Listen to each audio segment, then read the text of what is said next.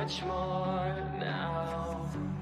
I can't hold on to everything. I don't know what to say now.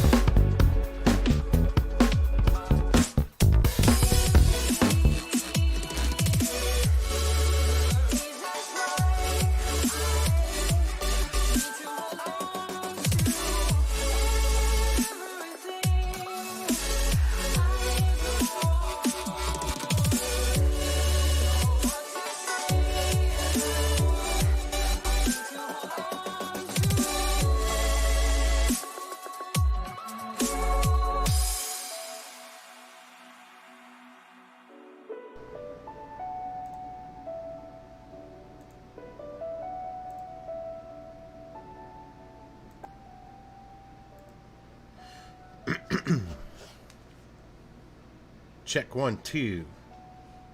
Check 1 2. New stream, new dream. Digging it. I just got my last tip of the night. I made a whole $53.17 tonight in 3.5 hours from the time I turned it on and turned it off.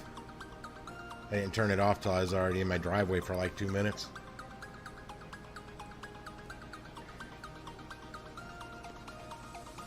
Yeah, I don't know if you remember me talking about this kid. I called him a kid because I could never see his face because of the mask, but he drives a little silver Sonic Soul, or for the Kia Soul. I say he's a little hustler. I see him all over the place. Well, he's an African dude, like literally from Africa. He's not a kid. He's just not a very big guy. And he's pretty thin, like a kid. But he said he does Lyft, Uber rides, all that stuff. Uber Eats, DoorDash. I think he mainly does Grubhub and DoorDash, though. And I turned him on to GridWise. I talked to him for about 15 minutes. Neither one of us, I didn't get anything, and he didn't get anything worth going after on his DoorDash. I told him about Corner 17. You know, that Chinese place I make a bunch of money at. Well, when I get over that way. But I told him it's full of, there's a lot of Uber Eats drivers over there picking up orders all the time. I don't see much Dashers, DoorDashers. I said, you want to make some money, go over to that place and turn on your DoorDash app. Don't try Uber Eats. There's too damn many drivers. Which I'm kind of not kidding there.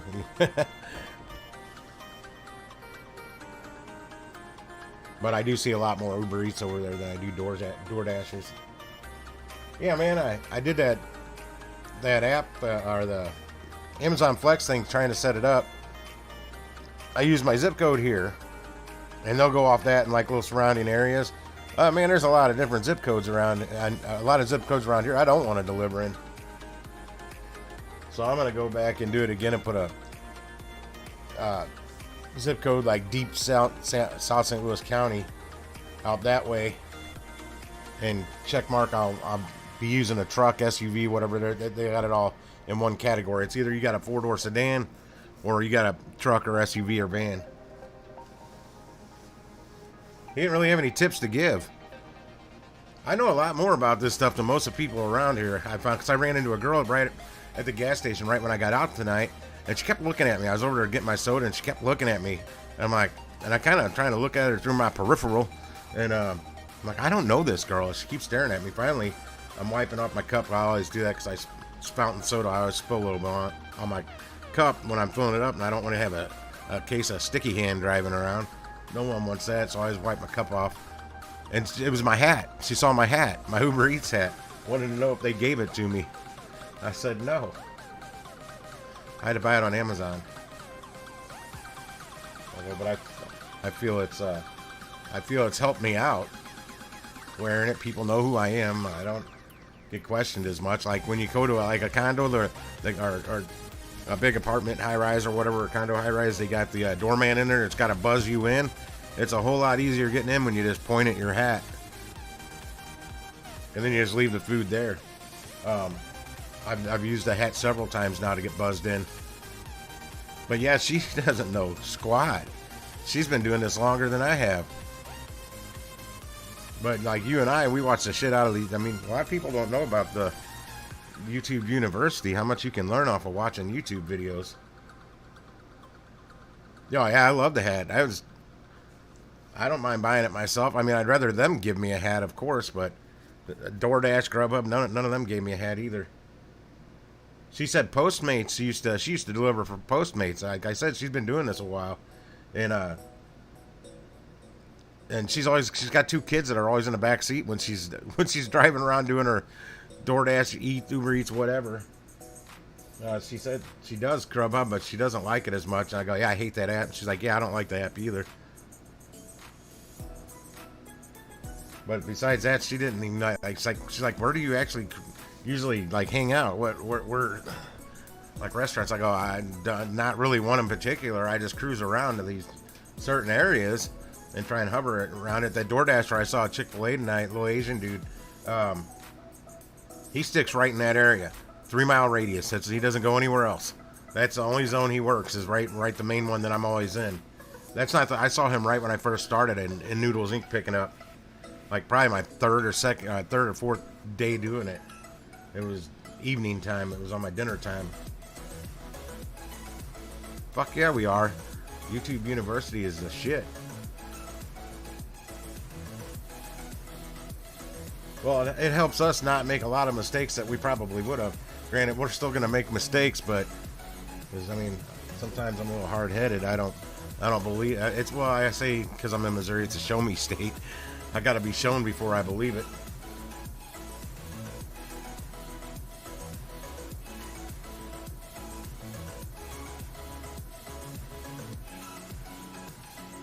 Well, that's this area. There's so many different little zones you can stick in, and it doesn't take. It's not really too many miles to get over to another zone. I mean, like 3 miles, I'm in another zone, and out of my main zone. But you, like I said, you just gotta know where you're going. You don't want to get in a dead zone where there are no restaurants. I don't mind going from one zone to another zone that has restaurants. That's going to help me out, but. That Chinese place over there now that I figured out how to get orders out of Qdoba and Little Caesars while I'm over there too. I got to turn on DoorDash to do it. I can't always just flip on DoorDash. Sometimes it doesn't let me. Last night it did. But tonight was, man, the deadest I've ever seen it on my Uber Eats. Nothing was coming through. My cousin was having this same issue early. He said, screw the Quest. He turned on DoorDash and was making deliveries. But I didn't exactly work hard tonight. 3.5 hours, I still made $52 or whatever. I only took the 6 deliveries. Last night, I think if I would have stayed out, I would have got a lot more, but I was done. When you're done sometimes. Because of that snow, because that African dude I talked to said, man, there's barely any snow coming down, and I was getting $20 tips. And I'm like, I think the snow was pretty much done by the time I even got home, and it started while I was in Walgreens picking up that last order. And it was still snowing a little bit by the time I even told him about that, the Walgreens one. I was like on my way home. It was a $16 Walgreens order. It was 3 items. And I told him where the Walgreens was and where the street was, the intersection, Humphrey and Granny. He's like, oh my God, that's like a minute away. And I'm like, yeah, literally. It took me under 3 minutes to get to this dude's house from the Walgreens.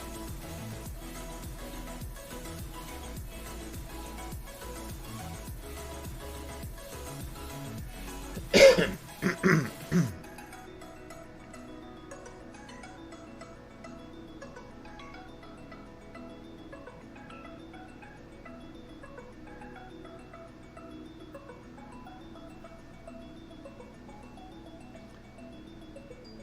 you still got to get the alternator and all that, don't you?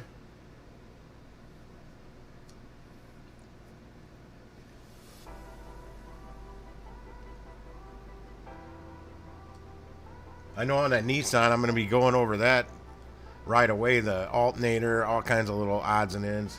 I don't want that thing messing up on me while I'm out on the road.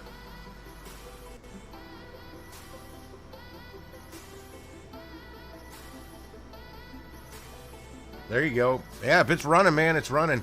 But just hope that alternator's not just in one of its working phases.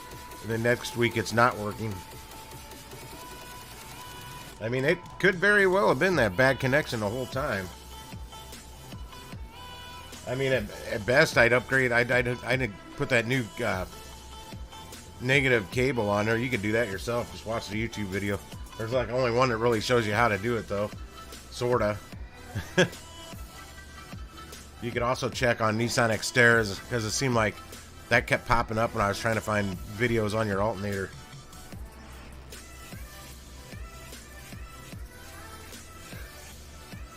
Yeah, the Asian dude said when we were leaving, he was coming. He had a big order from Chick-fil-A. I had like a little bitty 3 items. He had like 12. He saw me in the truck. He's like, "There's where all your money is going. Or your profit's going right there into that truck." I go, "I'm telling you," because I mentioned it in there inside the restaurant. That I'm like, yeah, I'm getting a little Nissan here real soon. That's going to get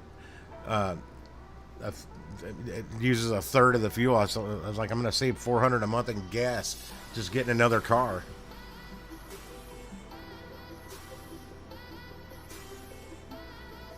Yeah, that's what I was guessing at when I was looking it up, because that Xterra came up so much. I even clicked on a couple Xterras. Yeah, the alternator's down in the same place. There's going to be differences somewhere. There's got to be, because like on my truck, you'll see a bunch of Lincoln Navigators pop up, or Ford Expeditions with a 5.4 Triton in them. Same motor, same exact motor, sorta.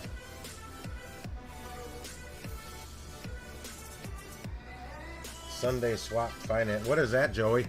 And good evening, sir.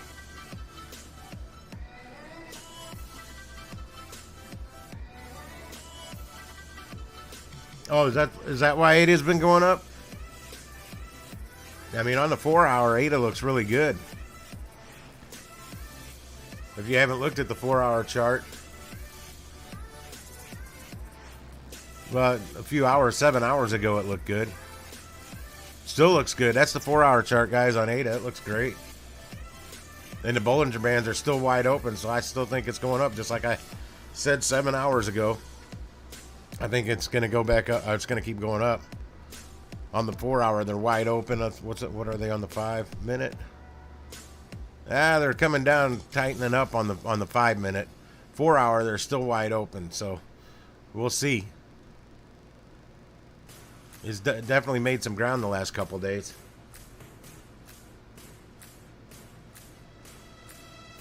Yeah, I didn't catch Matt's live. I had to kick back on the couch for a little while.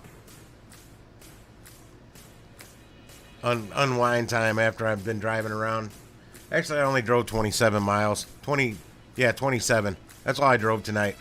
That's from my, actually no, that's from the gas station. I don't turn on the app now until I get to the gas station and I'm ready to pull out. Because I drove from my house to my zone, which takes all of like 7 minutes. Because I just shoot down the road, get on the highway, and get off right down the road from the gas station and the car wash. Because I hit the car wash first.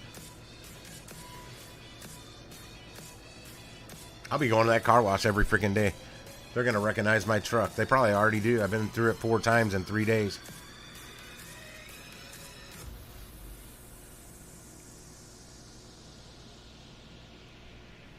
And I'm folding the mirrors in now, but every time I fold my driver's door in and pop it back out, I got to readjust the mirror. I don't understand that. I don't even touch the mirror.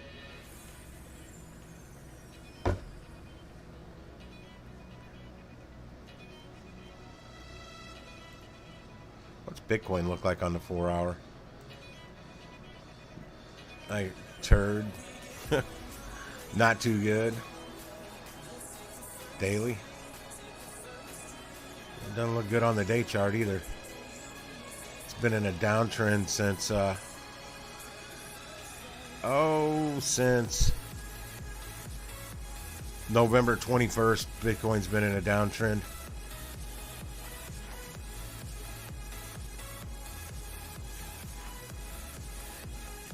That was a good jump earlier. Elevator going up.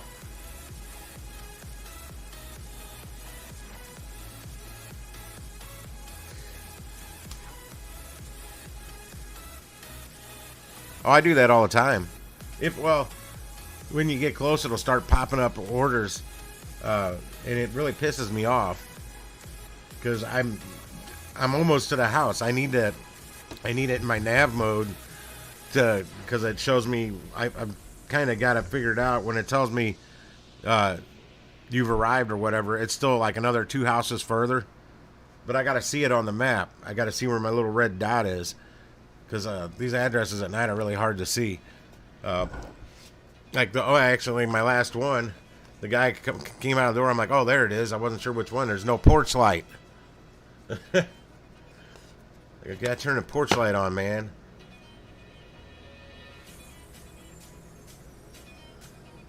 Yeah, that's what he said. He's got to be up at 4:30. For some reason, I thought he was off tomorrow.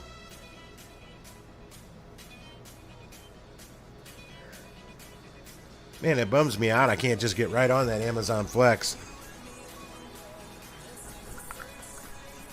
Well, also I ask you your days you're available. I clicked on every day but Sunday, and then it also said put a heart on your top 3 days that you want to work. So I hearted Monday, Tuesday, Wednesday.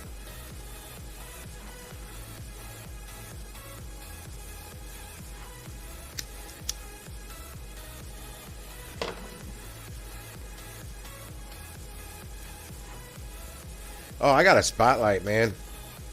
I've started using it. Like I said last night or earlier, if I piss off a neighbor, I don't care. I'll tell them to blame their neighbor that's not turning on their porch light when they order food to be delivered.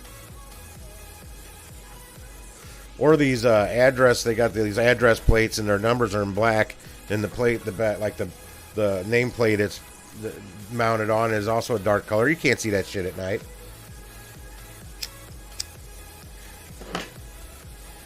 Or like they got a gable porch and their address is blending in out on the front of the gable, but the porch light's underneath the gable, so it really doesn't do anything. It illuminates the porch, but not out where the address is. I saw this lady's one night, man. I had a double. They were literally diagonally across the street from each other. But the first of the two, hers was lit up in blue. The whole like nameplate of it was like a LED color blue, with her numbers were big. Black, but had a highlight of like white LED around it. Man, you couldn't miss it. I'm like, I wish everybody had one of these. You didn't even need a porch. I mean, actually, you could see it better without a porch light. Yeah, I went to one yesterday, man. It was 4 digits. The first and last number was there, and the two of them, it was like one of those you nail on, and the two middle numbers, the nails were missing, so both the letters were swung down, and there was something blocking. You couldn't see them. I could see the first and last number, which was about all I needed, because I was close enough. I wasn't sure because it was kind of a 3-way intersection in this neighborhood. And the streets were all on angles. It was weird. It's hard to describe. I'd have to go take a picture of it. So even though I could see the first and last, I wasn't even sure I was on the right street, because there was like 3 of them came together right there. 3 different streets. And I'm like, what the fuck?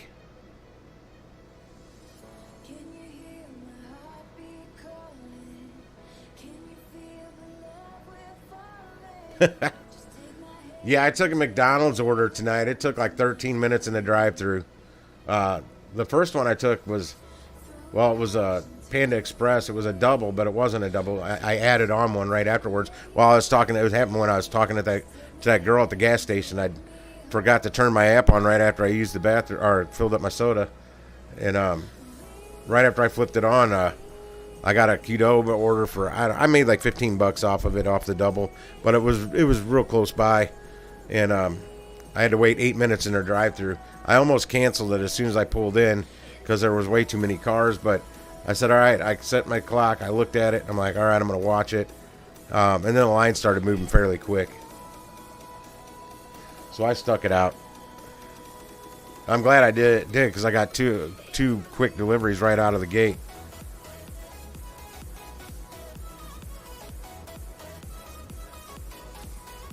Yeah, there was probably about 12 cars ahead of me in that that Panda Express line, which normally I'd just be like, yeah, I was all the way out at the street. And, you know, the drive-through line wrapped around the building and all the way around the other parking lot to the street. And some dude honked at me to move forward. And I yelled out the window, you dumb shit. What do you want me to run over the car in front of me? Go your ass somewhere else. This line's too long. Yeah, if I'm going to get, unless he was a driver. But he didn't honk anymore, I know that. And he stayed behind me. But if I'm personally going out to get something to eat, and I pull up and there's a drive-through line that long, I just keep on going. I'll go somewhere else.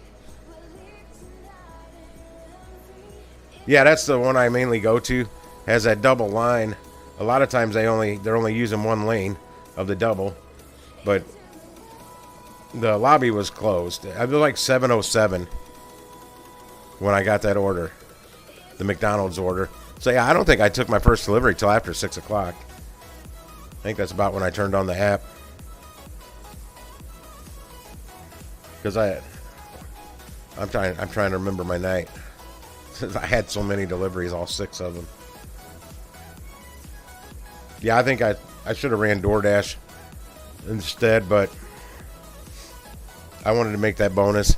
The reason the bonus or the quests are important to me, because I think they get better. The quest for you will get better as you complete more. You got to complete them. That's just my guess. And I completed one last night and tonight. And there's one tomorrow night. I'll try and complete that.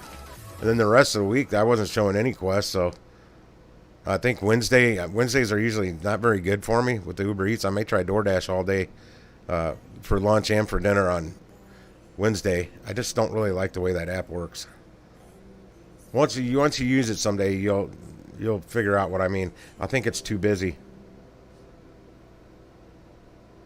That's about the way I do it, Joey. But no, here I yell.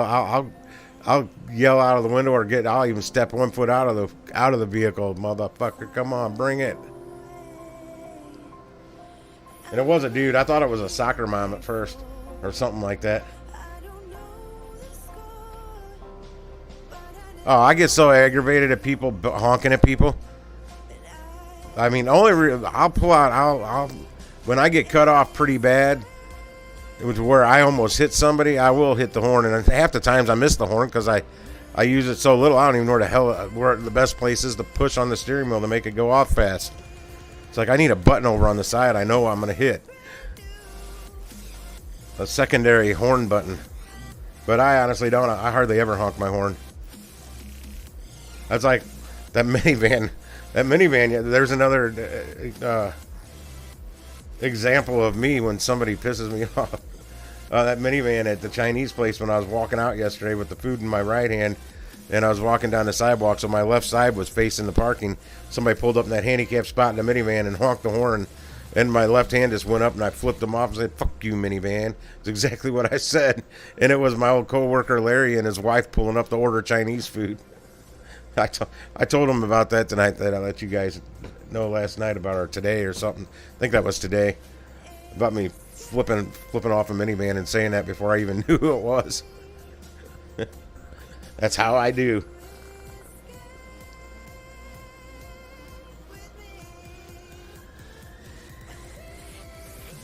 Yeah, they do that big time here, especially a turn lane. If you're in a turn lane.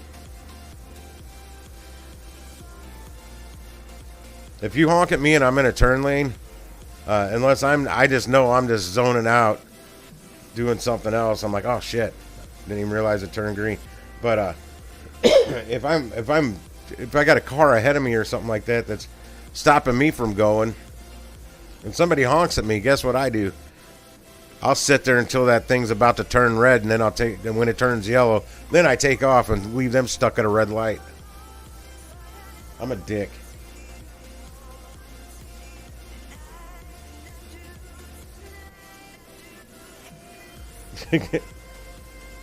or like at the shopping mall or Walmart, wherever there's a parking lot. If I see somebody, if I'm getting ready to leave, and I see somebody sitting there waiting for my parking spot, yeah, so they're gonna be waiting a long time. I got a lot of patience. I'll get out and clean my freaking windshield off with some Windex and paper towels. Start washing my windows. Yeah, keep on waiting. I'm gonna be here a while.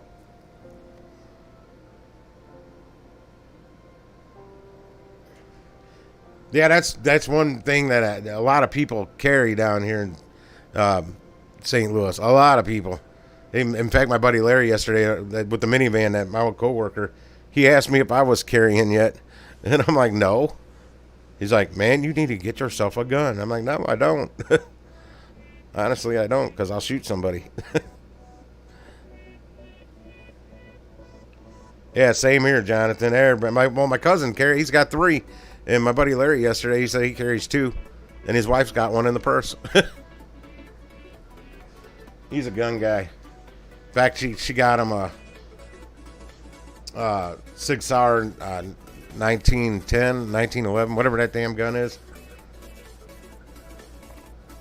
Got him that for like Christmas or his birthday or something last year. I'm like, you guys broke all the time, but you buy him a $400 gun for a present? What the hell? Whatever it cost. I have no idea what it cost. My brother-in-law, and well, now his kids, they're all gun people now. The guy, man, that's where I need to head, man. If there's an apocalypse, I need to go hook up with my brother-in-law and his family. We got an artillery. They got 6 AR-15s. I mean, and a lot more besides that, but he went out and bought those when he thought they were going to get banned and you couldn't buy them anymore, so he went and bought one for every family member.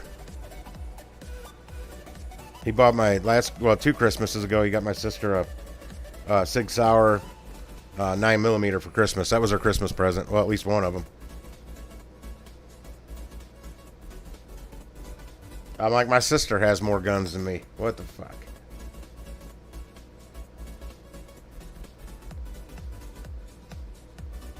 Well, that's one of the reasons we're a feared nation as far as getting invaded is because of so many of our American citizens are armed. We are an army. I mean, I'm not armed with a firearm, but my God, I got a samurai sword and a compound bow. I still got something, and I got 10 brand new arrows for that compound bow. I need to go out, take it out to Cabela's or Bass Pro and get it restrung.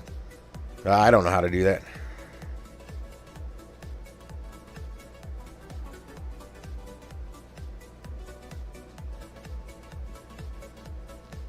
$40 item? Holy shit. Man, there had to be a lot of sodas.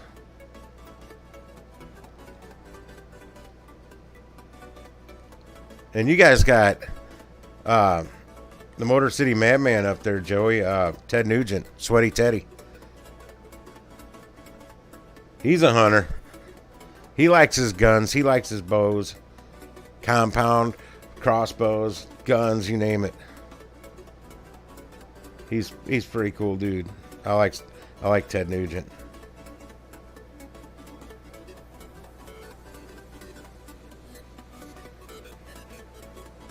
Yeah, we've got that down here. In fact, we got what's called constitutional carry. You don't even need a permit, man. I can holster one right on my hip and walk around with that without a permit.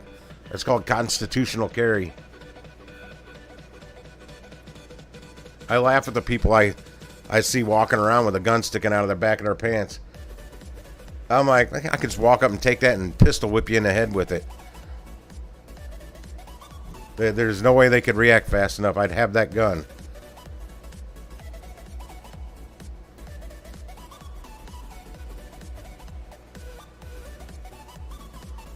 Oh, man, I get so aggravated when I see like any kind of shake or smoothie from any of these fast food places when I look at the details. Because 9 times out of 10, the smoothie or shake machine's not working, or it needs to be clean or whatever. So that's just like just yesterday. The one McDonald's I took yesterday was a strawberry smoothie. The smoothie machine needed to be cleaned, and they wanted to know if like a strawberry shake was all right because they could do that. And I'm like, when I read that, I just assumed it wasn't going to work. I should have got a hold of the customer right then. I wish there was a way to tell customers, don't order that shit. You're just going to be upset when the machine's not working. It's either down, needs to be cleaned, or they're out of it, or whatever excuse they use. And now the place I would say order that kind of stuff from is like Dairy Queen, or that Freddy's Shakes and Burgers or whatever I picked up from a couple days ago. I got a good tip off of that. That's out there near the Outback. And, well, in fact, I had a double. I had one from 54th Street Grill. No, that time I just had the Freddy's, and that's what got me back to the city. I made a good tip off of it. Extra tip. I really don't know what else it's called besides Freddy's, but they got it's one of the. I'd say that's one of the reasons of places like that is why a lot of Steak and Shakes are closing, because it's more modernized and smells good. Does the steak burgers like Steak and Shake, does the shakes, all the ice cream shit. And then there's a Shake Shack. That's a chain. I didn't know. I don't know if they're outside of the Midwest, but there's at least 2 of them down here.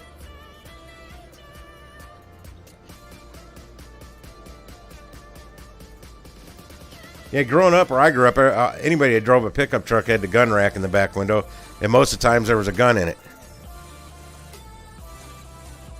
Before I moved to St. Louis, I don't know if they still do it out that way, but that's where my sister and brother-in-law live, is out that way. I couldn't even have a BB gun when I was a kid.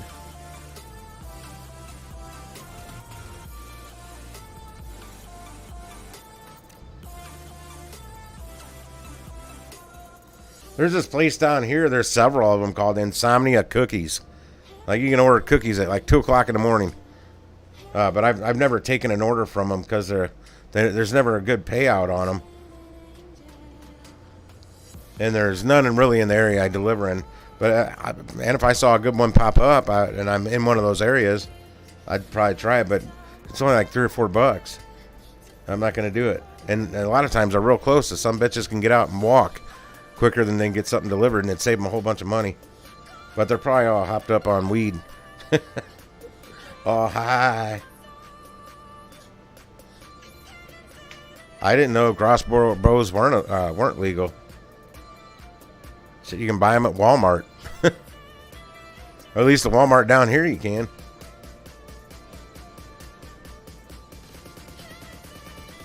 I had a little handheld one many years ago. Shot these little bolts. Claimed it was like 85-pound draw. It sure wasn't. If I tried to shoot a animal with that crossbow, that little handheld thing, it looked like something out of Mad Max. It'd probably bounce off of them.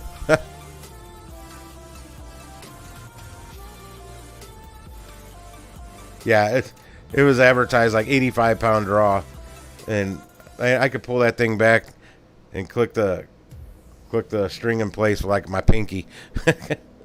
I had a recurve. I always grew up shooting recurves, and I had these target arrows with a blunt tip, and this damn shepherd type dog kept tearing our trash apart on trash day, and I was skipping school one day, and there that dog was out there messing with the trash, so I shot it right in the side with one of them target arrows with that blunt tip.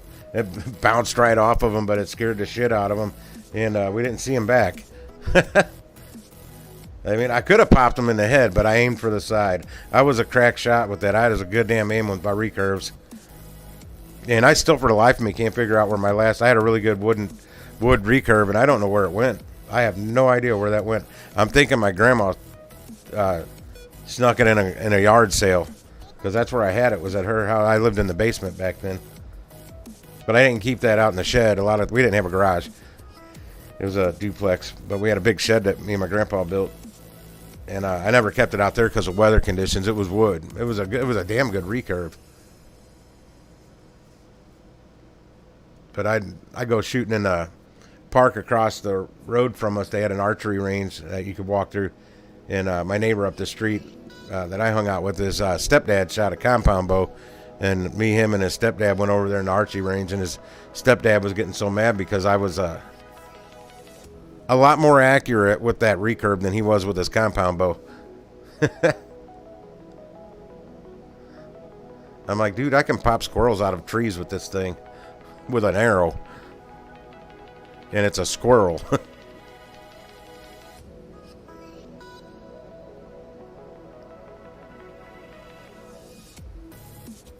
2.5%. Damn, AutoZone doesn't even sell tint that dark. 5%'s the darkest they have. I wouldn't want to go any darker. I don't. I like to be able to see out of my windows at night, and you can't see through that shit.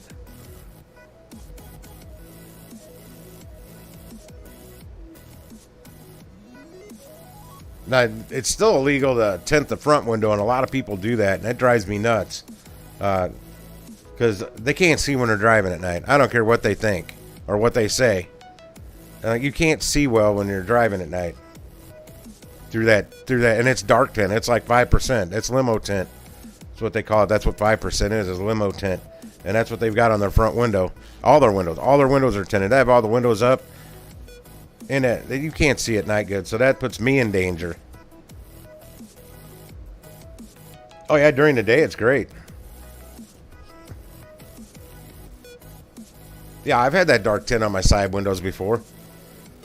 That little Nissan I'm getting has some kind of tint on it. All the windows except the windshield. If it had it on the windshield, I'd be paying to get that taken off. No, I don't like it that dark on the back. Because I can't see when I'm backing up. I don't have a backup camera. I have one, actually. I haven't installed it. Because it's wire. I don't feel like running the wire. I was just looking into Bluetooth cameras a couple nights ago. They actually have on my tailgate, where you lift the handle is to open the tailgate. There's a whole different cover for that's got a built-in camera you can buy.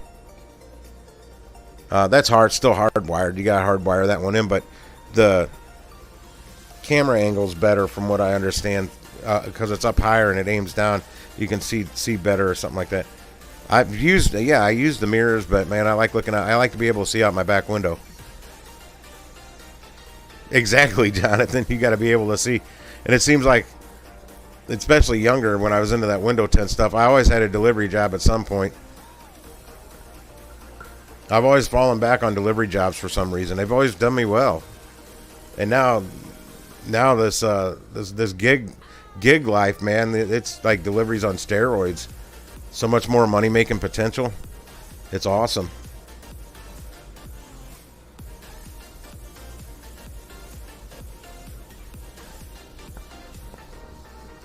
Yeah, I can back with mirrors just fine. By God, this is just with a camper shell. Yeah, people see me pulling into a parking lot, and I back into my spot dead on the first time. I'm like, I back in my driveway every time I get home. I'm used to backing this thing up without being able to see out the back, and I got a privacy fence that I could easily bump through. And I don't even tap it. I've tapped it like twice with my hitch.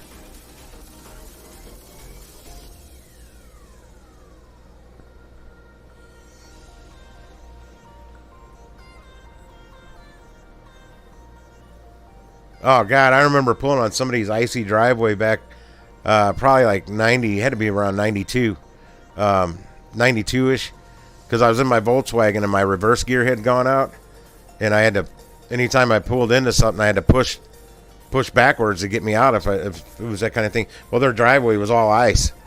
I had to get the homeowner out there to help me push my car out of their damn icy driveway. I said, why don't you put some fucking salt on this thing? Damn it, you should have never let it get this icy. Paid a neighbor kid to shovel your damn driveway when it's not ice. But yeah, I was stuck on it. It was the only time I'd ever... They're like, how can you drive without reverse? Like, well, I lost... that was right when I lost my reverse gear. I just lost it recently on a delivery for that. It was Cecil Whitaker's Pizzeria. My reverse went out while I was on a on a delivery. So that had to be around 93 because I went a few months without my starter. My starter wasn't working. That's why the reverse gear went out. And that summer 93, I moved to Lake of the Ozarks and figured out it was just a loose wire that whole time. I went almost a year without being able to start my car. I had to pop start it, and I was pop starting it in reverse, and it ruined my reverse gear.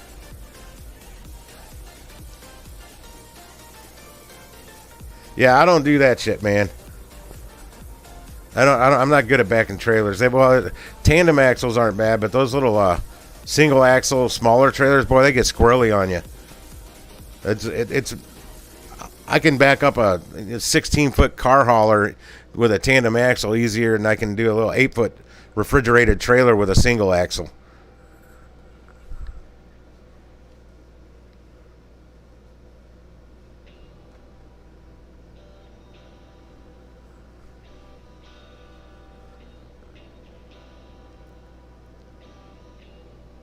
Yeah, single axles suck. Like I said, they can get squirrely.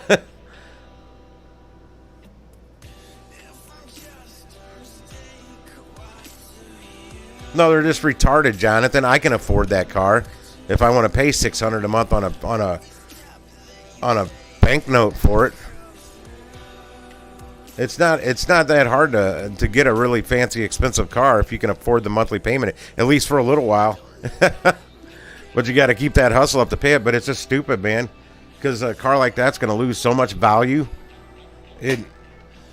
But now I've seen some of these inner city people, we'll just call them, driving like BMWs and Mercedes down here, delivering for DoorDash or whatever. But man, they're buying them used, or like those Lincoln MKZs that they were always coming into AutoZone buying all them parts for. They buy them used with a shit ton of miles on them. They get them cheap, and then would come in AutoZone complaining why all the parts are so expensive. I'm like, well, you started it. You're the one that bought a piece of shit old Beamer or whatever with a shit ton of miles on it. All the parts are expensive as hell to replace.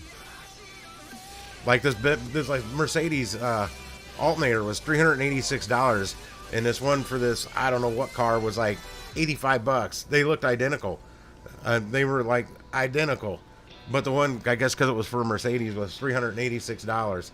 They both do the same thing. They both had the same amperage output, but the other one was for like a Chevy Crapalier or something. I don't know.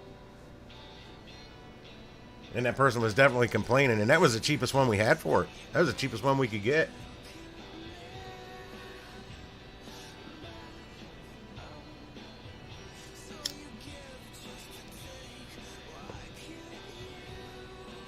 But yeah, you can pick up luxury sedans and luxury cars down here for dirt cheap if they're used with a shit ton of miles on them. Oh, like that girl I was talking to about Uber at the gas station.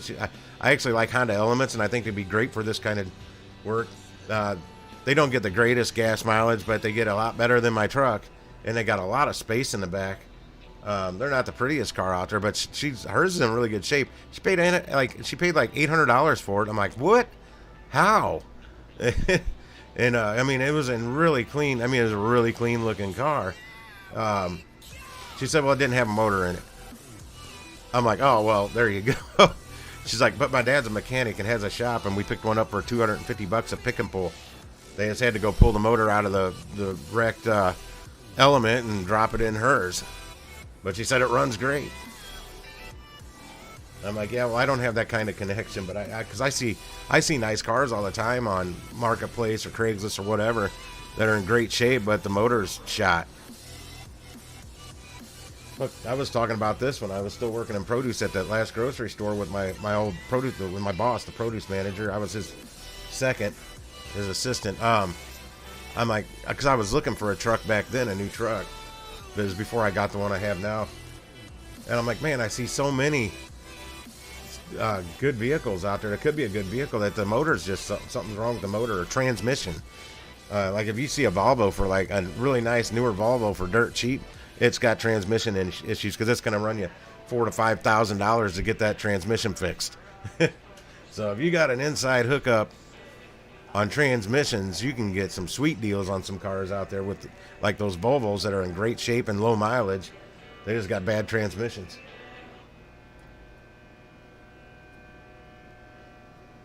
And except for the transmission, Volvo's a pretty decent car. Used to be, at least. I don't know with the modern ones anymore. I mean, they used to have a Volvo station wagon. I don't remember the model or whatever, but it was a turbo, man. That thing was quick back in the late 80s. And I'm sure they kept them going. I didn't pay much attention after that, but a buddy of mine's mom, soccer mom, a friend of ours, had one. And we got to ride in it. That was quick. Quicker than my Monte Carlo was.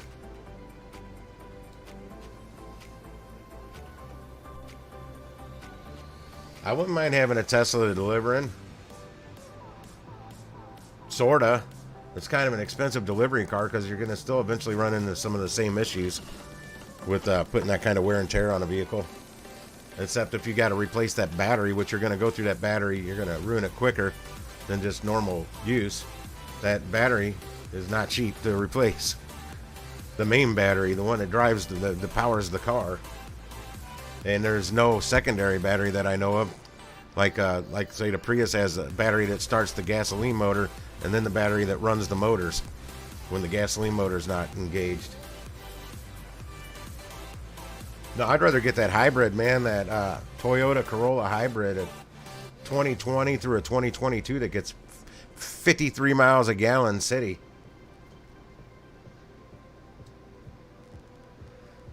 .52 highway. It gets a 1 mile better MPG on the city than it does in the highway.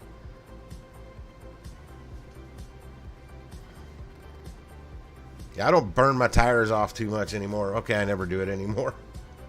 Tires are too fucking expensive. Even when I buy them used, man, I can't do that. Yeah, hybrid I think is the way to go.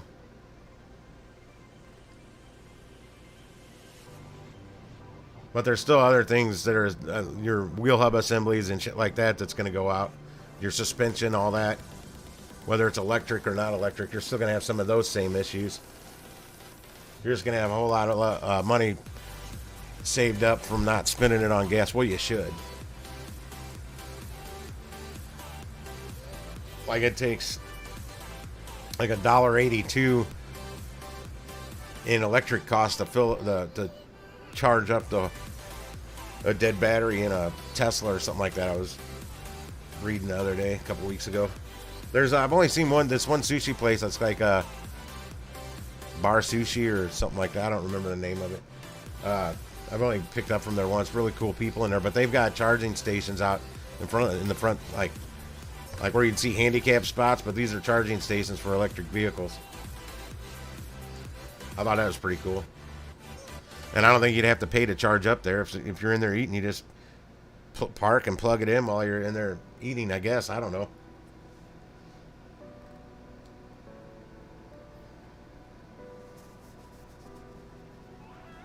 There used to be some racing here. I don't know where they moved it to. There's this part of the highway where they'd line up on an outer service road on the south side of the highway.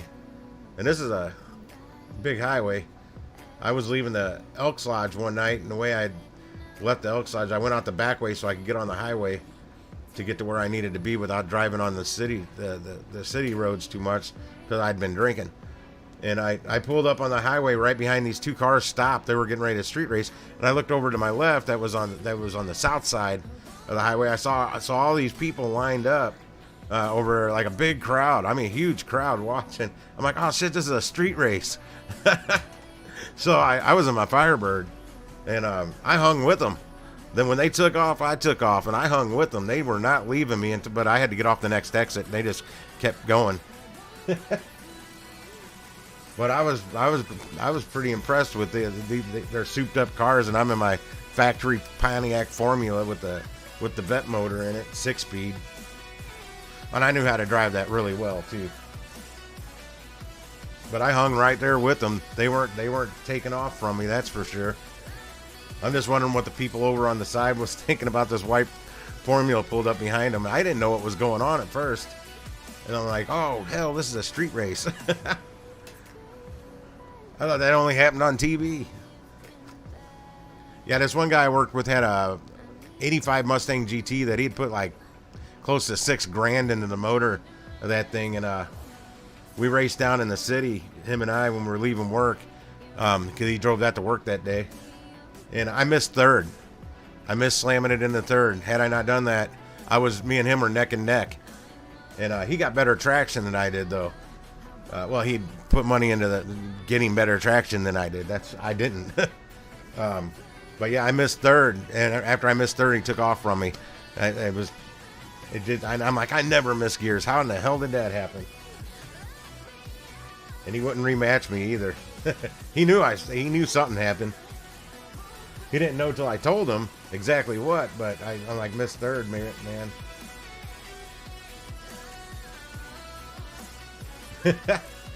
Oh, you know what? There's a speedway over in Illinois where they have they do NASCAR races and then whatever they have quarter mile, 8 mile runs over there too. And I went over there one night with the Firebird, and me and a buddy of mine. Well, there's other people I knew there, but this one guy was with me. I waited for like an hour to get checked in so I could run. I just wanted to see what it'd do in a quarter mile, but I had shorts on. They wouldn't let me run because I had shorts on. And I'm like, well, I don't have any pants with me. Shit. And they had this tower, this building that went up that had different levels you could rent out. Right where they launched, right where they took off, you could see all the cars lining up to do the quarter mile. And I think we got up to the 3rd floor, man. Him and we crashed a party. Somebody was having a party up there with all free beer, free soda, free food, all that shit. And we were betting on, we had bets going on which one we thought were going to win. And there was like a car club, and they had all parked down right below in this little parking lot that I parked in it. I parked right there. I didn't even realize I didn't know it was any kind of private parking, but I parked right there with their show cars. And I got 2 votes. That weren't me and my buddy didn't vote for my car. 2 people voted for my car. We didn't even know who these people were. But the Firebird Formula got 2 votes. I was shocked. Because they had like classic, old classic cars and shit. And here I got this 95 Formula. And this was like 1998. It might have been 99 at that point, but I think it was 98.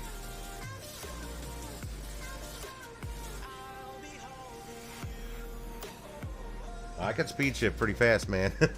I'm pretty quick on a stick, especially a performance one. Now, I didn't have a short throw shifter in that Firebird, but my buddy had a 2000 Trans Am with the LS1, whatever they upgraded the LT1 to in like 97 or 8.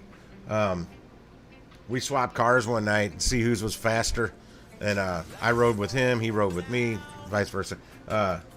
I didn't really care. He had a short B&M short throw shifter in his. I didn't really like it a whole lot, and his car didn't seem that fast either. And he drove mine. He's like, "How in the hell?" Because mine would throw you back in the seat, and he couldn't figure out why mine had so much freaking more torque than his. Because it would throw you back. And he's like, "I don't know, man. That's something about that 95 LT1 they put in on Pontiac. Some Pontiac magazine even had an article about it out of all the different years they put the LT1s in the Firebirds." Something with that 95. They did something different that year. It had a whole lot more power than what the other years did, and I'm like, I believe that because mine was doing things it shouldn't as far as speed wise. And I test drove other ones after that just did, especially an automatic. I drove a test drove the last year they made a Firebird. I don't remember what it was, but I went out and test drove a Trans Am with the whatever the best motor was, LS whatever, and it was an automatic, and it seemed doggy. It seemed poochy.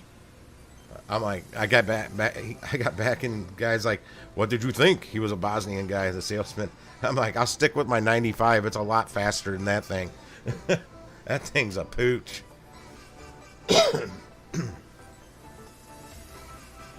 I wouldn't mind building an electric car.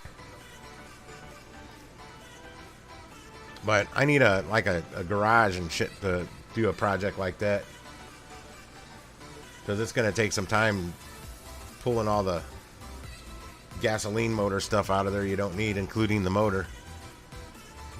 Once all that's gone, it's not too difficult. Then I got to have somebody that can fabricate mounts for everything, because I don't know how to do that. Got to have the motor mounts for it. And then you got to have the adapter that'll adapt to your transmission. Because the electric motor just doesn't, you know, plug and play right up to it. I could build it on paper, man. I'm not an engineer. I can't fabricate that shit. I'm the idea man. But yeah, I've seen a lot of, well, it's been years, but a few years ago I saw there used to be YouTube videos on some like mini trucks, like your Ford Rangers and Chevy S10s and stuff like that. They converted to electric trucks, and with a crap load of batteries. You can definitely they were using all lead acid batteries back then, so it's been a while since I saw these videos. If it was even on YouTube back then, I don't know. It might have been, but there's so much weight they added because of those lead acid batteries. They had them freaking everywhere. When now with the lithium ion batteries, or lithium iron phosphate, whatever you want to go with, they're a lot lighter, and you can also get them put out a lot more power than those old lead acid batteries. So you don't need as many, but you still want to make a good power cell, big power bank, so you can get, you know, like 400 or 500 miles out of a good charge.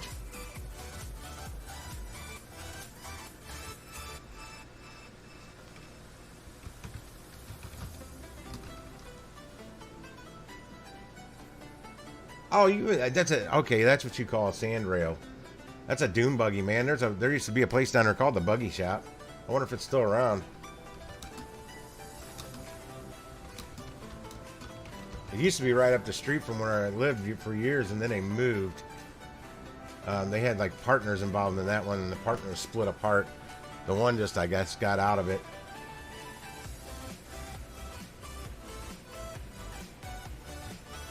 Yeah, I call them dune buggies. It doesn't look like it's around anymore.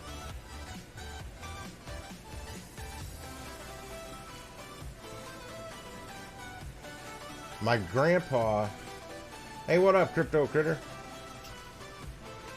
My grandpa said he built one, something like that when he was younger. Sort of like a dune buggy. They built it they just took a chassis with a motor in it and put seats in it and built a roll cage. And it was, they put that motor, V8 in the back. And he called it the Poop. I don't remember why he called it the Poop. But he said you barely hit that gas and it just pop up on a wheelie. I wish I could have seen. I wish they would have pictures of it, but he didn't have any pictures. But I still remember him telling me they built one when he was younger.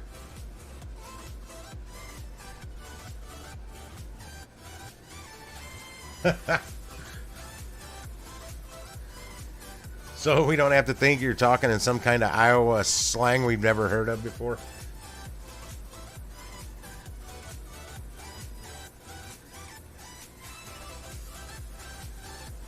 Not doing bad, Crypto. Our Critter talking about pretty much all things not crypto. Sand rails, dune buggies, whatever you want to call them. Yeah, I got my buddy Sir Richard has some kind of dune buggy. I've seen him post pictures of it on his Facebook. That guy's got a little of everything though. Hell, he's got a fire truck. He has a sign company like Neon Signs, so he needs that ladder. He's got a boom truck too, but he needs that big ladder on that big pumper truck. That fire truck he has to get up high to work on these signs. So he bought a freaking fire truck.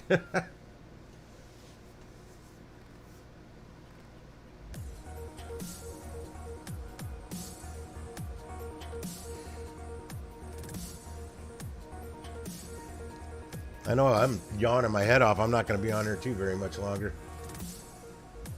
The Mountain Dew's wearing up. Oh shit, I left it on my table. Damn it. Hang on, I'll be right back.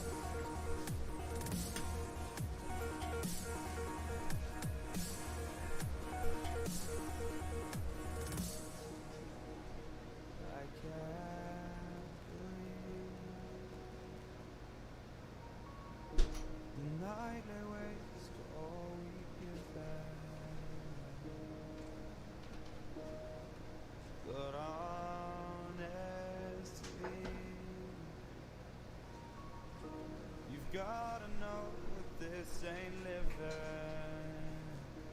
but we could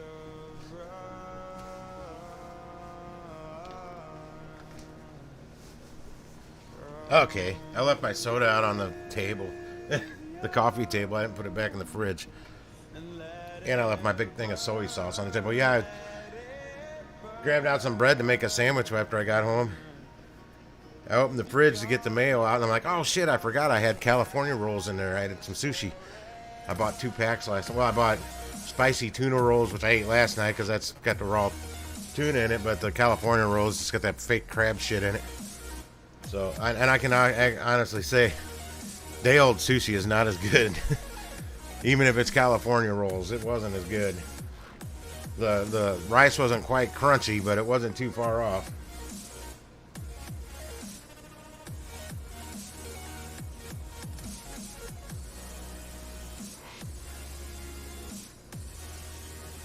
But I learned that for years in the bartending world, Critter. It teaches you pretty much how to have a conversation about pretty much damn near anything after you do it long enough, because you literally, that's what you do behind the bar. Unless you're like working in a busy nightclub and you don't have time for chatter, you just have all you have time for is slinging drinks. But if you work in a slower bar, which I've worked in I've worked in every kind of bar except a hotel. I never worked in a hotel. I almost did. At a Ritz-Carlton. I almost took that job. But that was when I was in culinary school. And it was going to interfere with my schedule. And the head of the culinary department, she's like, you knucklehead, you should have taken that job. It paid $18 an hour. Thursday through Sunday only, and it was like 11 a.m. to like 4 or something in the evening. Those hours are no hours. And it was at a Ritz-Carlton in like one of the more expensive areas here in St. Louis, so you would have got tipped very well. So it would have been 18 an hour plus tips. And yeah, I'm still kicking myself. I'm like, well, I didn't know you would rearrange my school schedule. It's like, oh yeah, for you to have an opportunity like that, hell yeah.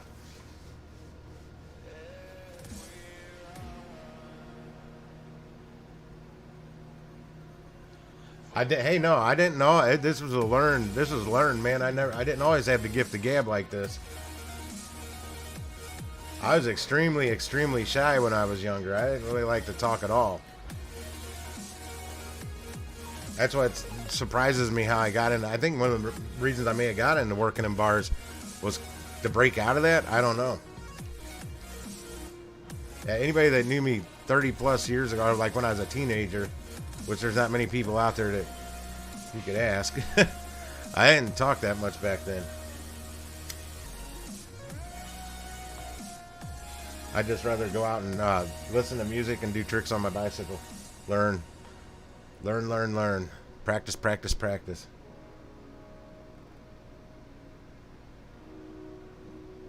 Nice, happy, mad, drunk, angry, you name it. Got to deal with them all.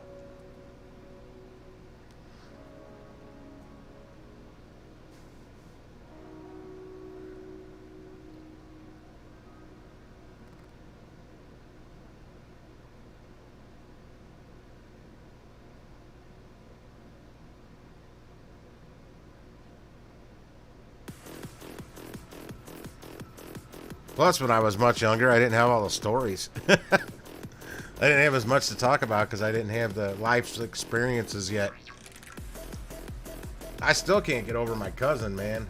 16 kids.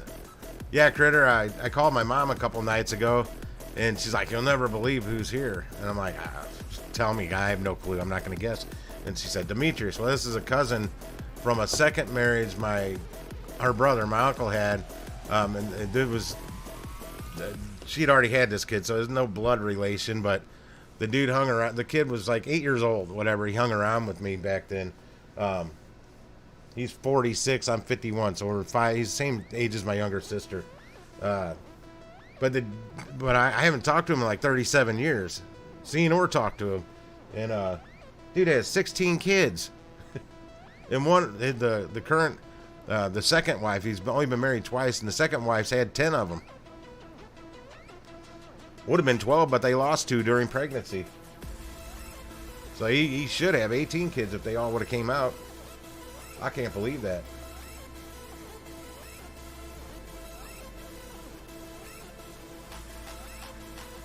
Yeah, I barely get on my own channel now, let alone get on somebody else's. I still pop on and hit like button if I can. If it's like, it'll tell me you're live and I'll click on it and nobody's there. It's not live. It's an older video and I'm like, why is it telling me it's live? And it's not. Maybe because it was live, I don't know. But I'll click like on those and I'm on my way. Yeah, I only did 27 miles tonight.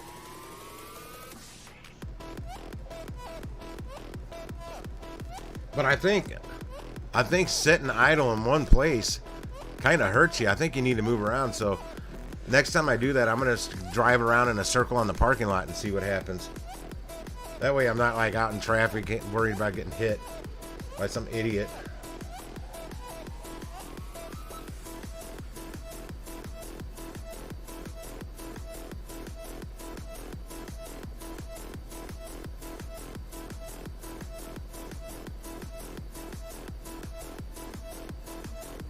Honestly, man, I used to drink a lot. For a lot of years. A whole lot. I was some form of alcoholic. I don't know what name you want to put it on, but I mean, they gotta, if you drink 3 glasses of wine a year, you're some form of alcoholic. But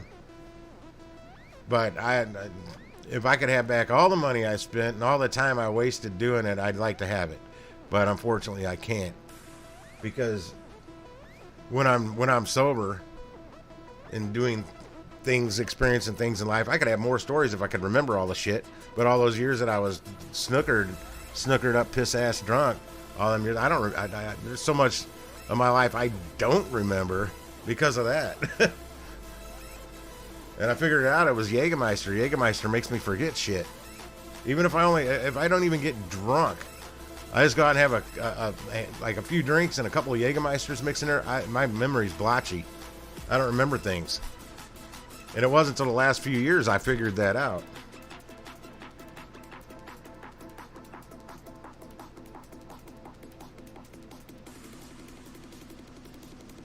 Oh, I found something for you, Critter. Amazon Flex. You may not have enough population up there for like the gig apps, the food delivery, but people still order Amazon. You might have a chance to get on Amazon Flex, and you can make some really good money doing it.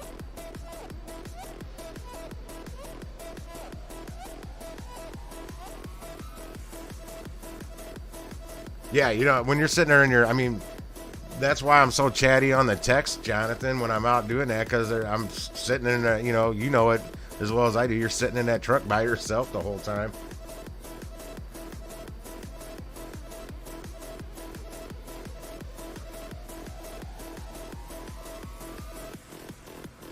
Oh man, there was times I had a personal rule. I didn't start drinking. If I was working a night shift, I wouldn't start drinking until 10, 11 o'clock at night.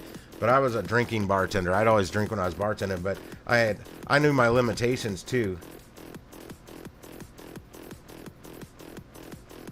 But there was times people were stumbling drunk out the back door leaving, and I outdrank them while I was working. Always had perfect drawer, everything. My money always came out right.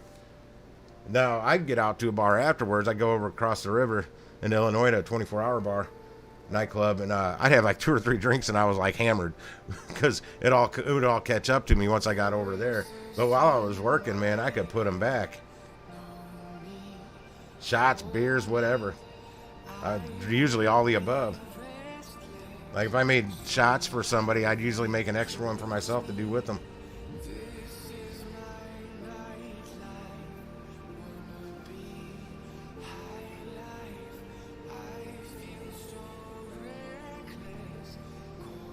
I remember I couldn't get the fucking people to leave one night.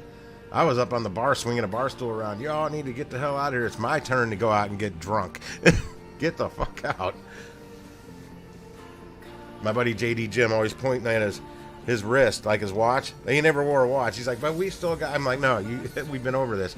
That's what time it is once you go outside this door. We're in a different time zone in here. It's called bar time. You need to remember that. Get the fuck out.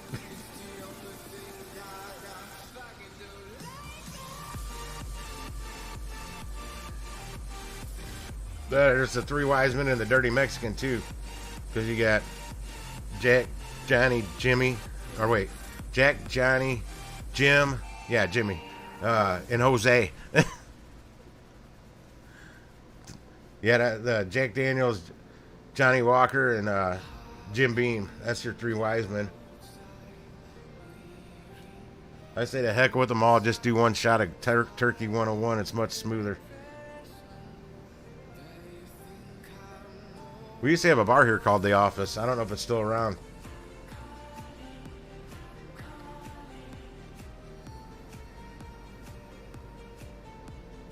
This one customer, he get so aggravated with me that his girlfriend would call the bar phone constantly. There was a payphone by the back door. That was the one that customers would get phone calls on. Don't call on the bar phone. And Mo, her name was Maureen, but she went by Mo. And he's like, if that's Mo, tell her I'm not here. And it was her. And I'm like, nope, Mo, he said he's not here. Goodbye. And I hung up. He's like, what the hell? I'm like, well, you told me to tell her you're not here. That's the same guy I locked out the back door one night when he was having it was getting ready to get busy. It was Friday night, and I had to cut tabs. It was cash bar after that, no tabs. And he didn't want people to see he had a $100 bill, because then they'd be trying to bum money off of him. And he wanted to fight. I'm like, all right, after you.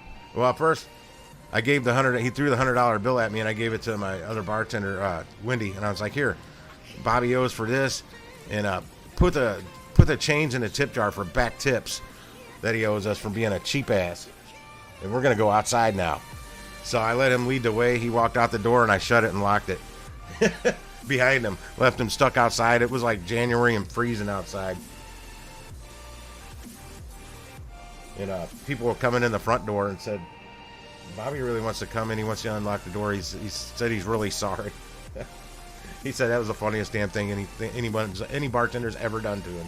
I'm like, you think I'm really going to go outside and whoop your ass? Come on now. He's dead now.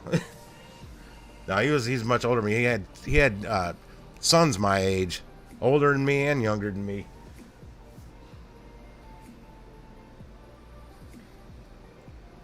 Well, Jonathan, I do and I don't miss him. I wish I would have done something more productive. Well, I was doing something productive. I just didn't know how to not go out and party my money away. I was having a blast.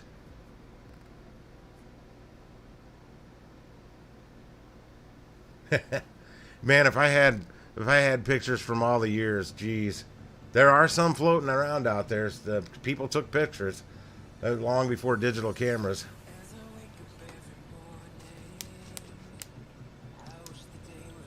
I mean, somewhere there's an envelope full of booby pictures from Mardi Gras beads. Because I took a bunch of pictures. I had a whole lot of leftover Mardi Gras beads one year. And I was giving them away free, and I give you two strands if you flash your titties for a picture or something like that. No, to get one you had to flash. If you want 2 strands, you had to flash and get a picture. And I took a lot of pictures.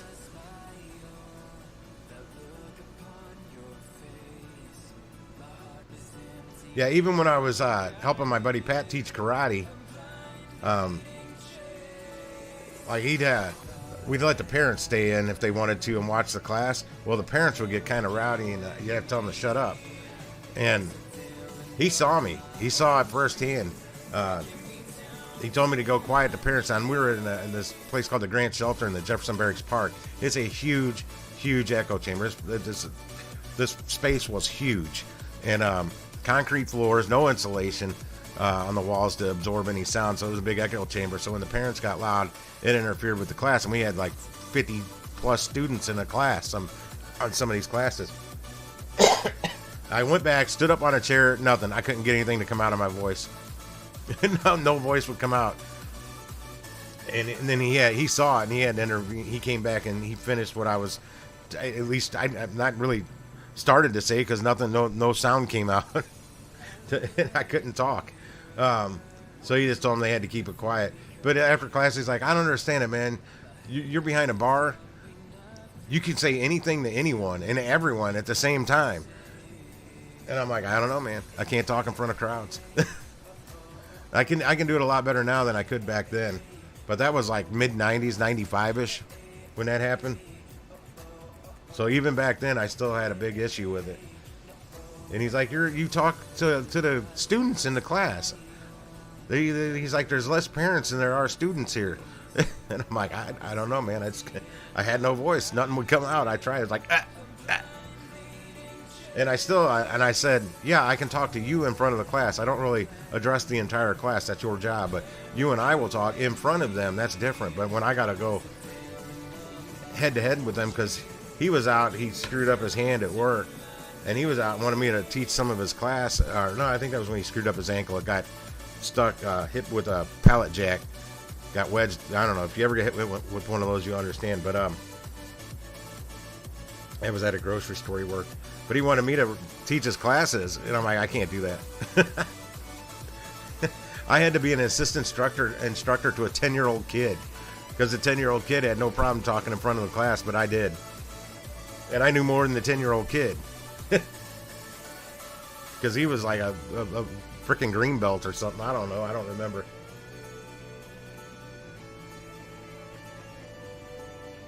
Oh, you always tip for free drinks, man.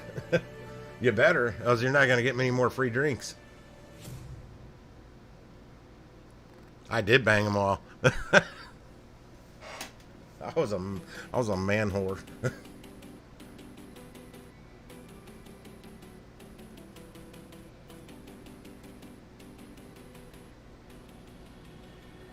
Standing on the edge of a cliff, realize there must be more. Now, I did have a lot of fun back then, but like I said, my memory's a little shoddy. I remember a lot, but I'm sure I forgot. I don't remember more than I remember. Especially once the bar was closed and I was across the river. Well, we closed at like 1 o'clock, 1:30 in the morning. Then there's bars in the city that closed at 3. So by the time I would get finished closing up the bar, it didn't give us much time to go to a 3 o'clock bar unless it was Sunday night, which I normally didn't work Sundays. And we had to close at midnight in the county on Sundays, and city bars still could stay open till 3. But then across the river, you had Pops nightclub. They stay open 24 hours a day, open every day but Christmas.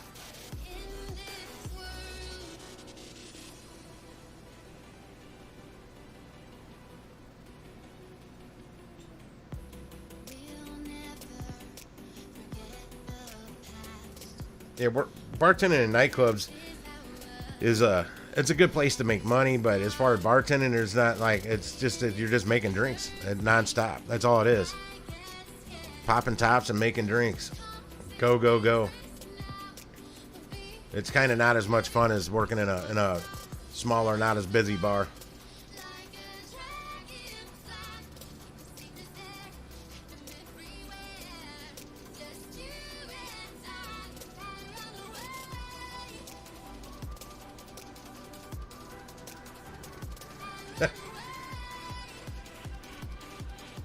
I was doing these body shots at the stripper bar I worked at, where I'd have one of the dancers get up on the bar, lay on her back, and I make a shot glass out of whipped cream on her belly button and fill it with, like, I don't know, peach schnapps, peppermint schnapps, whatever, some kind of schnapps. And then the customer had to pay $50 to do that shot.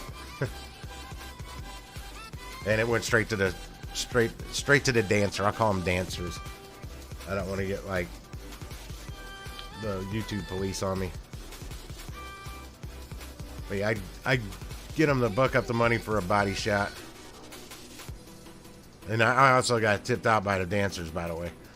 So the more money I can make them, the more money I'm gonna make. Because let me tell you, I made most of my money off the waitresses and the dancers. I didn't make it by per se tips to me. I mean, I did good on tips just from the customer sitting at the bar, but I did a lot better on my tip outs from the dancers and the waitresses.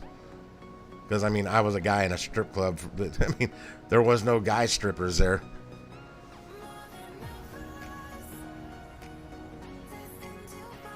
Yeah, I imagine down in Miami, it's a way different party scene than up here.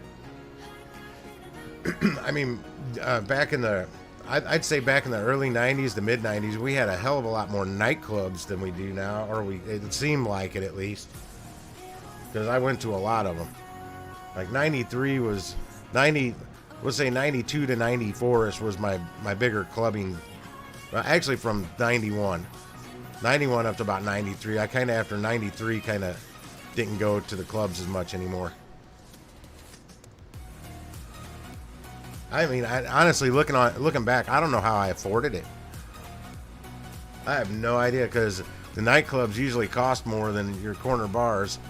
Because we usually start at like a corner bar, like a stepping stone, and get a cheap buzz on there, and then hit the nightclubs. Like Wednesday night, my God, we hit like 13 different clubs on Wednesday nights. That was our ritual. Because I know I had to work 92 or whatever when I was working at Best Buy. Truck was like 4 o'clock in the morning on Thursday morning if you had to work truck. And I'd show up there. I'd never go to sleep. I'd show up. I'd have like 13 stamps from different bars on my hands, my arms. Still pretty kind of lit up. I'd usually, the last hour I was out, usually start drinking water, trying to sober up a little bit. But usually by like 7 o'clock in the morning, yeah, I was pretty much sober by then. After I'd already been working 2.5 hours.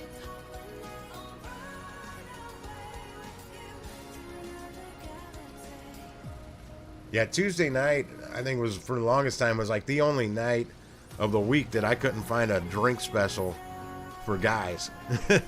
Girls, I could find drink specials all the time. But Tuesday night, there was certain drink specials at, like Monday night, just play at this club called The Other World. They had $5 all the draft you could drink from like 11 till 2 o'clock in the morning. And Tuesday night was nothing. Wednesday night was Evolution from 8 till midnight. It was like $3 all you could drink rail drinks. Thursday night was Fallout. Well, there was a couple on Thursday night, but the one we went to was this gay nightclub called the Fallout that had so many straight. Almost all the girls that were in there were straight. It was so easy to pick them up. But they had $2 all you could drink from 11 till 2 a.m. Rail drinks, but they usually poured me Absolute or Stoli. I like Stoli vodka, Stolichnaya. But I knew everybody there, so they usually hooked me up with the premium liquor versus the rail shit. And I tip good. But that's one of the ways I could afford it. Monday nights was also industry night at a lot of places, so you could get good drink specials all kinds of places on Monday nights.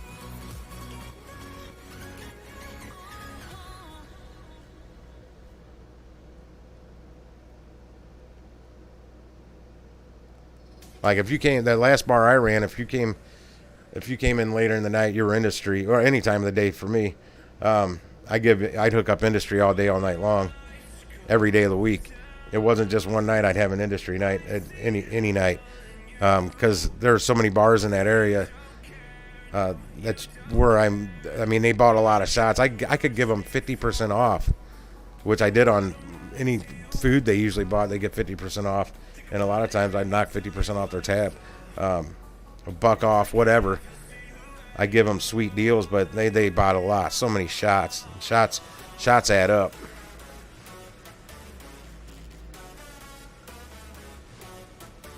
Well, you know, they always say the bartender always remembers the bad tippers. Well, I have to argue. We remember the good tippers as well. We remember them both. Really remember the good tippers.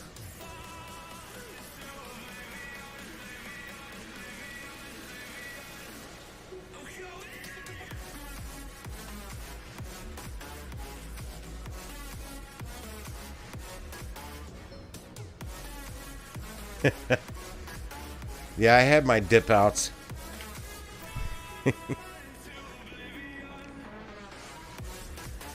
Disappear for a little bit, come back. Girl come back in a different door. Trying to make it look not so obvious. We both disappear at the same time.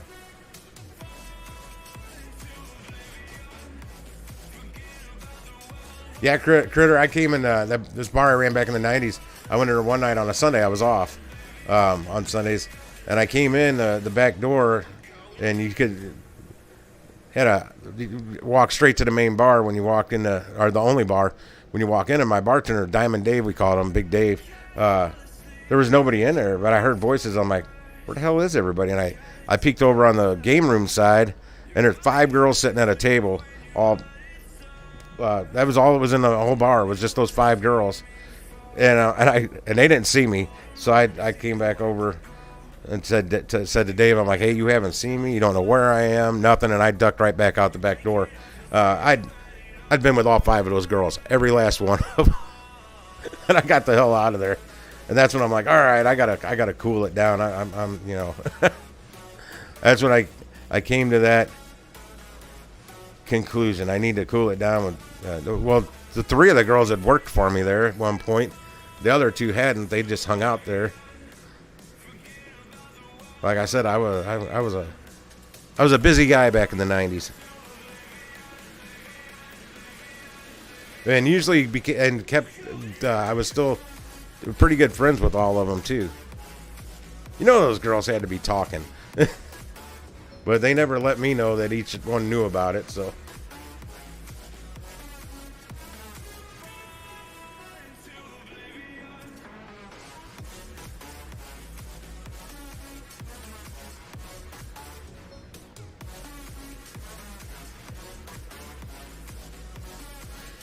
Well, I started running tabs a lot. I didn't do that when I was younger, and it would have saved me a lot of money because I just tipped one time. Whereas when I was drinking and paying every time I'd get a drink, I stopped this one time. I even told the bartender, because I drink at that bar a lot, I go, I'm going to tip every other instead of every time. And that alone saved me a lot of money. And by the end of the night, she still got a hell of a tip out of me. I just was tipping half as much. Because I had done the math, and I'm like, I'm spending way too much on tips. Because it was at least $1 or $2 every time I get a drink. Or if I buy somebody else a drink, I'd tip for that too. Then it came to the point where I'm just going to give you a $10 bill now. And that's my tip.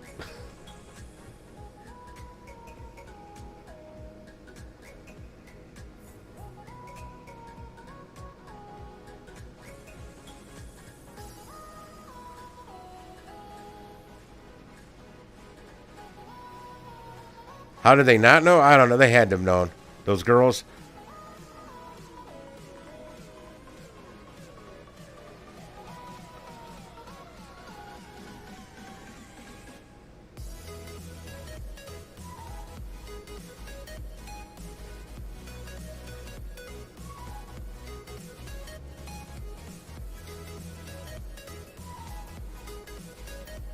I never waited 10 minutes for a drink. If you go to a new place, or if I was at a new place, like this guy Cecil I know, when this place called Bar 101, when I first got separated from the ex and moved into the Soulard neighborhood, I wouldn't get down to the Soulard area until after the 1 o'clock bars, the one I went to, the Blarney Stone, closed. And I usually went in there pretty pretty hammered, but the Cecil guy wasn't usually working those nights. But he didn't know who the hell we were, me and my buddy Gene. And if we pop in, like other servers knew us well there, the girls, the bartenders, this guy didn't know us, and he'd make us wait forever. Now, if I go into wherever he's tending bar, man, I within a minute I got a drink. But it took a while with him. And we just thought he was a horrible bartender. He's not. He's actually a pretty good bartender. But if he doesn't know you, there's no sense of urgency in getting you a drink. and we tipped good. Now, what he did one night down at the Bar 101, he didn't tell us, but there was a drink special going, but it ran out right after we got there. And they charged, I wasn't drinking Jack and Coke, but my buddy Gene was. And I think we thought it was like $2 or $3 drinks or something was a special. Well, that ran out after Gene's first Jack and Coke. And they went up to like $7 or $8 a freaking drink after that. And he was drinking them like they were $2 or $3 drinks and didn't know. I mean, it's not like we were broke, had the money. But it'd be nice to be told that the drink special ended and you're not getting that anymore. Like this one Big Daddy's I went to one night, and I was already pretty lit up. But I heard they had $2 you call it's.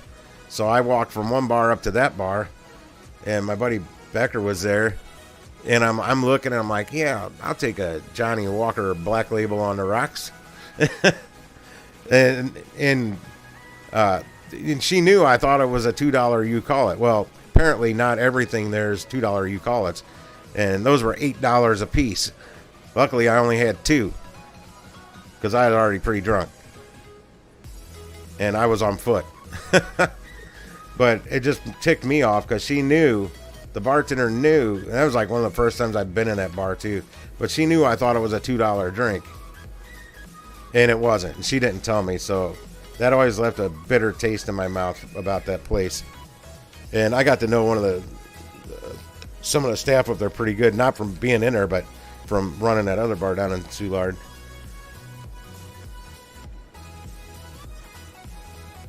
Jeopardy question?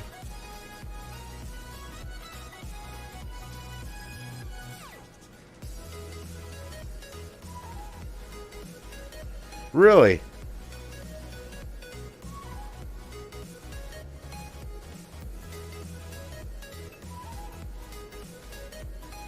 Jeopardy question. That's pretty cool.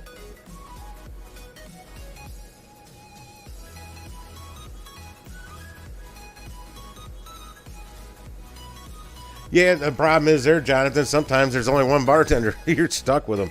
So what we would do is just go to a different bar. In that neighborhood, there were so many bars it didn't matter. If you didn't like, in fact, this one bar I hung out at a lot, Sonny's was what it was called. I love that bar. Little bar it was, but me and Gene go in there, and we're regular customers. We knew the bartender well, and she flat out wasn't helping us. And, I mean, you get 20 to 23 people in that bar, and it's packed. That's how small it was. And it wasn't packed. And we're like, and we stood there for like 5 minutes, right at the end of the bar, waiting. And she never really even acknowledged us, so we just fucking left. We went somewhere else. It wasn't that hard. There were so many bars. And you give us shitty service, we're going to go somewhere else. Because we hung out at most of them.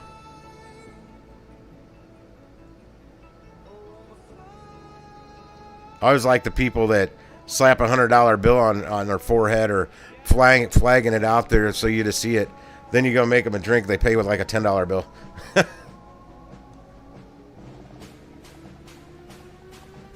They just using that C note to get your attention, or a 50 spot.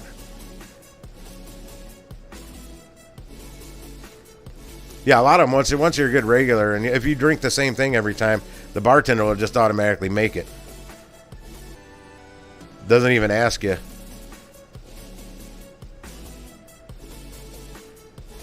Yeah, I worked in one of those, not quite 15 bartenders, but there were multiple bars in these places.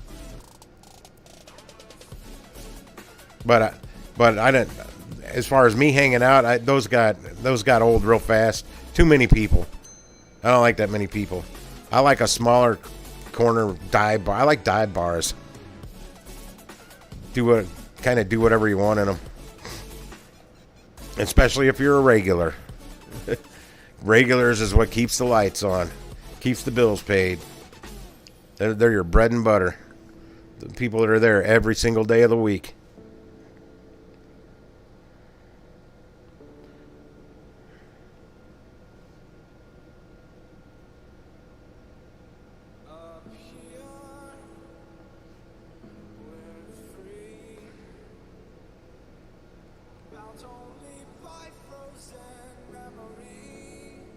My high school wasn't all that crazy. None of them I went to.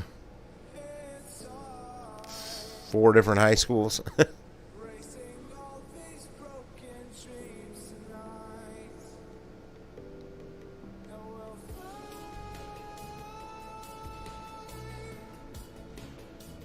I had no problem picking up the girls in the small dive bars. It was pretty easy.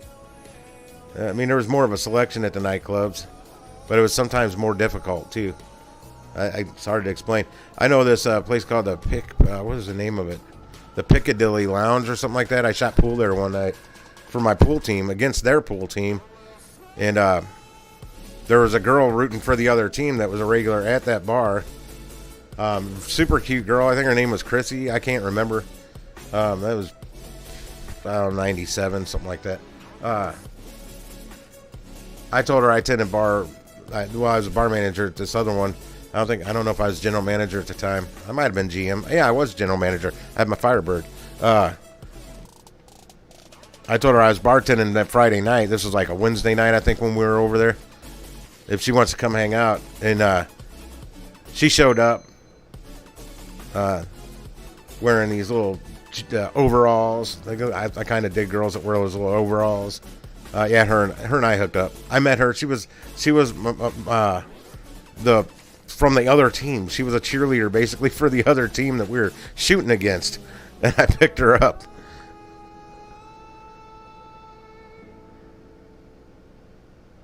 But she ended up having 2 kids, and I didn't want anything to do with anything like that at the time.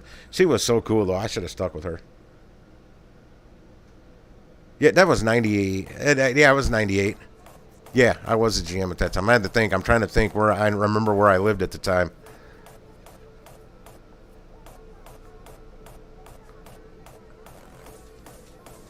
Yeah, back early, in my early 21 days, 21-year-old days, or going on 21, I liked the clubs with the big crowds. I thought it was really cool. And over the years, I got just tired of it. I don't like big crowds at all anymore. They annoy me more than anything.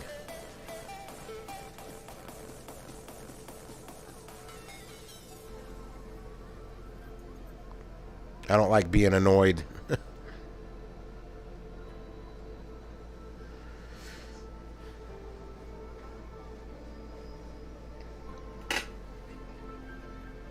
Yeah, that Soulard area, man, I've never made more money tip bartending than that area.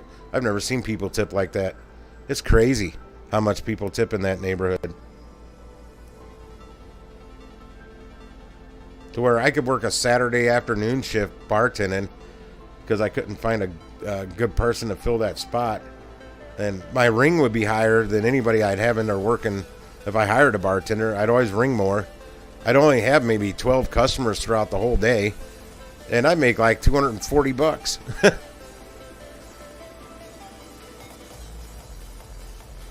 It was crazy. And shoot on a Sunday night pretty much between 11 p.m. and we closed at 3 a.m. So we'll say I closed at like 20 to 3. I made $385 there. Pretty much most of that money came in between midnight and closing time. Because we were dead up until going right at midnight, because that's when the rest of the bars were closing, and we stayed open until 3 a.m. We're a city bar that had that 3 a.m. license.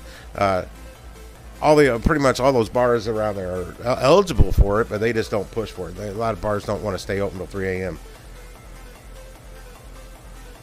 But we made a lot of money between midnight on Sundays and say 1 or 1:30 on regular weeknights. Regular nights, to where those other bars closed, and we got everybody wanted to go somewhere, so they'd hit the 3 o'clock bars, 3 a.m. bars.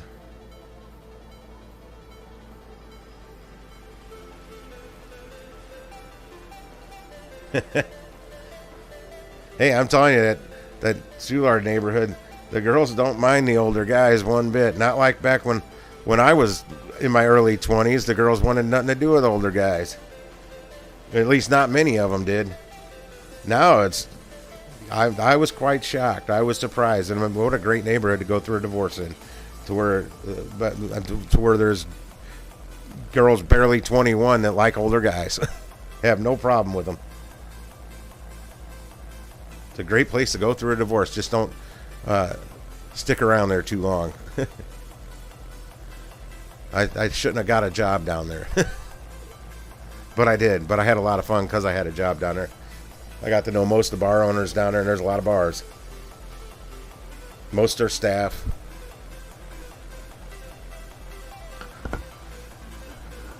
Get the hook up that way.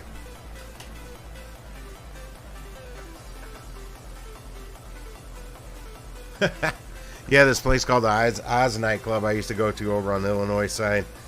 I hadn't been in there in 15 years or whatever. Until a few years ago was when probably a year or two after I'd separated and divorced, whatever. Went in there, man, people running around in their underwear. And the dance floor was filled with soap suds. I don't know what the hell they called it. But, I mean, literally, it was like bubbles, man, soap suds. It was all filled with foam or something. I don't know. I look like soap suds in a lot of them. Like you use Dawn in your dishwasher instead of dishwasher soap. And that was a thing. I'm like, what the hell is this? And I never seen anything. I'm like, I don't mind the girls, but all the dudes are walking around in their underwear, too. I don't want to see that. What the hell did I just walk? What happened to the Oz since when I hung out here, you know, back in the early 90s? It was so cool back then. Yeah, it's apparently a thing. Foam parties. I'd never heard of it.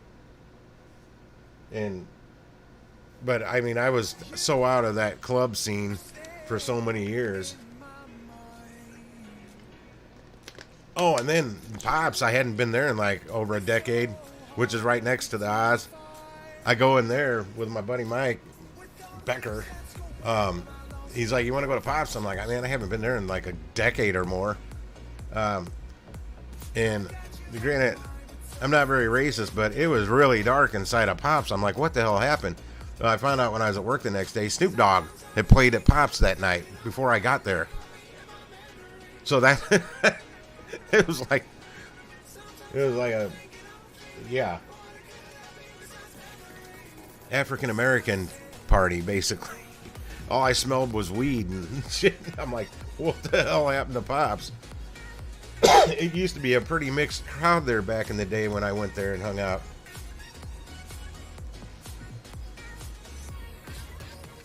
Now, back in like the late 70s into the 80s, early 80s, I don't know when it ended, they had the Oz nightclub. Oz has been there forever. And they had the Wiz that was back actually where this place called Pops is now, because the original Pops burnt down. And that building, they owned it too. But the Wiz was the black nightclub and the Oz was the white nightclub. But they closed the Wiz down a long time ago. The Oz still around, and they just kind of combined the whole crowd into one, which should have been that way in the first place. Don't need to segregate the clubs. And the Oz, I know, it was like, they called it import night, Saturday night. Or at least we referred to it as that because it was all foreigners in there on Saturday night.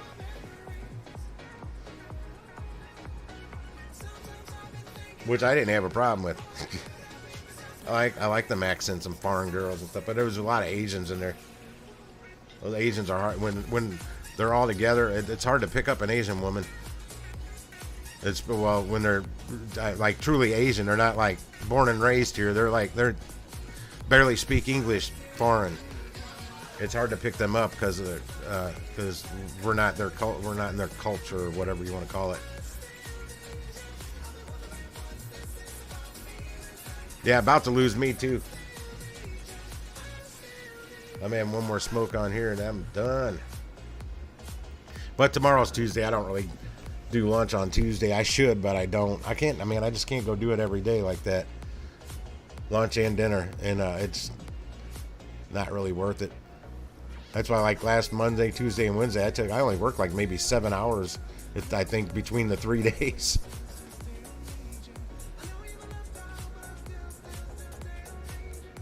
I still ended up making like $166 over those 3 days total.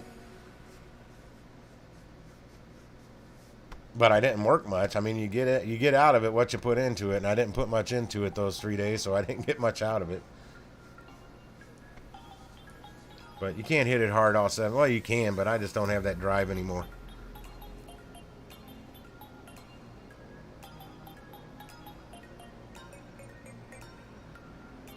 Yeah, I dated one Asian. She was pretty hot. Her name was Chia, like the pet. I called her Chia. And that was in '93, because I went down to the Lake of the Ozarks. That's when I went down there and kind of never came back. And I found out right after I went down to Lake of the Ozarks, my buddy Steve hooked up with her. I'm like, dude, I was only going for a weekend. You didn't know I was going to stay down there for months.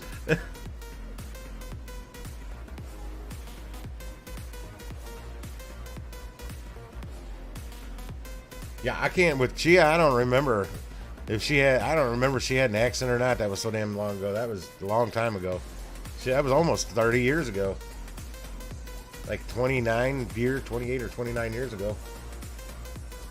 29.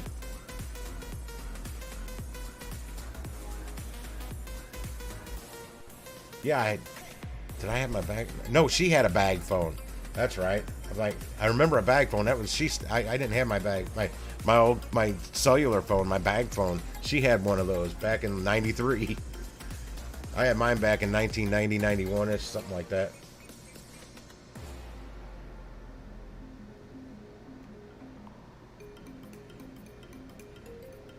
Well, see, I have a different tool in my arsenal now that I didn't have back then. I can cook Asian food. I couldn't do that back then, and I barely would even touch it. I was still pretty picky on eating back at that point.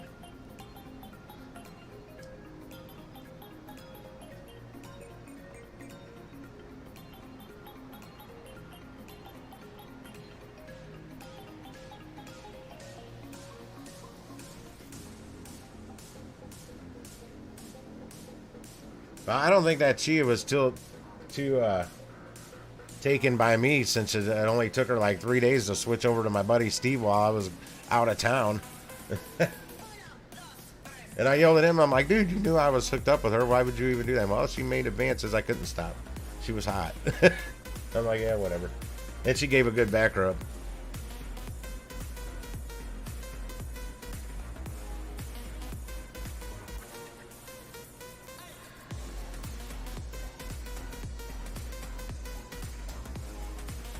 I never let a girl be my sugar mama. It's kind of funny though, over the years, when you're in early 20s, you like them older ladies, and as you got older, the age that you liked them started coming down. Eventually, around 30 or so, you're meeting up in the middle. You didn't mind the girls about your same age, didn't really want them much older, and now as you got past that, their age started going down. You wanted them younger and younger. I want nothing to do with an older woman now. I don't know, 50-year-old woman. Sorry, any of you 50-year-olds that are out there listening.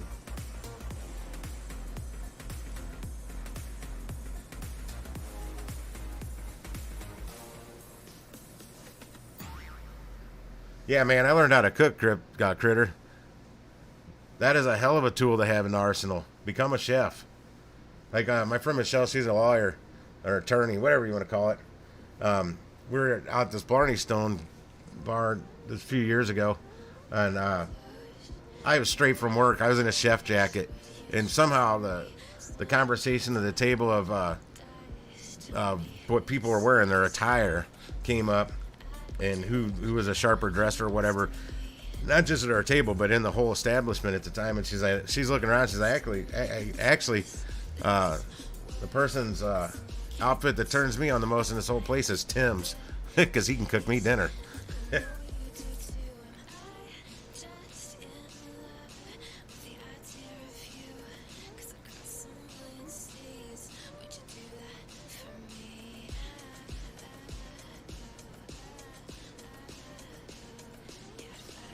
I had this older lady customer, going on the late 90s. I don't remember when. Joyce was her name. We made fun of my friend Chris. I remember he hooked up with her somehow, but she tried so hard. She come in like evening gowns, man, with like costume, like big costume jewelry necklaces, like big fake diamond. All she was weird, man. Wasn't a bad looking gal, but she was probably in her mid 40s at the time. I mean, I'm like 28 years old. That's like old as hell at that time. And she tried like hell to get me to come back to her place so many times after I closed the bar down. And I said no. And actually where she lived was a nice apartment. She lived in an apartment, and it was in a nice apartment complex. But she's like, she wanted me to come back one night and watch a movie. She's like, it has nothing. I don't want any sex or anything like that. I'm like, what's the movie? And she's like, it's 9.5 weeks. And it was, I think that was an older movie at the time. I don't even remember, but that movie I think was about sex. I don't know that I vaguely remember seeing it, but I think Michael Douglas was in it maybe, and he made whoever the hot chick was in it like crawl to him, picking up money on the floor. So, that's all I remember. But I'm like, yeah, right. You don't want anything to do with sex. I ain't coming over to your place, you crazy woman. The charts are going up.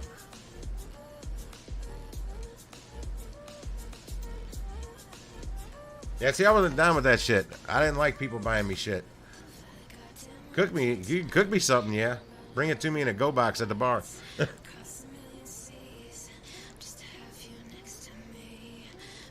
Yeah, I never got into that sugar mama stuff. I always had friends that wanted, I had friends that had sugar mamas, basically, and I'm like, nah. I don't want nothing to do with that stuff. Sugar daddies, and I didn't want to be anybody's sugar daddy either. We going Dutch, motherfuckers.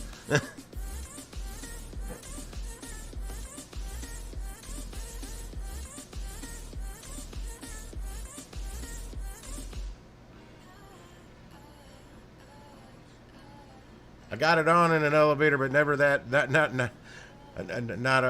no home runs, we'll call it, in an elevator.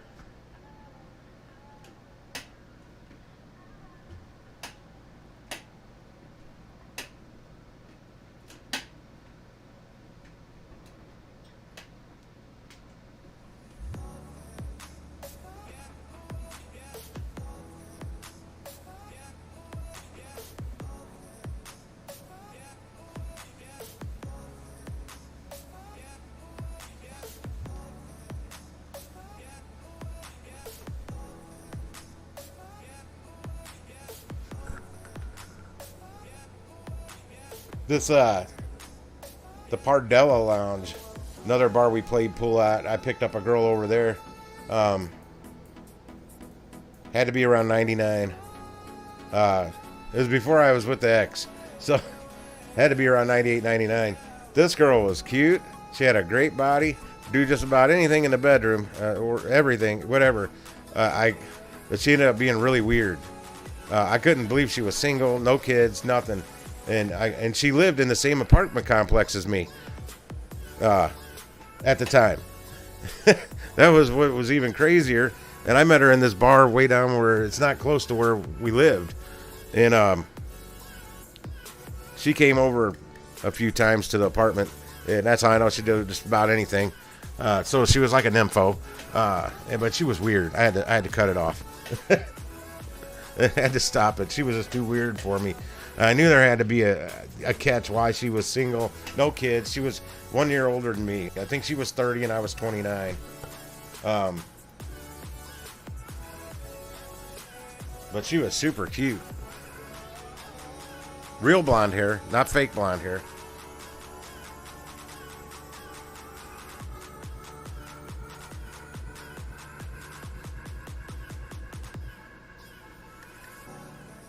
No, I never did check out the OA. I found it, I think, but I never watched it. Which I may have to look it up again, because honestly, I'm running out of things to watch on Netflix. I'm rewatching Merlin right now. Because it's been a few years since I watched Merlin the first time, and I thought it was pretty cool. I just don't like the way they end the series. I'm not gonna, in case anyone's not seen it, I'm not gonna spoil it. I got a Bluetooth keyboard. They're cheap, man. You get them on Amazon. They're cheap. I've got 2 of them, really.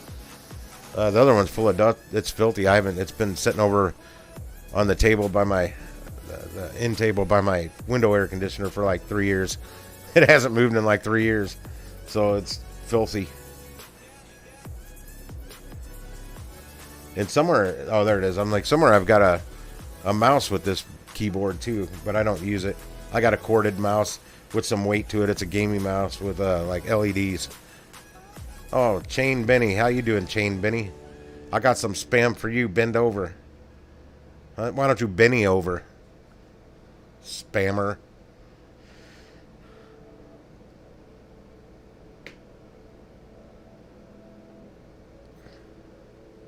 I still got Cobra Kai to watch. New season of Cobra Kai's out, but I know I'm gonna binge that in like a day, so I'm putting off watching it.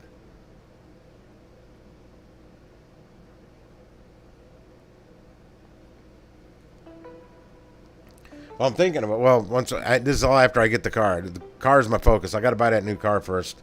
Well, that used car first, new to me. But I want a elbow desk here, like a corner desk, but I'm not gonna have it in the corners per se, but I may look into buying another gaming PC similar to what I have already to run my second workstation. It won't break this feeling down. If I conquer this my way, I'd devour, I'd surround. If it hurts you just a little, then it heals you when it's done. Oh, my buddy Brian, we were over at the Oz one night. He hooked up with an older gal. I mean, when I say older, I mean older. This woman could have grandkids his age. And he was all stoked that he hooked up with this older. I'm like, there's a difference between older women and grandmothers, man. You're sick.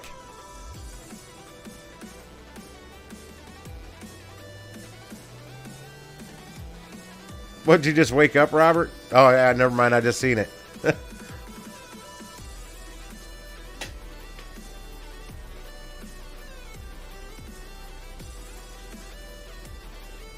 I love Cobra Kai. Strike, no, what is it? Strike first, strike hard, no mercy. Cobra Kai.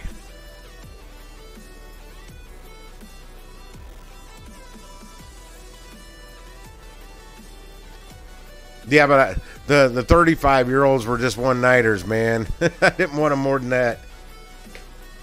You just learn some tricks to use on the 21-year-olds or not. Well, we'll say 18 to 21-year-old girls.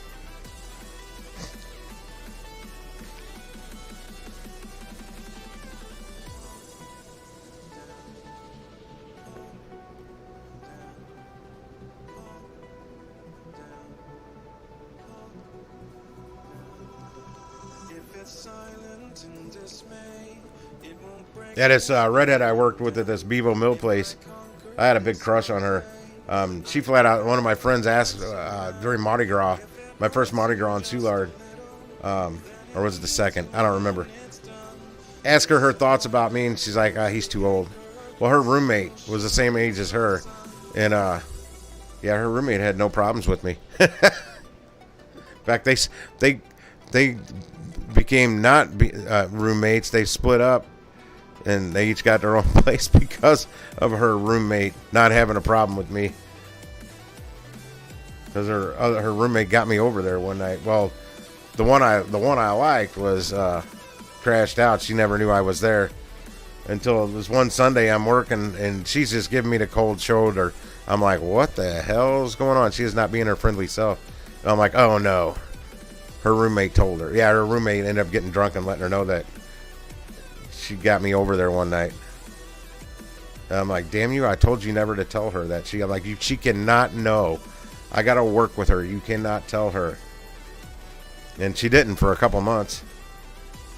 But if she truly thought I was too old for her, she shouldn't have been that upset that I was with her roommate.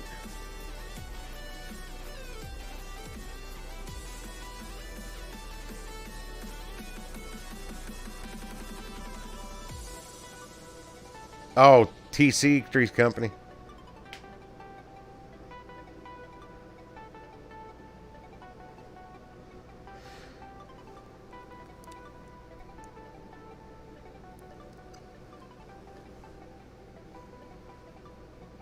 No, that old lady, that older lady, but I mean, she was straight up an old lady that my buddy hooked up with. Dude, she was like in her probably mid-50s. She was old. I mean, we were in our 20s. And that was I'd say, I don't even know if we were in our mid-20s yet. This woman was straight up old. And she looked it. I mean, she wasn't obese or anything, but man, she was old.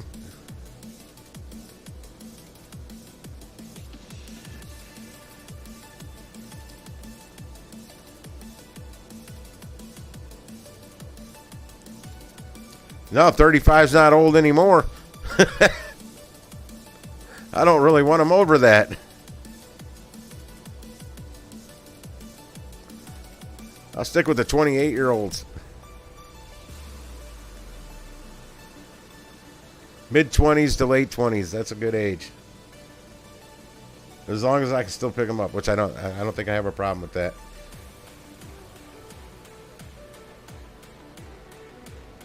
Oh, you just noticed that, huh? Well, we talk about it a lot, so I had to add it. Had to add it to the channel name. Since me and Jonathan are doing it, Benny used to do it. Robert's done it. Well, he did Lyft and Uber rides. He didn't deliver food. Me and Jonathan don't deliver people. And Benny couldn't because he did Uber from a bicycle. I got the hiccups.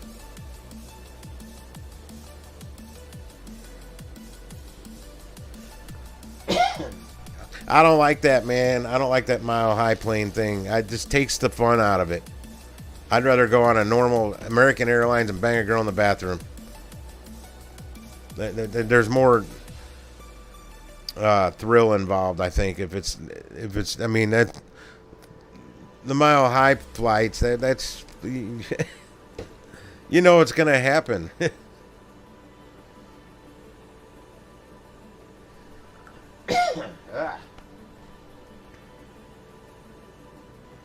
My throat's getting scratchy. This is the second time I've been on the mic today. I'm not used to putting in those hours on the mic anymore. Damn it.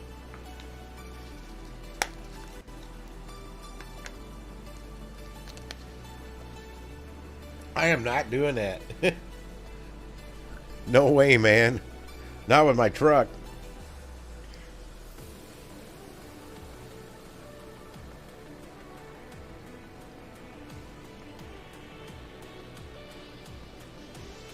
Happily single. That's my favorite term I use. Happily single. Not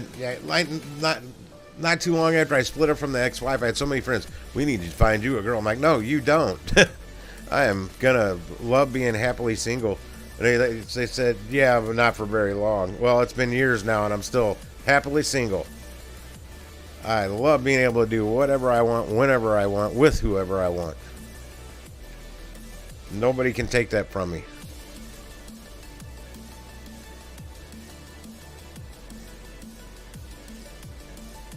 No, I'm not going to go through a car wash with the windows down. No way. Especially that one, man. I'd have to have the window all the way down, because when those blowers hit, man, I can literally feel my windows moving. I can put my hand on my window. You can feel the glass moving from the blowers. So for me to not have the windows, if I only had them like halfway or cracked, that'd probably literally break my windows. That probably would be viral, but I'm not going to do it in my personal vehicle. Let me borrow your Ram. I'm just going to run up to Walmart real quick, I promise. I never scrolled back up to see if you replied to that. I put that in the chat right before I left. And I never logged back on the stream when I was out tonight.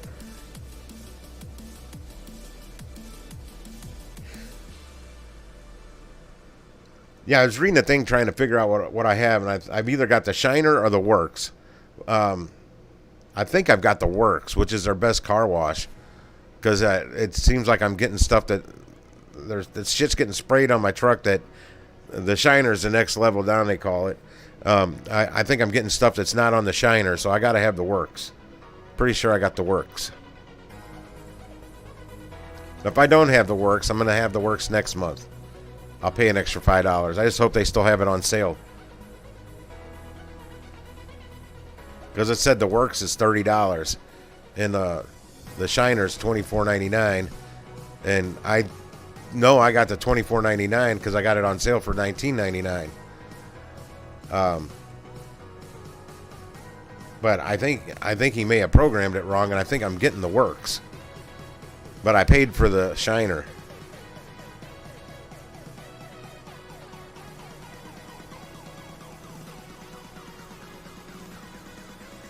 Come and knock on our door. We've been waiting for you. Well, you know, everybody's going to say, yeah, I should. But I'm not going to ruin my interior, my truck.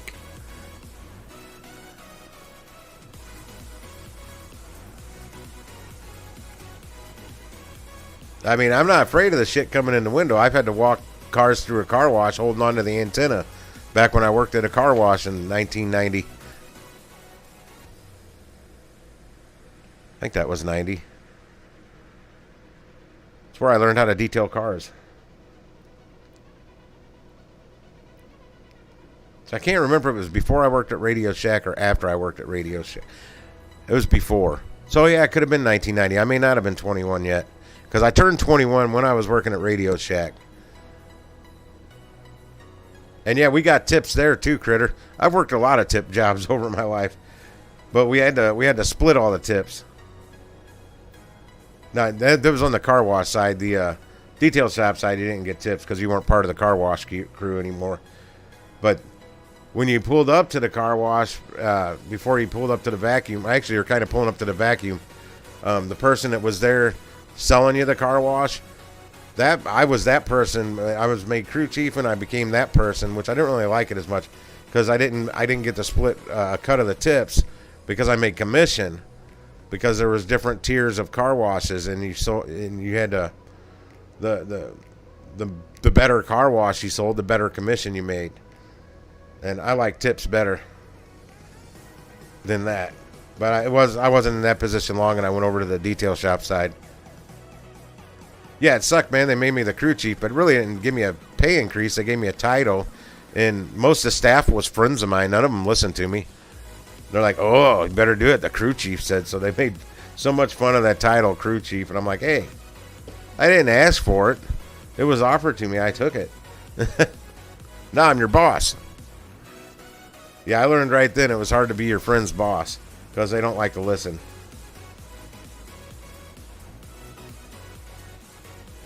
No, it's hard to say, Critter, because a lot of times lately I've just been coming home, chilling on the couch. I eat some quick little dinner, and I've been trying to head to bed about going on midnight. And I don't even check the stream at all. I just let it run. But tonight I decided I was going to reboot it because I'm really trying to slowly get those watch hours up. Because I still want to get my damn channel monetized. And yesterday I was on the mic, or it's been a little over a day ago, and we really jumped on hours, considering how little we had been progressing on the hours. So I'm like, maybe I should get back on the mic a little more here and there, but it went down. We were at 24, what did I say earlier, 2490? Let me refresh it. We're at 2477 now. We were at 2490 all day. Now we're at 2477. How the hell does that happen? And that's public watch hours. Let me check subscribers real quick. We're at 1281. We were at 1281 earlier when I checked too. So subscribers hasn't changed. How do you lose watch hours? Yeah, my subscriber counts went down. We were almost, I don't know if we ever bumped over 1,300. But since I quit doing the shorts,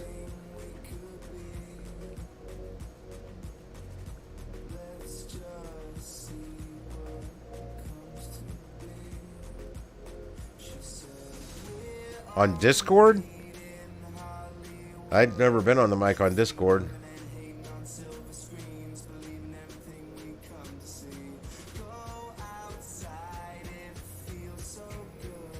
Oh yeah, absolutely, Jonathan. On your tips on middle class.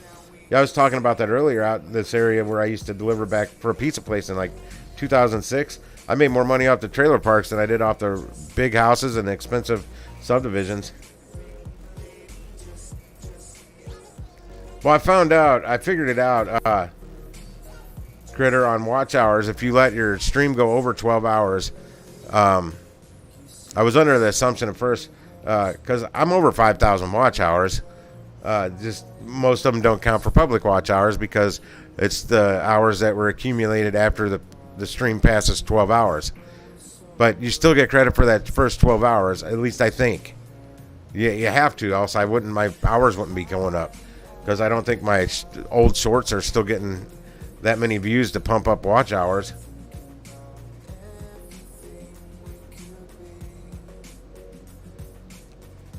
A lot of times after I reset the stream, there's a good chance that I might get on the mic. But I don't jump on as randomly as I was there for a while. So I really never know when I'm going to get on or off. Or if there's nobody here, I may get on the mic and say, hey, I'm on the mic, and nobody's here, and so then I get right off the mic. But usually if Jonathan, Robert, anybody pops on right after I reset the stream, I'm most likely going to jump on the microphone. Only problem is I'm not really looking into crypto much right now because I'm focusing on trying to get the money to buy this second car so I can save $400 a month on gas. Because the truck's killing me. It's making it hard to move forward when you're spending that much on gas to stay out there making the money.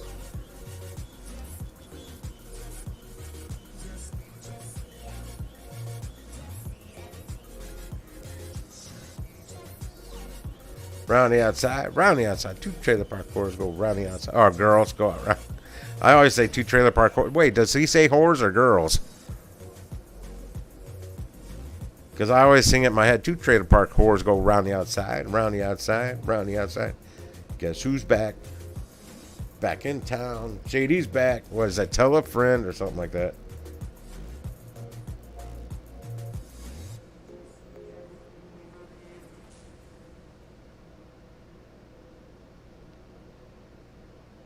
Oh, I'm pretty sure I was getting watch hours off those shorts.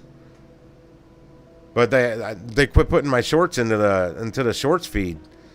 So I quit making them. I was giving it a good month off making shorts. And I at least got the subscriber count up. But man, those shorts that I was getting 300-400 views within a day on stopped completely. So I'm like, I'm not gonna waste my time making anywhere from 6 to 15 videos a day if they're only gonna get like 8 views each.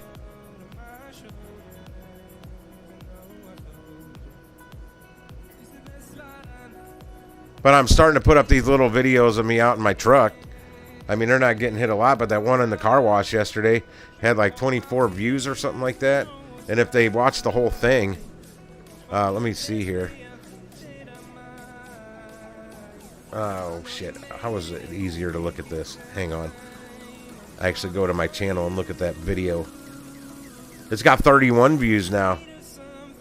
But I don't know if the same person can watch it over and over and over and it keeps racking up watch time. But if 30 people watched it, the whole thing, well, at least 4 minutes of it. It's 4 minutes, 19 seconds long. What is that? 40, 80, that's 120 minutes. That's 2 hours watch time. If I don't know what it's averaging though. Shit, I clicked the wrong thing. Hang on. Let me go to analytics. It says it has 0.7 hours watch time. Man, where does it say the average watch time on it? YouTube search, actually 3.3% on YouTube search for that little video. But I've also got, I've plugged Uber Eats and DoorDash and Grubhub and Instacart in the description of it, and part of it in the title. And yeah, I've got some comments on the scarf. I shared it over on Facebook too. I've got some comments on the scarf there. My buddy Alex,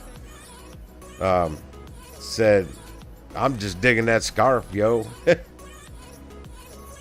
actually a knockoff Doctor Who scarf from the fourth Doctor, Tom Baker. He had an 18-foot scarf knitted. This isn't like crochet knitting, not this thing like made in a factory, and it's not 18 foot long, but the original is like 18, supposed to be like 18 foot long.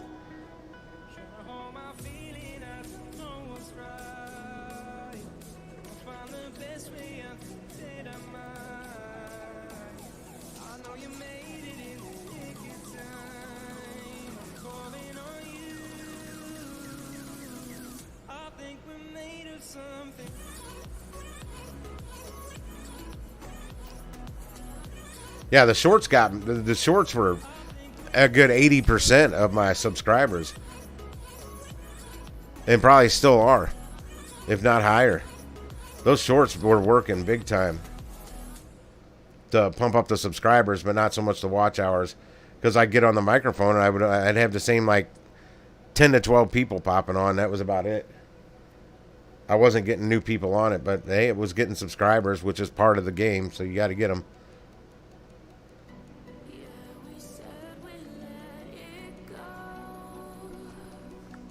That's cool.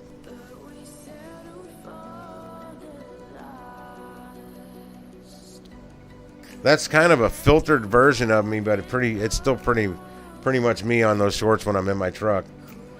I'm still filtering myself. I kind of got a foul mouth.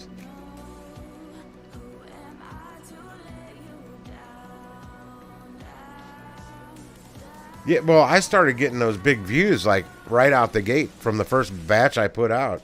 Like the next day I had one with like, I mean, at the time it was like 200 views. I'm like, holy cow. But then I had some over one day would get over 1,000 views, and I'm like, Jesus. And that it's all stopped. Just stopped, cold turkey. And it was right after I got a copyright claim on a little video clip I played during one of the live streams here, which I completely deleted the entire video. Because that part of the video, even though it was like 1 minute and 4 seconds long, could only be viewed in India. It was the only country that didn't. And it was a video with people from India. But it was banned. No one else could watch it except India. That little part of that old video that nobody was going to watch anyway. It was an old live stream. Who wants to watch an old live stream? What I need to do is figure out how to get my I got one of my old Android phones, my Galaxy Note. I was using that to rack up watch hours because I was watching the old streams, the ones that were only like 11 hours old, but then the software ended updated or something like that, and it's got me logged in my band onto Google on my banned account, my deleted account. I can't get it to switch to log on to YouTube, so it can't watch the freaking videos. But yeah, I was racking up like 11 hours a day at least with that phone.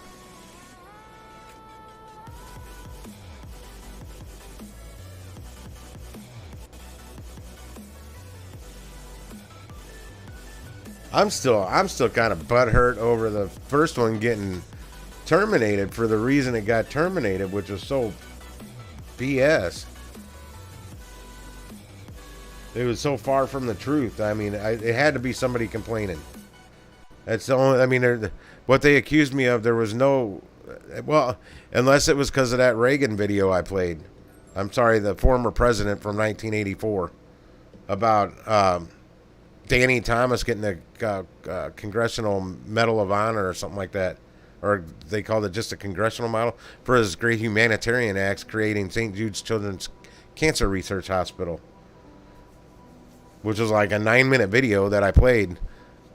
Which it was Creative Commons. It was a Creative Commons video. So I couldn't get in trouble for airing it as far as copyrights go, because it had the Creative Commons license on it.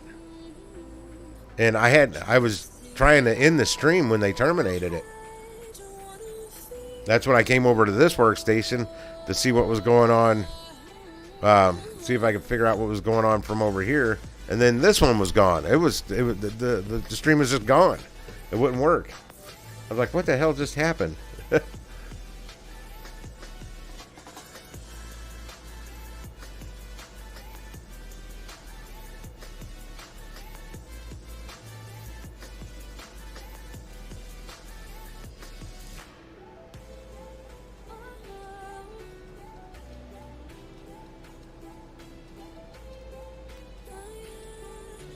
Man, I bet you do, Robert. No house noise.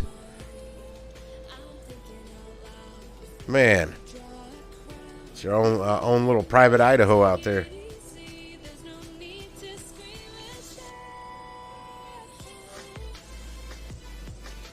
He's living out in the she shed.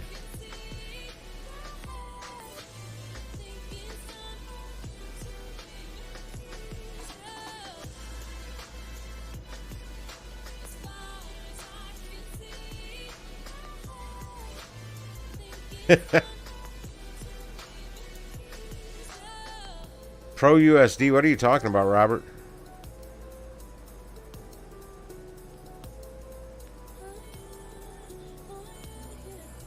I mean, kudos to the girls for coming up with something because, you know, we got man cave. But she said, I think that sounds so stupid. Ever since I first heard it, I'm like, what the hell's a she shed? He said, she said, I say she said, what?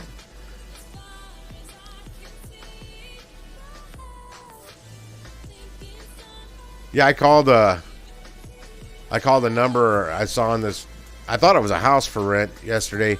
Ends up it's like a shotgun style building, but it's actually a duplex. It's only got one front door. That's why I thought it was a house, and it looks like it's long enough to be a house, but instead it's actually a duplex. In the front, the door to the back unit is over on the side of the building down the sidewalk. It's only like a 500 or so square foot apartment, 1 bedroom, 1 bath, off-street parking out back for 2 cars, so 1 for each unit. And there's no basement. It's a slab. She said you could probably you could put a shed in the backyard. It's like, I'm not going to put a shed in the backyard, but you could put a shed in the backyard. They want $850 a month for it. I'm like, shit. Yeah, I'll be in touch. Not. That's not near enough space for me for $850 a month. No way.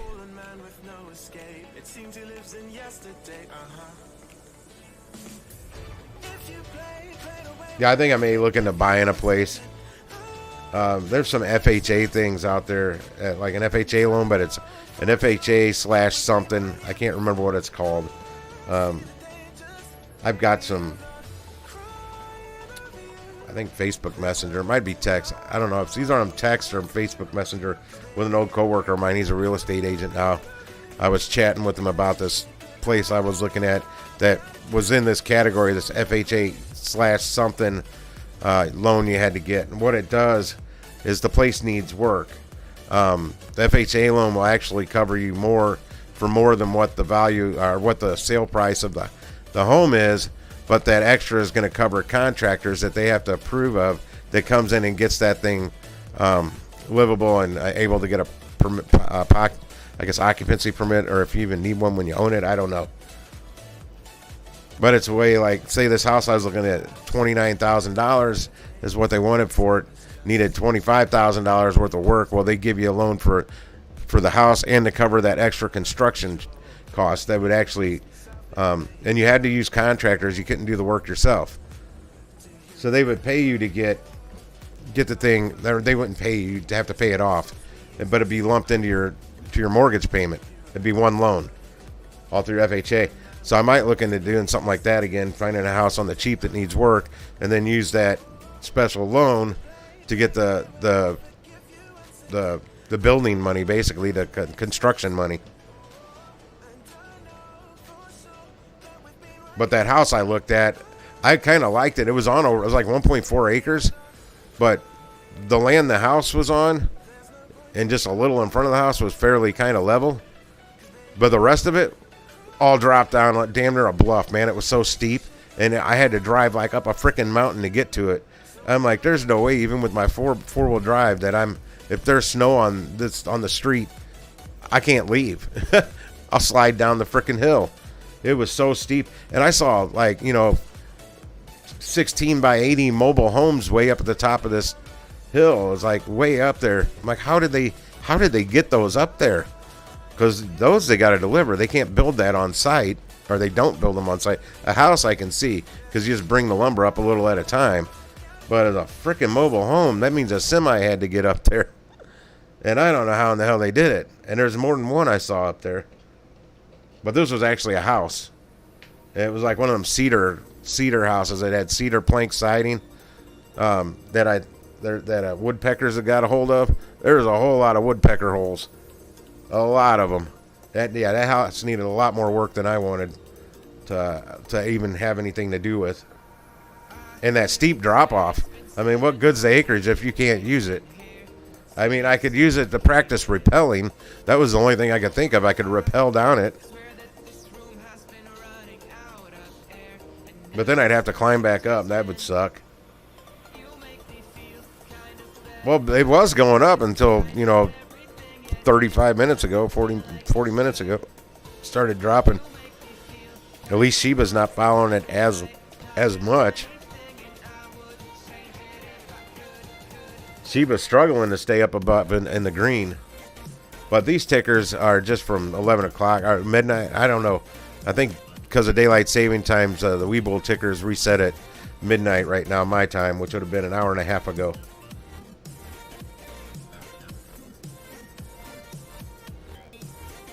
I am using a Heiken-Ashi. I always use that. And I don't know why, so I can't tell you.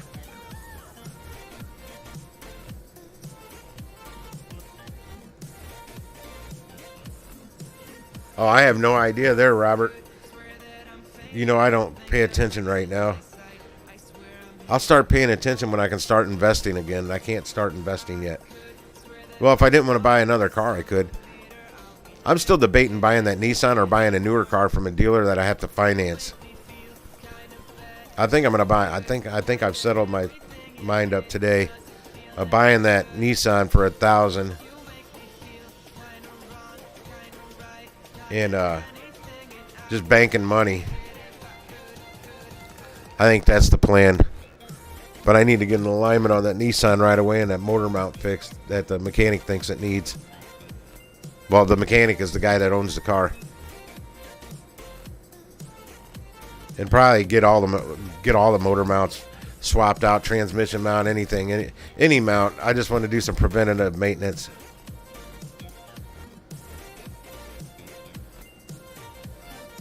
Yeah, I've always used them. I don't exactly know why, Critter. It's just what I've used. I've never really researched what the hell they are. It's what Mike Whitman is using them. I just tried to duplicate his charts. Because before I started watching his channel, I really didn't know how to look at any of this stuff. It was like Chinese chop sake theater to me. I had no freaking clue what the hell I was looking at. Except it was going up, going. I didn't know how to read them. Didn't know what all the freaking lines meant. The Bollinger Bands, the EMA, MMA lines, all them. Exponential moving average.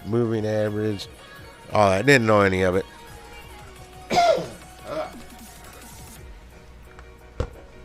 But between Mike and me just looking at Investopedia.com and watching about 13 other channels, I learned how to do TA pretty quick. And like I've always said, I can understand a lot more of this stuff than what I can explain. I can just look at it and see the stuff.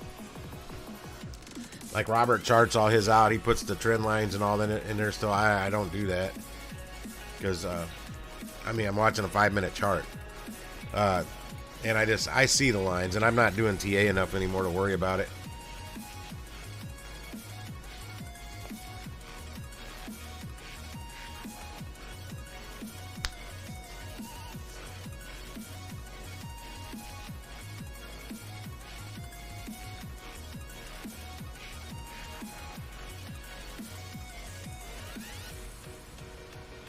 No, you'll actually on mine. This particular one, it can be going up. The candles can be going kind of upward, and they're red, or they can start to be going down, and they're green, or whatever color that is. I'm just calling them green. I know I'm looking at it. It's more like kind of a light turquoise, but. But yeah, these charts are one of these algorithms I use. I don't know if I have it set up on here. I kind of took them away. They got irritating. What is this? Heiken-Ashi smooth bias. Oh yeah, I got the the buy and sell stuff. This adds more lines, adds some colors, and there should be, yeah, there's a sell, there's a buy. Because I had buy and sell indicators listed in my description or in the title for a while, or alerts, whatever they're called, to try and generate more traffic, because people would, that's a big search term, is buy and sell indicators or alerts or something like that. So I added it for a while, made sure it was in the title, made sure it was on one of the charts. It didn't really do anything. And when you start switching things up, like here, they get in the way, so they annoy me, so I turn them off. Which right here, I just turn that, click on that eyeball, and boom, they're gone. Yeah, actually, I should quit paying for TradingView until I get back into this stuff. So I'm still paying it like $14 a month or whatever. Oh, and hey, Sandra Fisher, what an American name you got for a spammer. Yeah, and that Epidemic Music that I don't use, I gotta cancel my membership to that. I've decided I'm just gonna, if I'm gonna get a membership to one of these musics, I'm just gonna do Pretzel Rocks. But I figured out a way to get more music out of them without paying for it.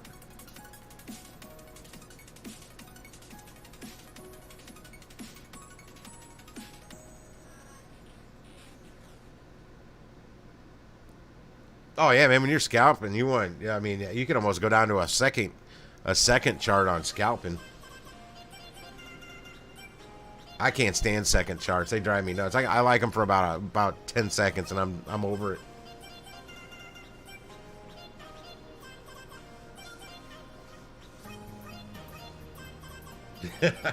You said that right, Robert.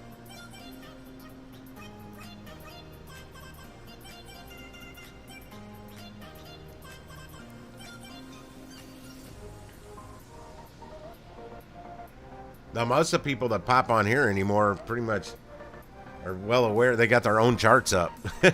Kind of like me when I was watching Mike's channel and Upshots and Crypto Batman and BitBoy Crypto, whatever the hell, and a few others. I don't know who they are anymore. I always have my own charts up. Well, I got 2 monitors going all the time. And these two, I mean, this monitor, both my monitors never get shut off. This one over here that actually has the charts, I found out I can turn that off at night. I thought for the longest time if I turned it off, because I thought I did one night, I turned it off and it cut the charts off. You couldn't see them anymore from the stream, but I found out I can turn that monitor off. I just never do. They're on 24/7. But back before I was live streaming, I still had my own charts. In fact, I had them up on my 70-inch, this and this monitor, plus whatever I was looking at on the main screen here. So I had all kinds of charts going all over the place, looking at like 8 different cryptos at the same time.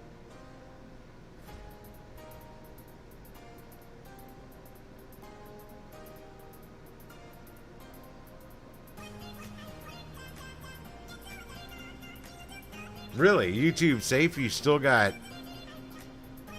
copyright them? See, that's why I'm using them, because I mean, I'm in YouTube safe mode.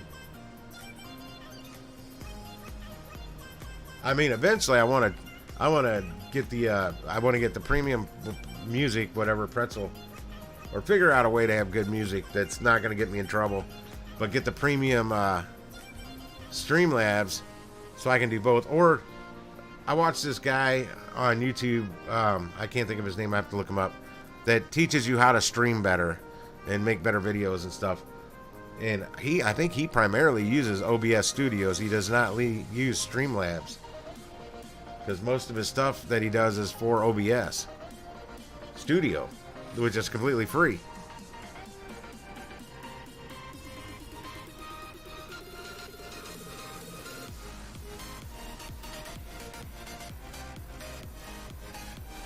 Well, I can't really multitask anymore while I'm doing this, because I've only got my streaming rig here. Once I build a new desk or buy a desk or whatever the hell I'm going to do here, and I can get the second workstation right here, so I have everything in one spot, I can multitask while I'm on the live stream at the same time, which can't do that now. Well, I can to an extent, because I do have the main monitor. Like the one I'm viewing you guys chatting and the stream on is not this monitor. So I can do anything over here that doesn't have sound, and you have no idea I'm doing it. Like when I search for an image or something, I do it on the main monitor first, then I drag it over to here. Like, I couldn't stream with one monitor. I don't know how people do it. I can't do it. No way. No way, no how. Can't do it. Not happening. Because that night I had to, when I did the Inspiration 4 SpaceX launch from the other workstation, I did it from one monitor. I'm like, this really sucks.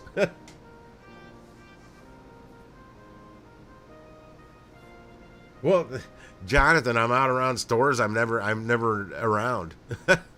Because those are usually when I'm out shopping, it's somewhere out in the county that I never go to. And I'm like, well, I'm out here. I might as well go buy some sneakers from Kohl's real quick. Which I haven't been wearing in the snow. I'm wearing my black leather non-slip work shoes, the non-slip black leather Filas. That's who makes them.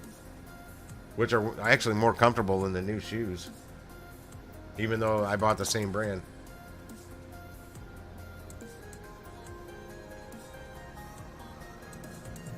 You know what? Let me find this guy real quick. Let me see if he pops up. See, like, I opened this over here purposely. There's Pedro. 5 hours ago, he put out a video. DoorDash now delivering Girl Scout cookies. Yeah, whatever, so the girls don't have to work. That irritates me. I don't like girls' parents trying to sell me Girl Scout cookies for their kid either. I won't ever buy them. Somebody at work was doing that at AutoZone. I said, send your girl in here in her fucking Girl Scout outfit and I'll buy cookies from her. But I'm not going to buy them from you for her.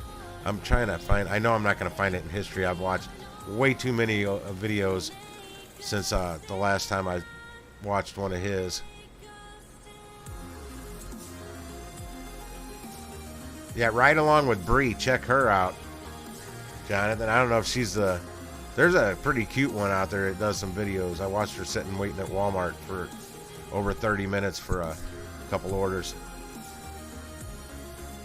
Oh, man, come on. Where's this guy's face at?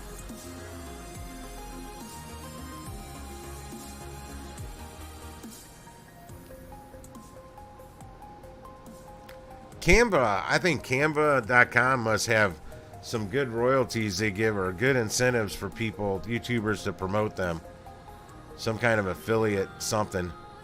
Because a lot of YouTubers go right, that's their go-to, Canva. There's better out there than Canva. But they're always promoting Canva.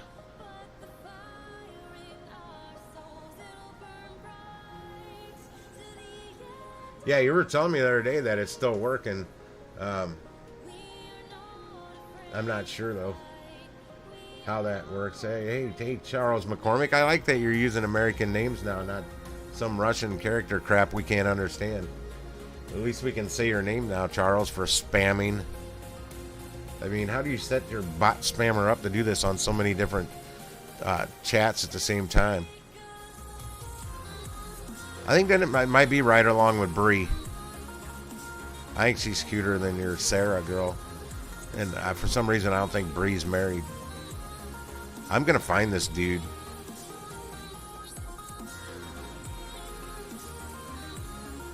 Hey, I'm no expert on COVID-19, but here's the cure. Ba-dum-bum. Oh, there's Scotty Kilmer. See, he pops up on my stream. Scotty's awesome. Come on. Where is this dude at? Hang on. This should bring him up.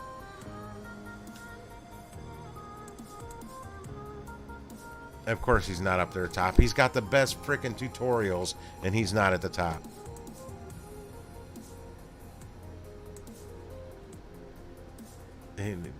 And still not. And I've watched his stuff. Why is he not popping? And I'm subscribed to his channel. Why is he not popping up? You know what? Let me get rid of that space.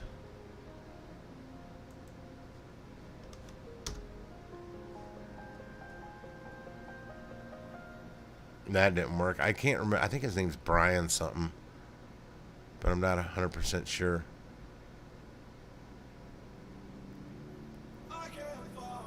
Michael Fayer, voice changer free, and I've watched part of this. Got to be him. Stream live TV from Yeah, I want Plus to. channels. I want to get YouTube Premium Save again. 500 Hello, my YouTube friends. This guy. I'm super excited about today's video. Crypto People Critter. love voice changers Michael for live streaming, Fayer, and I don't blame them. They're so much Here, fun. you know what? But a lot of the software out there just sucks, and if you want good options, copy? you usually have to pay for it. Today, I'm going to show you how to get unlimited voice changing options They moved for it. free using OBS. You're gonna love it. Let's get right to it. This guy. There. I shared it. According to my That guy's a wealth of knowledge, that Michael Fayer, or however you pronounce it.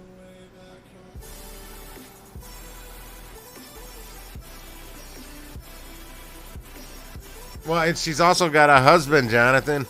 A little more than just kids. She's married.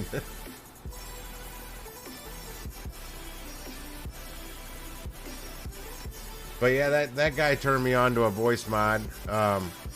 It's called voice mod. It's one word.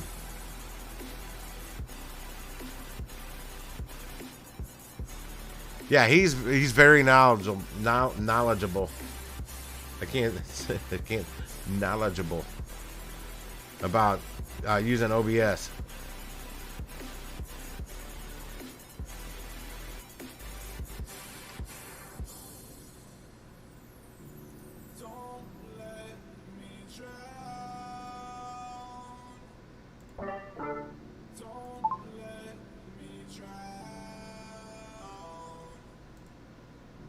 And I don't know, do I sound any different?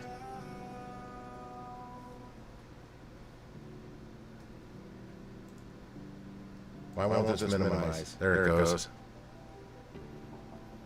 Yeah, he's really good.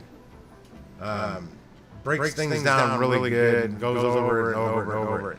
Now the original voice mod thing, I couldn't figure it out. I could not get it to work like he showed, but I'm using Streamlabs. I'm not using OBS Studios.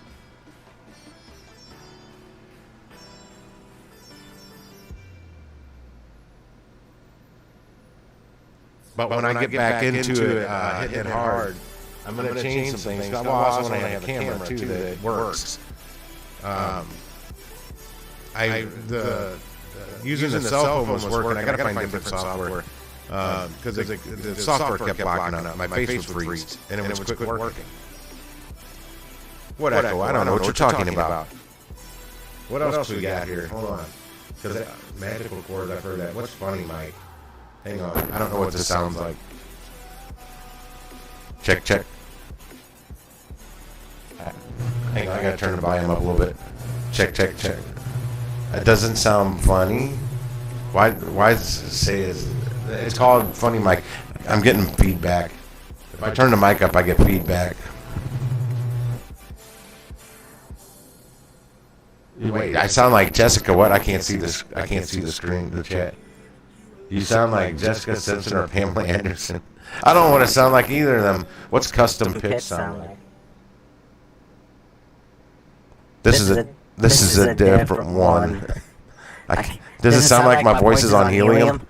I can't turn it up because I get feedback. If I had headphones, I wouldn't get the feedback.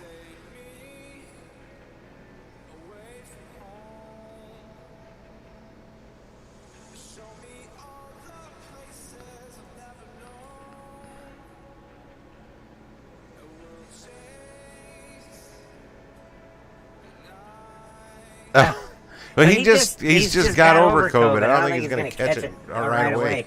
He's got the antibodies built up in the system right now. Okay, I'm switching to one called Storyteller. I don't know what this is. Do I sound like I'm telling a story? Hey, this is kind of cool. I can even turn the volume up. I'm going to turn the volume down, but I could hear a little bit.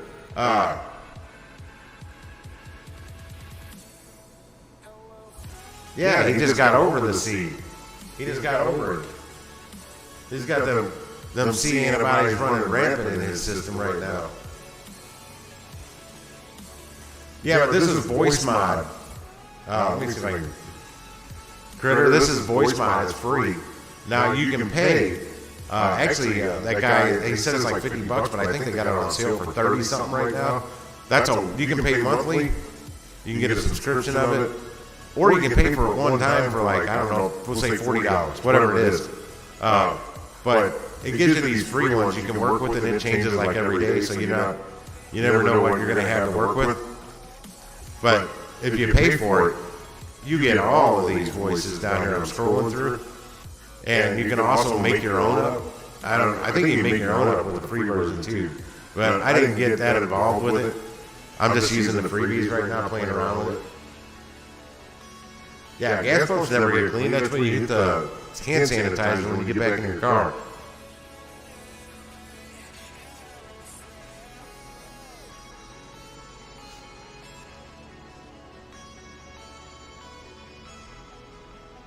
Why do I gotta call quick cricket on my voice mod? I don't know how I can do that. Oh, he hasn't. See, I wasn't sure when I was listening to a video from last night. I wasn't sure that he was actually going to go get tested again. He was just figured it's been a long enough time he can just go out and go back at it. But I don't know. I'm not getting into his business.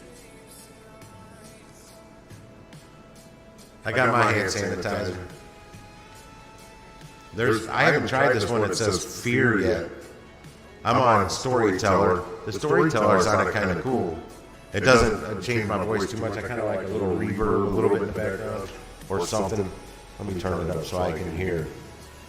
And I'm hearing real time on my end. Oh, is this slowing down my voice? I think it is. It definitely is. Excuse me. I even covered the mic.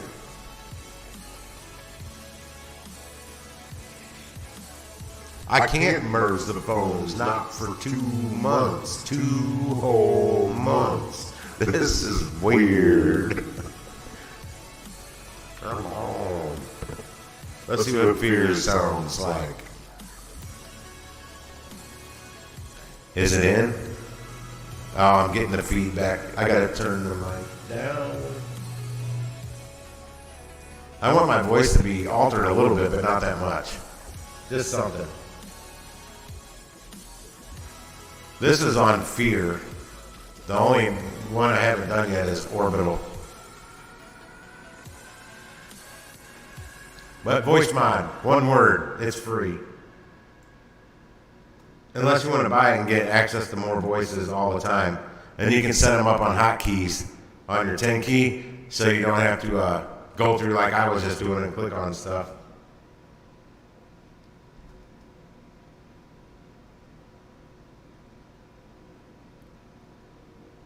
Yeah, I can't wear the headphones and do this. I can't because I hear my voice in my head, and it drives me nuts because I'm talking and I'm hearing it, and yeah, it was driving me bonkers.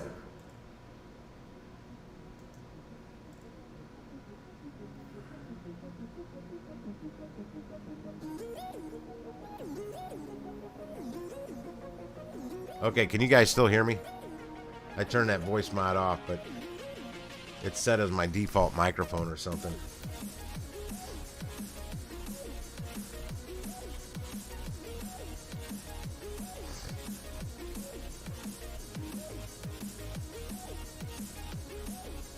Can you hear me? Somebody say something that you can hear me. Because if you don't say you can hear me. Okay, thank you. If not, I was going to start clicking on settings and shit.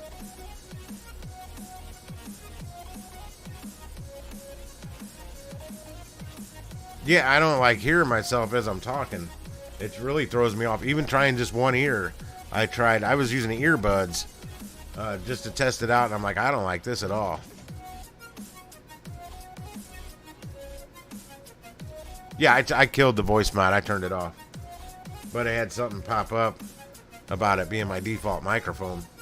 Yeah, all I gotta do is start the program and click go. Click on one of the voices and it starts working on here. But that's the thing, that guy Michael didn't explain how to set it up on Streamlabs OBS. Just OBS and a couple other ones that weren't Streamlabs. I don't remember which ones, but then I just started fiddling around with it, and I'm like, well, hell, it works. I just can't set up hotkeys and stuff like he said. But he does everything on OBS Studios, and I might switch to that because OBS was kind of easier to use. Plus, you can still use your Streamlabs dashboard, so your Streamlabs bot and everything still pops up. And you can use Nightbot. Well, I can use Nightbot now. I have all Nightbot stuff turned off. I see no point in having two pop up. And I don't like them real long. Like, you got them really long ones at Streamlabs. I don't like big paragraphs. I don't like seeing a bunch of big wordy stuff pop up like that. But to each their own.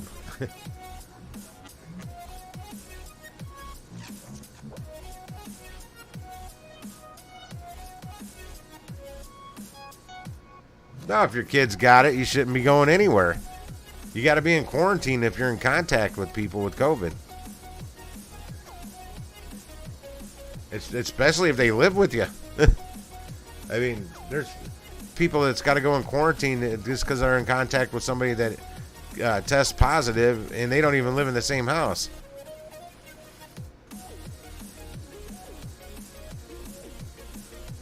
Deleted what? Reagan? I won't get it. And if I do, fine. I'm not going to live my life in fear. I mean, the flu's out there still. Pneumonia's out there. Some girl I know has got bronchitis to start off the new year with. Which I'm surprised I didn't call it the C.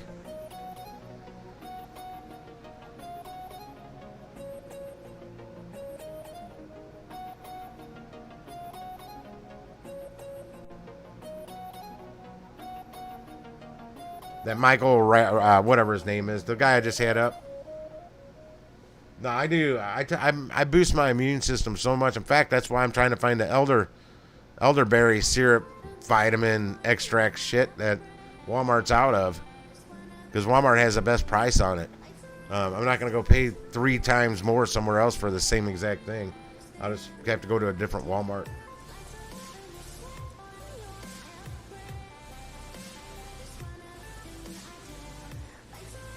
No, I'm not in fear of the Rona, man.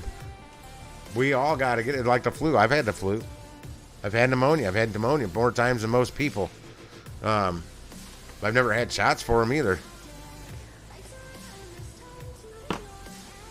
And I won't.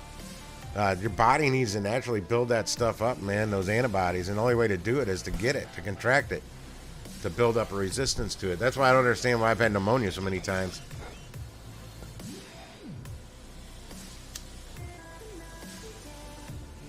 I had that, like I can't pronounce it. It's like bronchitis, like bronchial pneumonia or something like that when I was like 1 year old or something. That like killed me, like screwed me up or something.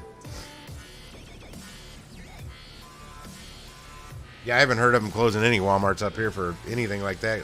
My God, they'd lose too much money. God forbid. But now a restaurant has one person come down that they close the place for a week and sanitize everybody, test everybody.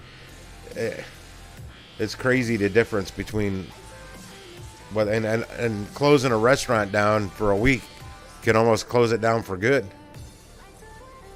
Especially now. Well, there's a lot of restaurants they've prospered during this, but they're the ones that got on board with all these delivery services as well. And they had that think outside the box to, keep going. That's like my buddy at the Blarney Stone said they don't use any of the delivery services because they think it overcharges their customers and it costs the restaurant too much, and it overcharges their customers. But if it gets you, 50% more business, it's called volume. People asked Jack from Jack in the Box years ago, how do you make money off the $1 Whopper? And his response was volume. Sells the shit out of them. I'll never forget that. That was probably 20 plus years ago I heard that.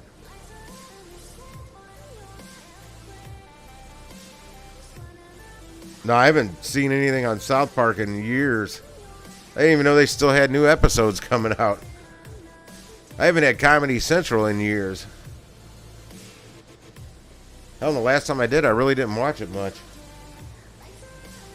Played a bunch of crap I didn't want to see all the time. So I quit watching it. Not South Park, I quit watching Comedy Central in general. I haven't watched South Park in forever.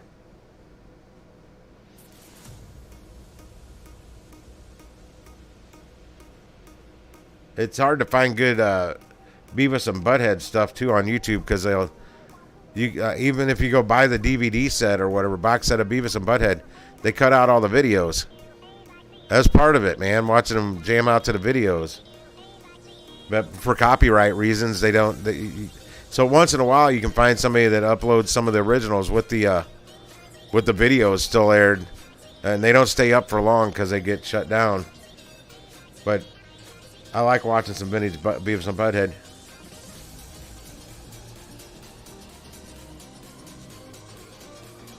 That's what I'm saying, Jonathan. That was the restaurants that's thought outside the box. That's how they're staying in business. Because I know some of these restaurants I pick up from are not packed. They barely ever have anybody in them, but they got tons of orders going out the door because of Uber Eats, Grubhub, and DoorDash, and whoever else is delivering it. No, I'm pretty sure my buddy Tom out there at the Blarney Stone probably has. If he doesn't have delivery drivers, they should, but they got to order directly from the store. I mean, they do a hell of a food, but they always, even with the old Blarney Stone, with the original owner, did a hell of a food business, and they didn't deliver back then either. I mean, for such a small place, they did a phenomenal food sales, just phenomenal. Selling chicken wings and burgers. They didn't even have pizza. They do now with the new Blarney Stone, because the new owner, when they rebuilt the whole place, they also rebuilt the kitchen and got a big ass deck oven in there. Cook a bunch of pizzas at the same time.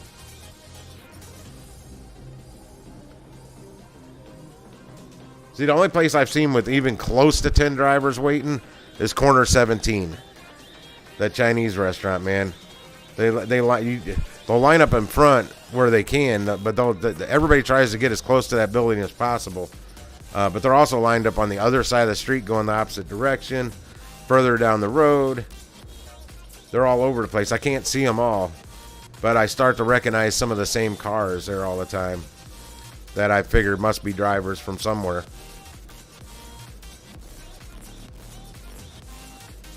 Yeah, that's what kills me is like Pizza Hut, Papa John's. You guys don't know, but Alicia's Pizza, that's a place here. Jet's Pizza. Jet's Pizza has their own delivery drivers too. They all have their own delivery drivers, but I'm getting orders through Uber Eats from them. And apparently DoorDash must do a lot of Papa John's, because when I was popping up Papa John's last night, or DoorDash last night, I kept saying, I'm so far from this Papa John's. I'm like, why do I even care? I'm right in front of a QW, a Little Caesars, and a Chinese restaurant, which is right here in the same parking lot. Why are you telling me about a Papa John's 1.4 miles away? So I just assume they must do a lot of Papa John's deliveries. I'm not a big fan of the pizza places because the damn food's never ready. And that's with Uber Eats, where they got a good buffer. Food's supposed to be ready by the time we get there.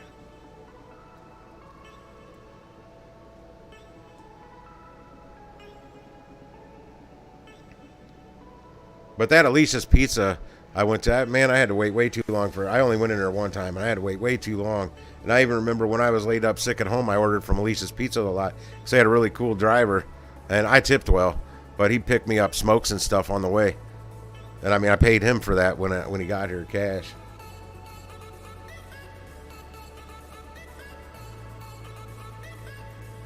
Oh, like tonight, man, I was sitting in front of I never did get one Noodles and Company order tonight. and I was right there almost the whole time. And it wasn't until I said, all right, I'm gonna have to start motivating towards home to get that last delivery so I could finish the quest. I get on the road heading towards home, and El Paisano order pops up for almost $10, which I had to turn around. Well, actually, I cut down a neighborhood, cut through, and it got me over there, but I didn't have to actually make a U-turn. Actually, probably would have been quicker if I had. But I didn't get it till I started moving. So like I said, I might start just circling the parking lot so I don't have to drive too far. Not have to deal with traffic out on the main road and stoplights and all that. But just so they see that I'm moving and see if I'm going to test it out. I'm going to sit there and see if I get anything. And if I don't, I'm going to start driving around the parking lot in circles.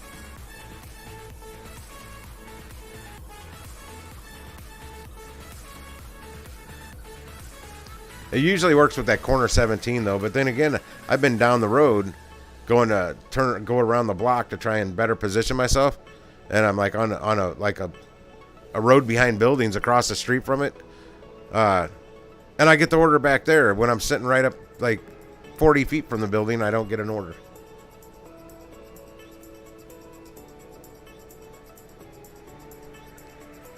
But thanks to my buddy at that Blarney Stone telling me that, now I know why there's a lot of restaurants that I never see pop up, because they don't use the delivery service, because I guess they think they gouge them too much.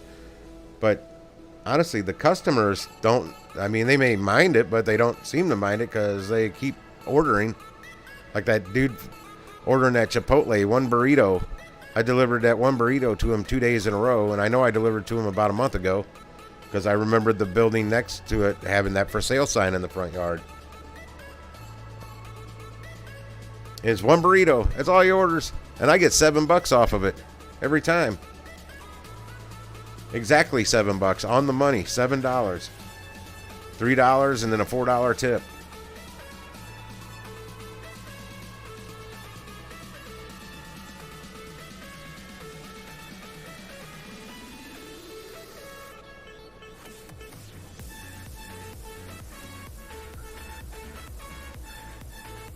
Well, they just have all the food sitting there in bags.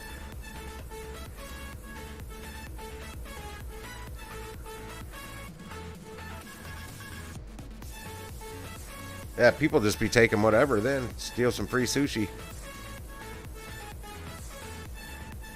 Yeah, my old coworker I ran into earlier, always raving about this, and used to send me pictures of this sushi he gets from this sushi place that he get either a hookup for free or really cheap or something like that. Said it's the best. I forgot to ask him when I saw him yesterday, but I texted him later. I'm like, hey man, I kept meaning to ask you, and I see him forgot. What's the name of that sushi place and where is it? And he told me the name, and it's not even in St. Louis. It's south of St. Louis in Arnold, Jefferson County. And I'm like, I ain't driving out there. It's not even in the city, and they got that good of sushi. I doubt it. The better sushi places are down here in the city, and mainly downtown area. We're on Washington. You guys don't know what Washab is.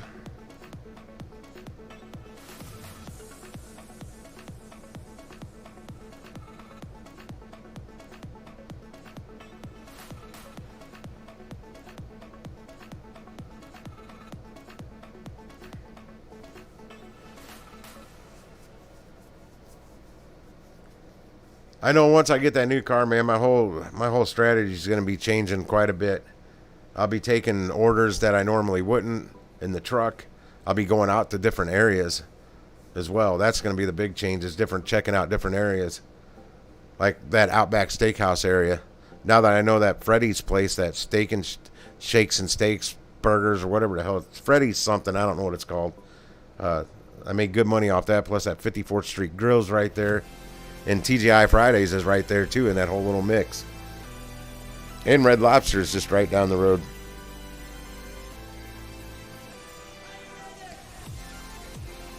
And this is in the county. This isn't your city slacker workers. They work a little quicker out there.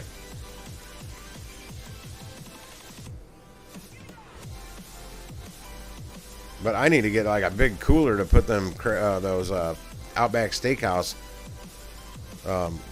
package bags, and that thing was huge. I meant to take a picture, I didn't, but it was bigger than, it wouldn't even fit in my Grubhub bag. I may have been able to put that pizza bag I bought, if I would have flipped that up on its side, basically, I could have probably fit that bag in it.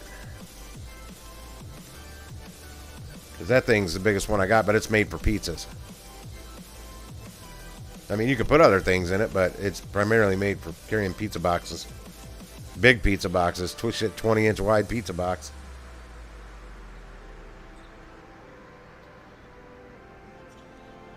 And good, Robert got to get a boot in there, a band, a boot out the door.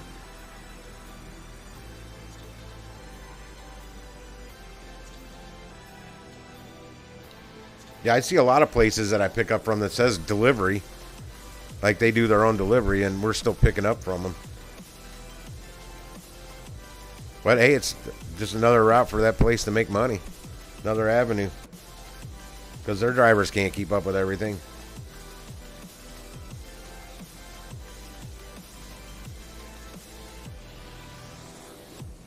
I mean, at St. Louis Pizza and Wings I worked for, there was sometimes I was running 4 and 5 orders at a time out the door. I made sure they were kind of all, not in 5 different directions, but pretty close together, else I wouldn't have done that. And I had hot bags for all of them too.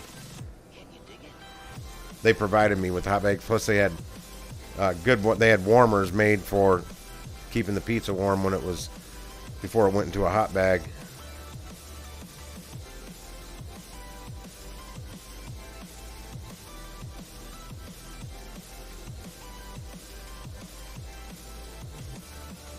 Ethereum Classic screen.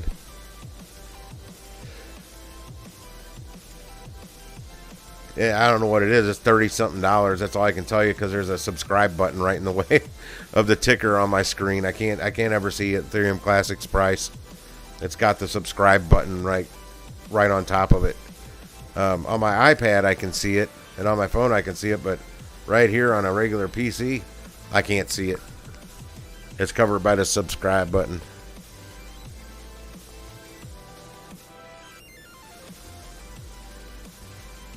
Yeah, Robert, I thought you were already on Coinbase Pro. I didn't know you hadn't been on Coinbase Pro yet.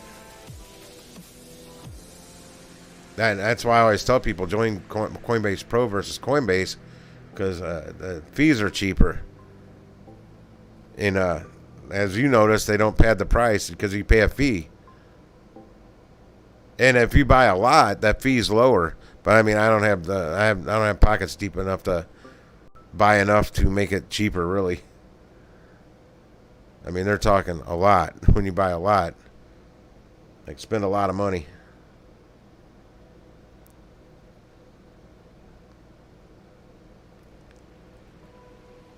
All right, guys, I'm out of here. I can't stop yawning. My eyes are itchy and my throat's cracky. I'm gonna watch a little more Merlin. Hopefully I don't fall asleep again, because the ones I'm watching now is the ones I fell asleep on during earlier when I took my nap. I slept through like 4 episodes of it, apparently. But they're not like hour-long episodes. Well, they are, with commercials. But I backed up, so I got to rewatch them. Yeah, I looked at it right away, Robert, when I got on there and checked out the whole fee breakdown. You can find it on there. They show you. It's pretty transparent. They don't hide anything. Like the other ones that pad the price, they don't tell you. I haven't really looked that hard, but I don't think they tell you how much they're padding the price. If there's a set percentage or what. They say no commissions. But they're making their money off you trading. They get you coming and going, buying and selling. Either way, they're making some. And it seems like I think it's a set percentage, but it seems like it's a lot more when the crypto costs more. Like when I bought that Ethereum on Webull, the price they locked me in at was $42 higher than the current price. And I looked, and it was still the same price. But my price that I paid, that I had purchased, and I owned it at that point, was $42 higher than what it was showing me right on the screen what the current price was.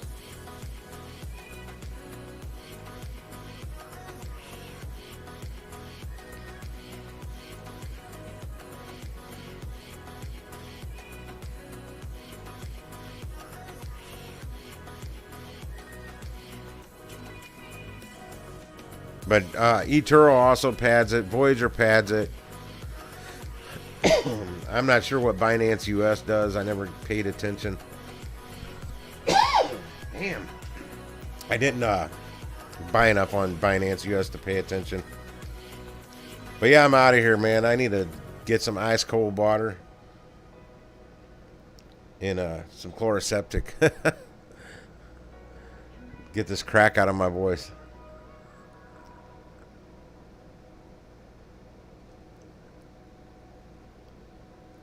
And I got to take my ashwagandha so I sleep good tonight. Oh shoot, what time is it? I got to take my amoxicillin too. Taters. Yeah, my fish tank amoxicillin. I actually put it in my real amoxicillin prescription bottles. But there's like 100 of them, man. Luckily I had 2 bottles because it filled them both up. Because my bottles only came with 40 of them in it. And I just put about 50 in each one. Yeah, that cost me that Aquamox, they call it. I kept the original bottle because I want to take a picture of it and show you guys the ingredients. And you know what the ingredients is? Amoxicillin, that's it. It's the only thing in it. So if you got a toothache, what sucks is it took me a while to get it because you can't just go to the pet store and buy it anymore here in Missouri, at least. According to the last pet store I went to, it's called Aqua World. This lesbian girl that was working there, I'm pretty sure she was lesbian because she's like the man-looking lesbian. It's really cool though, really cool girl. And knowledgeable. She said it was like 12 years ago the FDA cracked down on pet stores from selling fish mox, or Aquamox is what this is called, because people were buying it for toothaches or whatever, and they made them switch to these packets. It's like a powder that's got more than just antibiotics in it, so you don't want to. It's not really meant for human consumption. But the Aquamox or fish mox, whatever it's called, is just straight 500 milligrams of amoxicillin. Nothing else is in it. Just the same exact stuff. If your dentist prescribes you amoxicillin, or doctor for a sinus infection or whatever, it's the exact same stuff. Only you don't need a prescription to buy it. I bought it from Walmart Pet RX online because I couldn't find it in any pet stores, and you can't find it on Amazon anymore either. You could a couple years ago, but you can't even get it off Amazon anymore. Mine didn't crash. Mine doesn't crash that often. Thank God. It kind of sucked if it crashed all the time with the 24/7 stream going. It used to crash until I unbound my system or de-bloated it or whatever it's called. And now it seems to be running even better that I got this, it upgraded to Windows 11 from Windows 10. It's even, yeah, it's proven. I mean, I could actually leave a live stream up, I think, for 2 weeks without a problem. Without resetting it.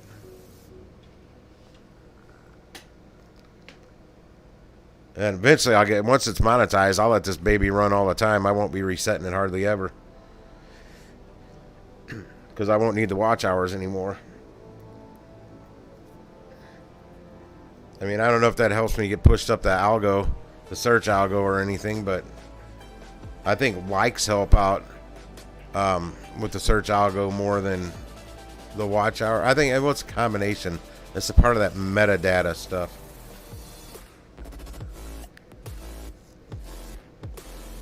But yeah, I've been on the amoxicillin for 3 days because I tamed the tooth down with home remedy stuff, so it wasn't giving me much problems. A couple days ago, I was feeling some pain on it, but I made some super healing tea with fresh ginger and turmeric and all kind of. It made my mouth tingle, man. But I ran out of ginger on that. I got new ginger now, but it hasn't been acting up. Oh, come on, you Russian bastard. Go drink some vodka. Nostrovia. Yeah.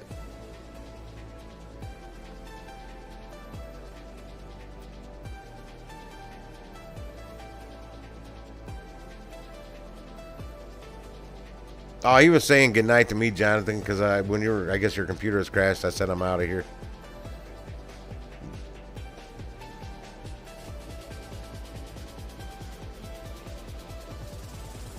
Then I got on to talking about my Aquamox.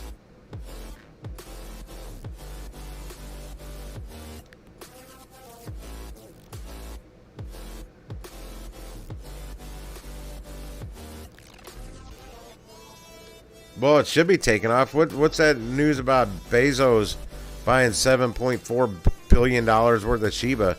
I mean, is it? I haven't paid attention. So is he gonna buy it, or did he already buy it? I don't know. Because if he already bought it, I didn't see the price jump enough to support that. The fact that he did. But if he's gonna buy it, $7.4 billion worth of it should move that price up pretty good. There's also talk that they're going to try and do some things where they're going to try and push it up to 10 cents, which would be outstanding for us. That's all I can say.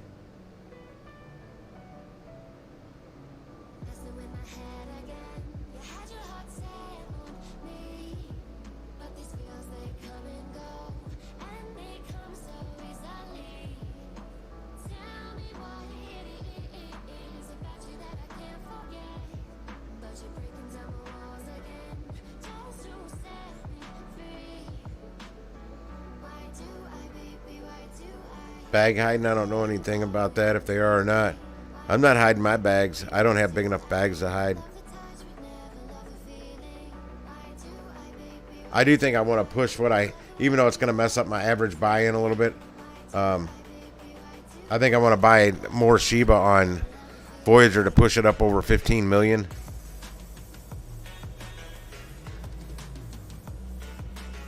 You're probably not hopped up on the caffeine like you normally are. Out there drinking them cans of soda.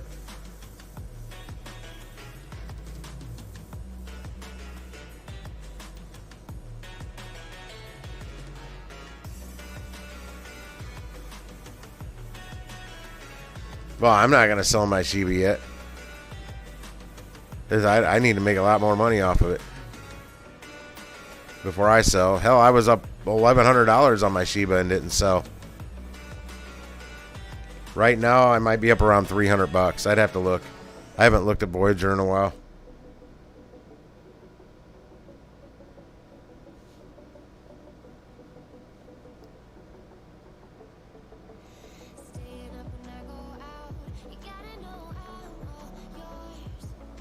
I want to see it get back up and stay above 3 and start working its way back up above 4. Shiba. Matic back at 217. I'm telling you, if you see Matic drop down to the $1.80 range, buy into it. Seems like that's been kind of its bottom. Yeah, well, yeah. At one point, I was thinking I was going to sell it. If it jumped up back up to around 9, I was just going to sell it. And just use those profits to invest in another car for doing the gig life, the gig hustle. But now I got the money coming in where I don't have to worry about selling something to make that money, because I'm just going to save the money instead by earning it instead of taking profits. Because if I can hold on to, if they actually do whatever they claim they're going to try and do to get Shiba up to 10 cents, that's way more worth it for me to sell it then than to sell it and make, $1,400 to put into a car. Because if it goes up to 10 cents, guys, I'll buy a hybrid Toyota Corolla 2022, brand spanking new, and not even really cut into profits hardly at all.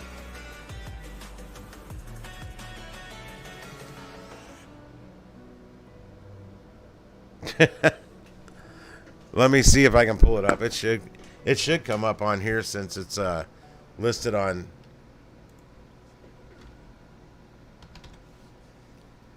that Coinbase. Maybe.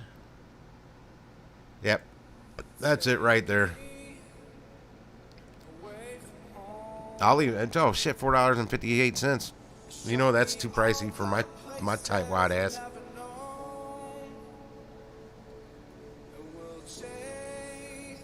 No, Jonathan, I'm telling you on that. You almost better off buying brand new versus buying, because the 2020s I was finding cost more than what Google told me the average price starting price is on a brand new one. Brand new starting price was $23,750. I was finding in 2020s for $28,000. So yeah, something like I would never buy new, but on that particular vehicle, I'd have to do a little more research before I would decide to do something like that. But yeah, it took me a while, but I found a 2020 hybrid Toyota Corolla that was like $28,000, and I'm like, I just asked Google what are the prices starting at for the 2022 Toyota Corolla hybrid, and it was $23,750. And that might be just a base model. But these days, base models come with a lot of shit, a lot of bells and whistles. I'm sure it doesn't have crank-up windows. It's got a button. It's got power windows. That's standard now. It probably standard has the backup camera and everything, and the nav system built in. Power locks, all that. AC, that's all standard. Those aren't options anymore. So a base, or it may have shitty wheels and tires. It may have just steel wheels and not alloys or something, and smaller. I don't know. I don't go looking at cars too often.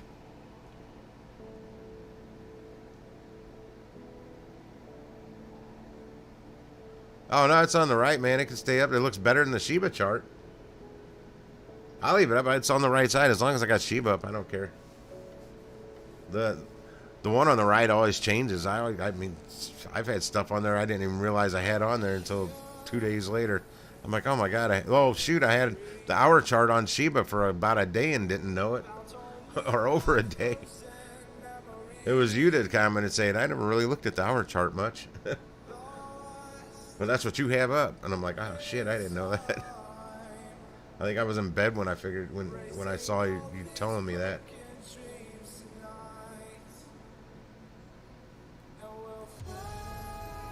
Yeah, AC is required, man. I gotta have AC. Not just in Florida, anywhere. Yeah, I'm gonna really like doing this in the summertime, but I have to have AC working in the car or truck, and it doesn't work in the truck right now, so I'd have to be getting that fixed. And I think it's just a valve. But after I get that valve replaced, I'm gonna have to have the system sucked out, dry down to zero, absolute zero or whatever, and then repumped up properly.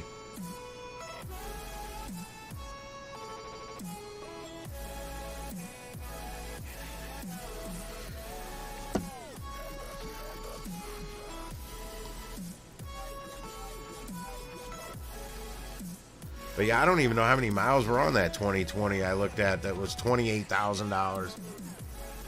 I was doing it from my phone. I don't research car buying stuff too long on my phone. It's too damn small a screen.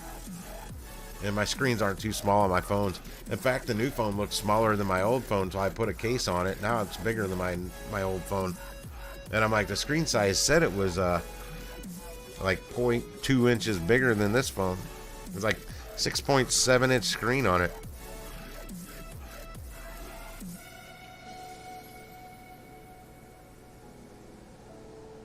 Woulda, coulda, shoulda.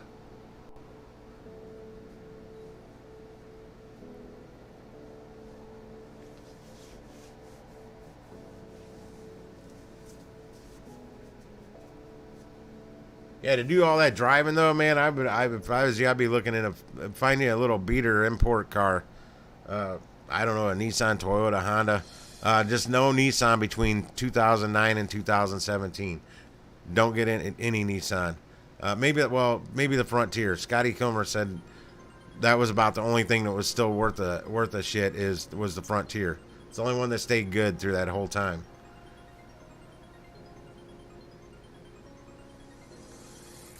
But it's the gas mileage.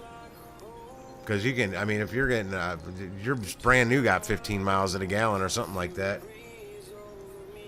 So you're getting better than what you should be getting in that.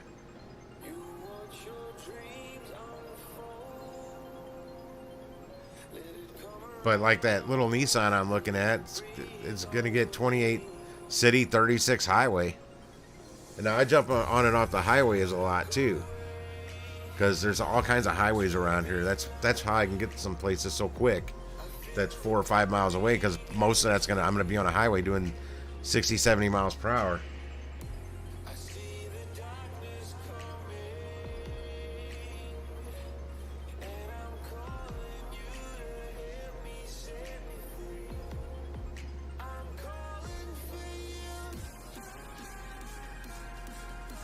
I wouldn't get a Toyota Tundra. I mean, they're all right, but I mean, there's too much truck for what I want to do. It's too much truck.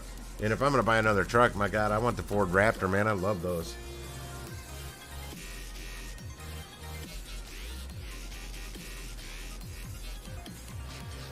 Yeah, there's mileage restrictions on those though. You're only allowed to put so many miles on a vehicle a year when it's on a lease or a smart buy.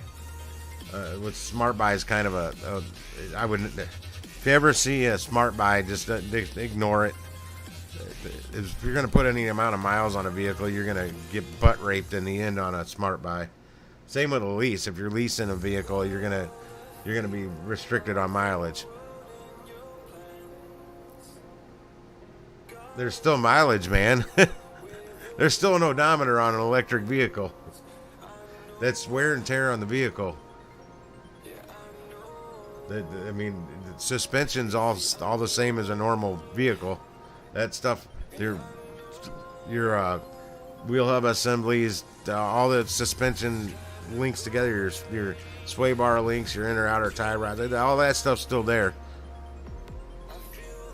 They just put an electric motor in it instead of a gas motor, and it's like literally about the only difference.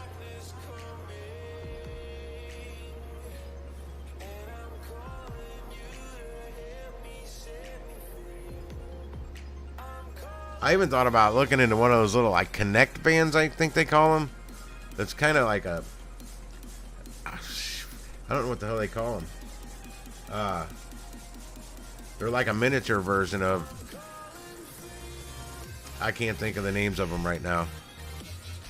But I think they got little 4 cylinders in them that get like really good gas mileage, and you got cargo space. But I don't really know where the hell I'm gonna park these things. That's my problem. I only got one parking spot out back. The rest I'm gonna have to park in the front on the street. But if I don't see the drunk guy that lives downstairs on the other side, I think his roommate moved out. Because I never see him parking his truck out back, and I don't see it in the front, which means I got 2 spots out back. I'll be parking both vehicles out there. And honestly, the guy downstairs, the drunk guy, I don't know how much longer he'll be in the building. He's a union carpenter, and I don't know how much he's been working. I know he's out drinking all the time.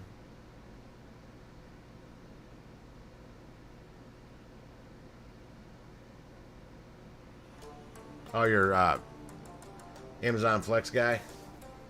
Yeah, I got a buddy that just took a full-time job with UPS. He put it all on Facebook. His last night bartending is going to be like this Saturday or Sunday night at this Buku bar or something. I've never seen. I haven't seen him bartending in years because I've been out of the scene. But he said everybody should go down there to wish him a nice life at UPS. I wanted to put on there, dude, you can make so much more money doing this other stuff than UPS without the working for the man type job. You set your own shit. Set your own schedule, basically. You get in what you get out of it, what you put into it.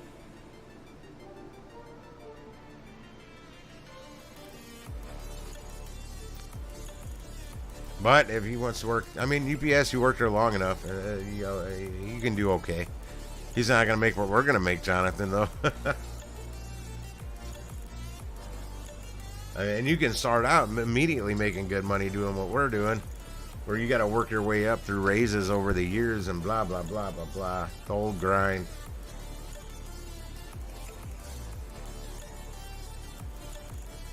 Yeah, see, they're finally, I think those Amazon lockers are finally starting to catch on here. Because for a while, it was just this one grocery store up the street from me. Now there's another grocery store not too far. The only problem is there's not too many lockers. So I found on occasion, about 4 different occasions now, I've tried to set up the shipping and it said there's no boxes available. That's how I found other stores nearby that have the lockers that didn't used to have lockers, but they do now. But I've also found, I'm like, all right, I just leave it there. Then I come back and check like 3 hours later. Now there's an available spot because they limit it. Your stuff can only be in those lockers for 3 days, or they take it back. They take it back to the Amazon distributor or whatever. You got 3 days to pick it up, and they're probably pretty strict on it. So I mean, I'm trying to make sure as soon as I find out it's been delivered, I try and run up and grab it right then.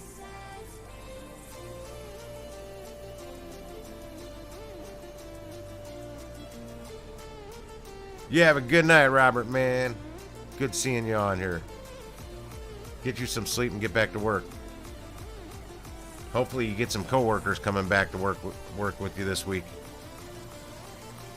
Like about 30 of them. That'd be great.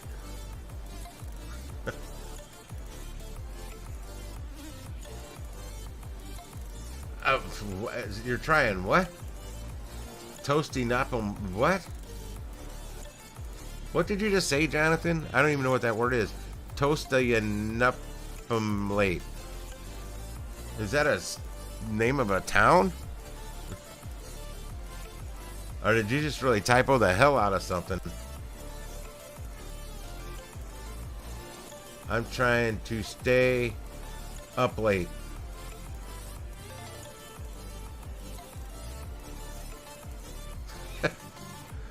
Trying not to stay up so late? Is that what you're trying to say?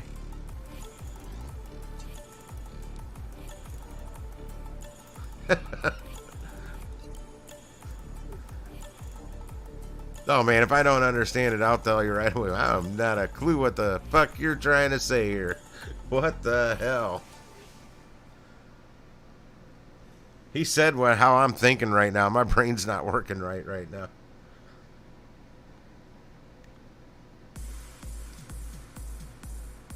And well, there's some of the crap that comes out on my voice text when I'm driving down the road. And what sucks is I'm driving, I can't really proofread everything because I'm driving down the road. Not like if I'm at a stoplight, I can glance a little longer. But when I'm driving down the road, literally, I just get a quick glance, and I'll like catch the first couple words and the last couple, and I won't see what's in between till I stop and I can look. I'm like, oh wait, I didn't say anything close to that. The hell, voice text. Yeah, I'm usually just voicing it and hitting send right away. And then I'm like, oh shit, another one screwed up. Damn, look at that Shiba chart. I don't like looking at that.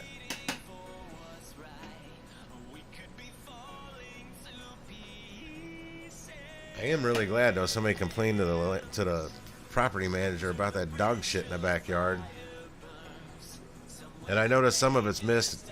Some of the big clumps are gone before it snowed. It'll rock it eventually. I'd rather it sooner than later, man. I'd like to see him drive that up to a dime within the next month. That would be outstanding. But they still gotta lose like 50 trillion or 500 trillion tokens, Shiba tokens, before they can ever even think of that. And that Ethereum dude, Vitalik, whatever the hell his name is, Vitalik, I don't know what the hell his name is. Apparently they gave him 500 trillion. I thought they only gave him 50 trillion. And he used the 50 trillion to help with India with COVID stuff. But apparently I found out earlier today watching a video, they actually gave him 500 trillion. Which means if he still has 450 trillion, if he burned those, just wipe them out completely out of circulation, that could really help the price. I mean, he oughta. He got them for free.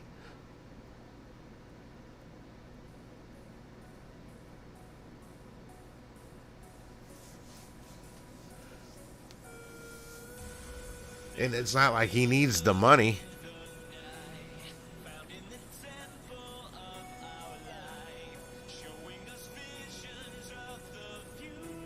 I mean, really, shoot, what he could do is buy a bunch of Shiba and then burn that 450 trillion and drive the price up for what he just bought.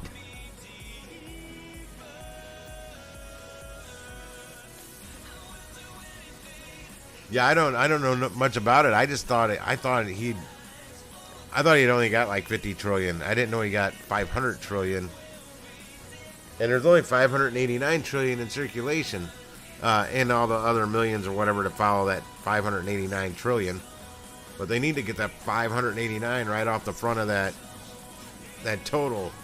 Get kaput's gone, bye bye. And I think that would really help the price go up.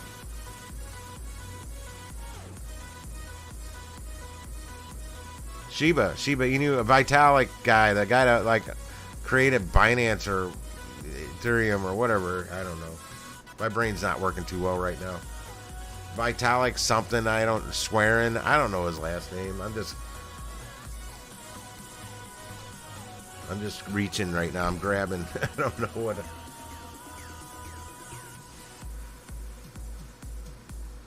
Jonathan probably knows who he is. I don't even know if I'm saying his name right.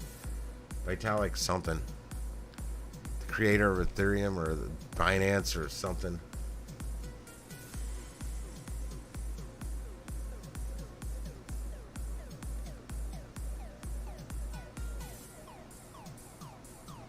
You guys can figure it out. I don't know. I'm out of here. I gotta go to bed. Yeah, well, Shiba gave the guy like 500 trillion tokens way back when it was like really cheap. And he used 50 trillion of it to help India with COVID. Well, I thought that's all. When all that happened, I thought that's all they gave him was 50 trillion. I just found out watching the video this morning that they had given him for 500 trillion. And he sold off or whatever the 50 trillion or whatever to help India out with their COVID relief, which means he still has 450 trillion that I didn't know he had, which means he could burn it because he doesn't need the money.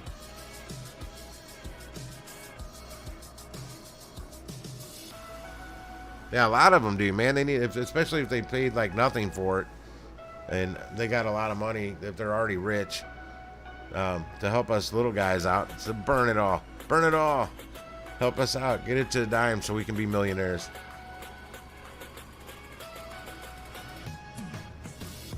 But yeah, if I can pump mine up to 15 million, that's 1.5 million dollars. 1.5 million dollars. My 15 million will be worth at 10 cents. If I did the math right. Because right now I'd be at like 12.8 million or 1.28 million at 10 cents because I'm at 128,000 at a penny.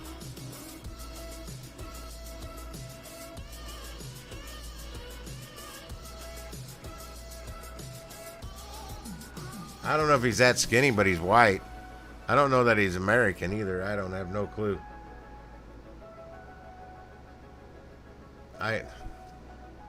Hang on a second.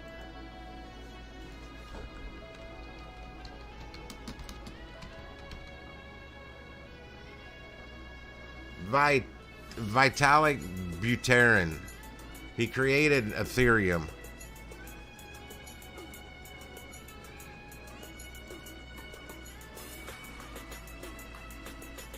He's like 27 years old, or he was 27 years old when he created Ethereum.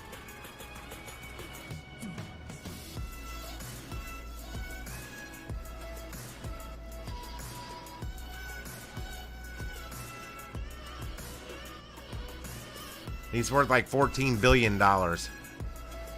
So he doesn't like need the money. That's like his net worth. Like $14 billion.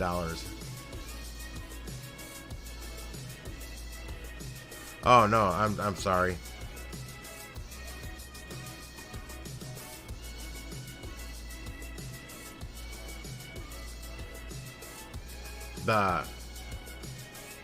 What he was gifted from, I guess the Shiba he was gifted is now worth $14 billion.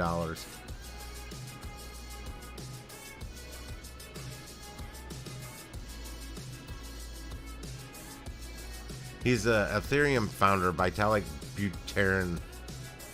I'm trying to find his net worth. I don't know. I don't care. But that's who he is. Kind of nerdy looking.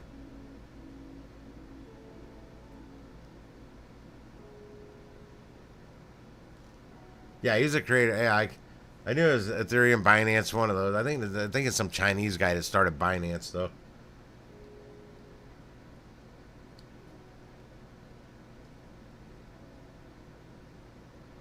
Yeah, they literally gave him like half the Shiba at the time. I wonder if they did that because they figured he would burn it. But how does a holder burn it? To where it literally takes it out of circulation, so it's not showing that they even have it anymore to drive that price up. I can see now the owner of Shiba can burn it. That, like the actual token itself, like the company. But how can an individual like me burn my stuff so it's never in circulation again? And doesn't, and then it's also reflected that the count would go down of what's in circulation.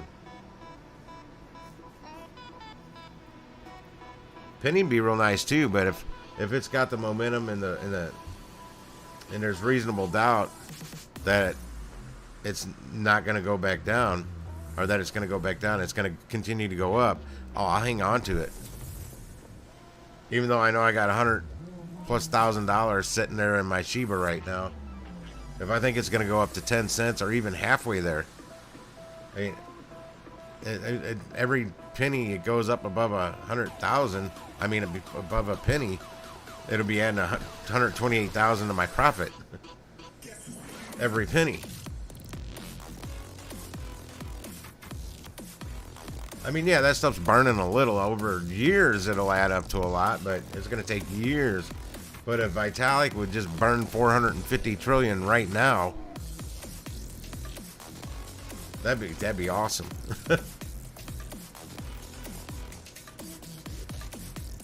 Burn means it's no longer can be used. It's gone. It can't be bought. It can't be sold. It's burned. It's dust. It's ashes. But I don't know if it takes it off the tally of circulation. But I think even if it shows that it's still in circulation, but it's not, I still think the market cap price goes up.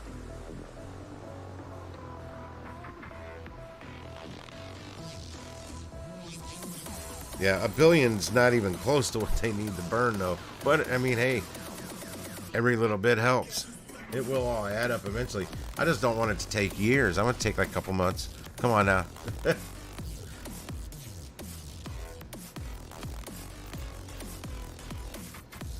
Yeah, burn. You can't use them again. They're gone. They're history. But I don't know if they're still showing up into what's in circulation out there. And I don't know if... Yeah, some of that stuff I'm unclear on how it works, how it affects the market cap, if it's still showing it's in circulation, but if it's been burnt and it's not, I don't know.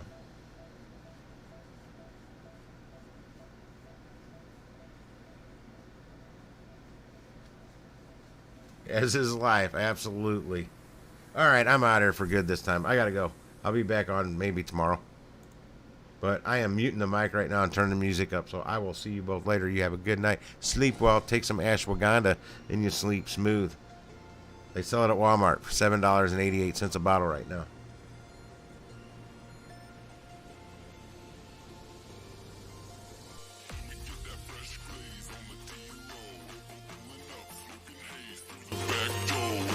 We get that fresh glaze on the D-Lo.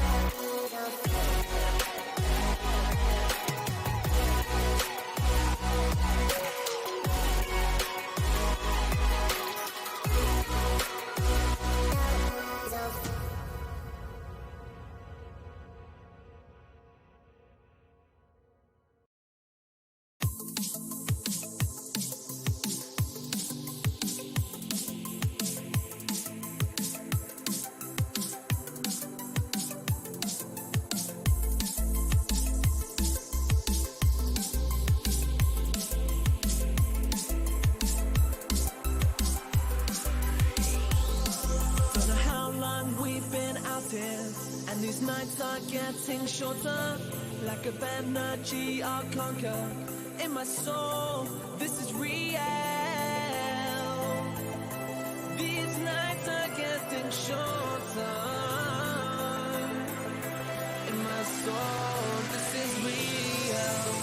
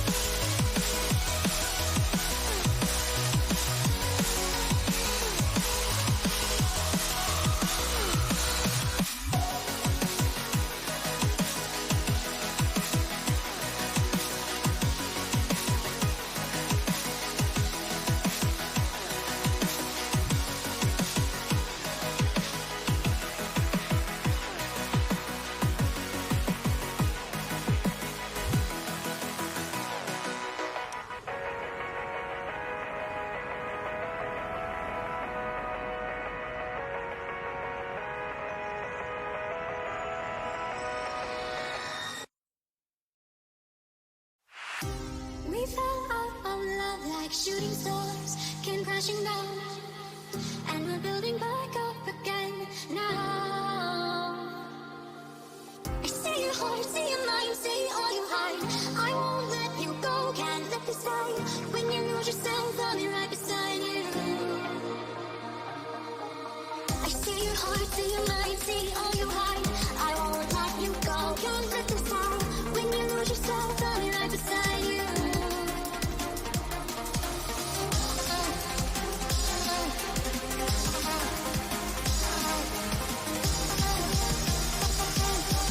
I'll be right beside you. See your heart, see your mind, see all you hide. I won't let you go, don't let me fall. When you lose yourself, I'll be right beside you. See your heart, see your mind, see all you hide. I won't let you go, don't let me fall. When you lose yourself, I'll be right beside you. I'll be right beside you.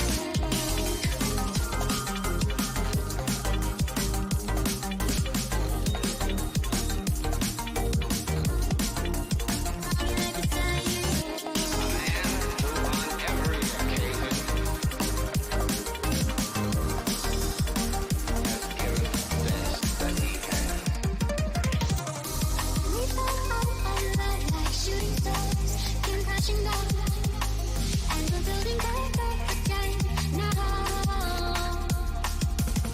See your heart, see your mind, see all you hide. I won't let you go, can't let us fall. When you lose yourself, I'll be right beside you. I'll be right beside you.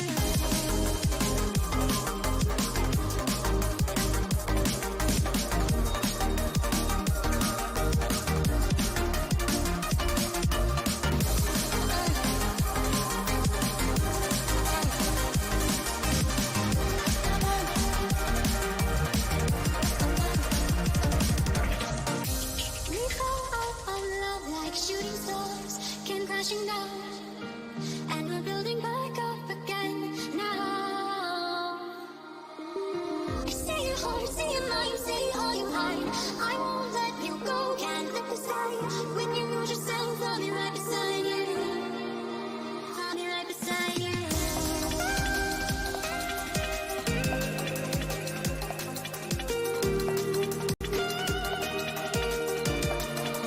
I'll be right beside you.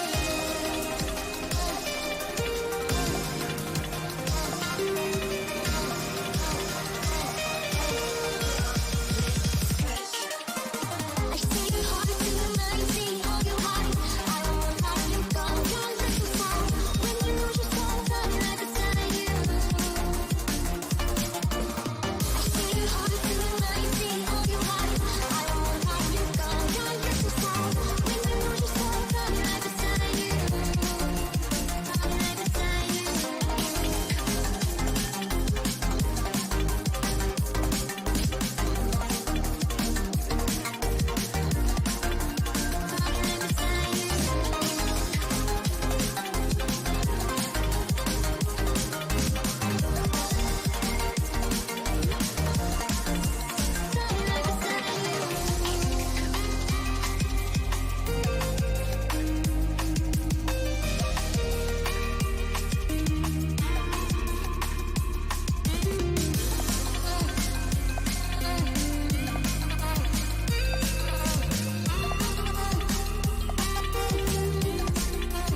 I'll be right beside you.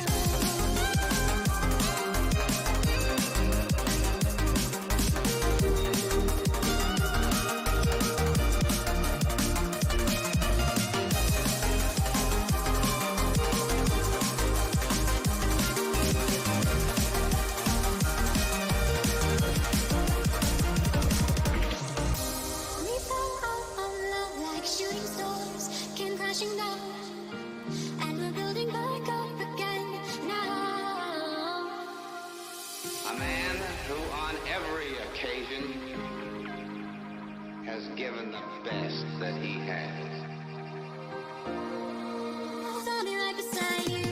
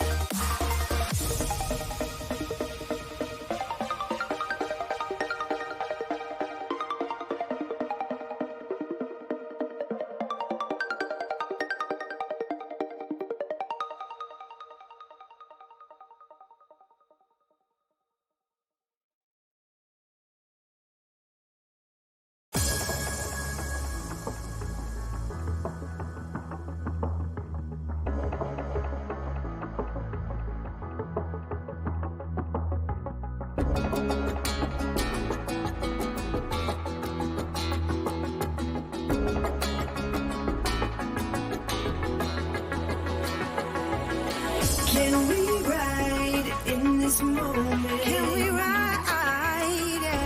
Nothing's stopping us tonight. No. Not a single brake light in our sight. In our way. I'm the old passenger. You lead the way. I let you take the wheel. I'm feeling something real. I need to feel that breeze rush. You're feeling. Not a single tear.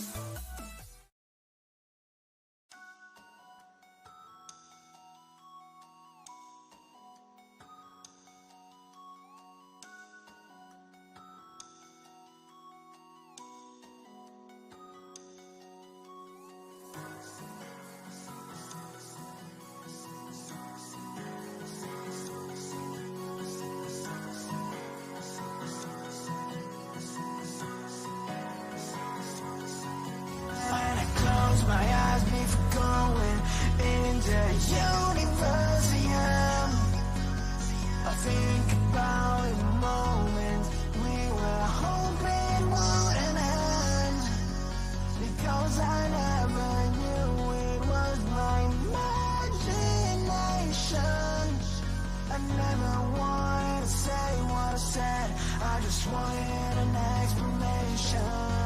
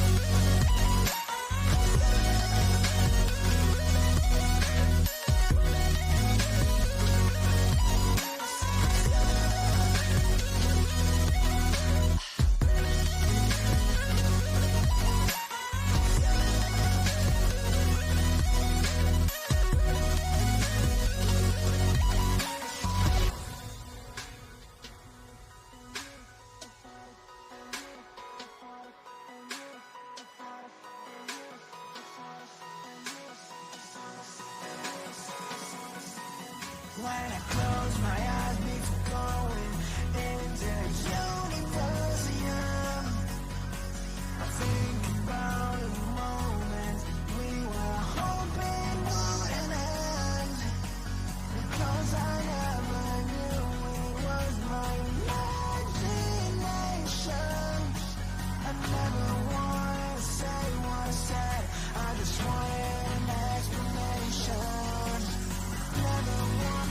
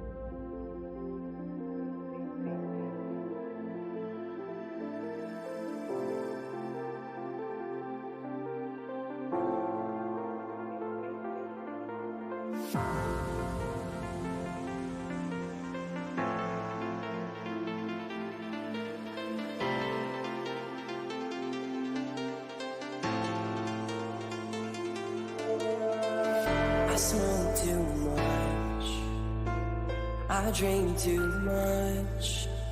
I tell myself that I can't stop.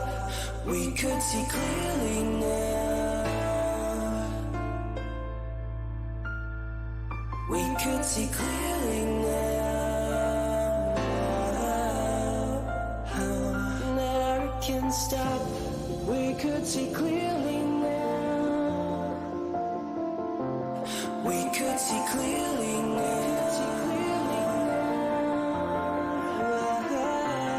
We could see clearly now. Clearly now. Clearly now.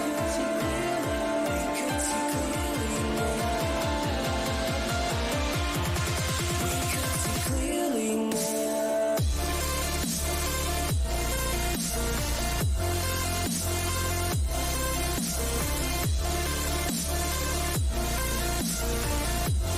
We could see clearly now.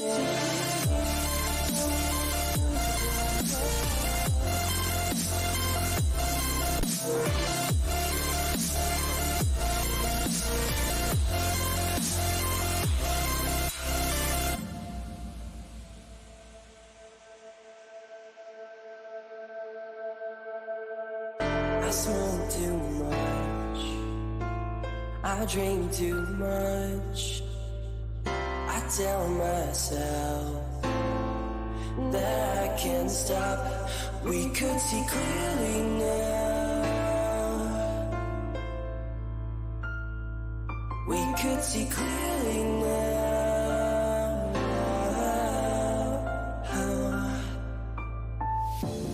We could see clearly now.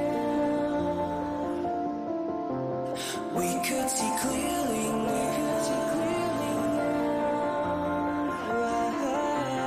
We could see clearly now. Clearly now.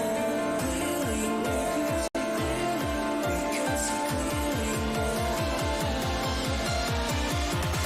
We could see clearly now.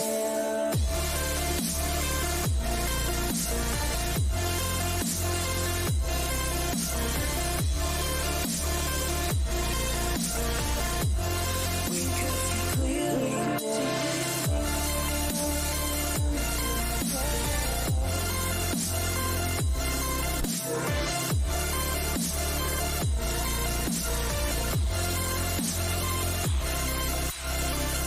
That I can't stop. We could see clearly now. We could see clearly now. I can't stop. We could see clearly now. We could see clearly now.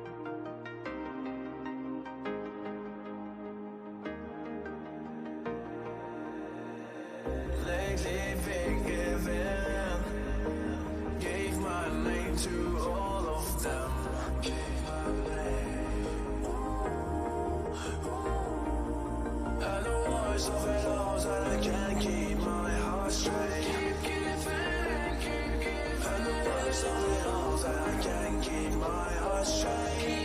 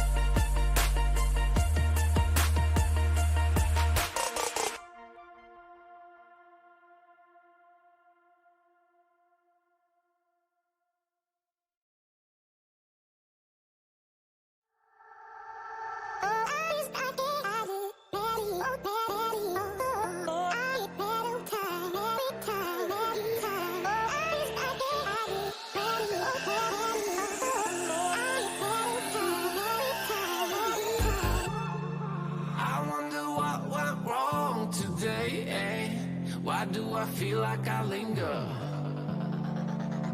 between the words to say the words to remember.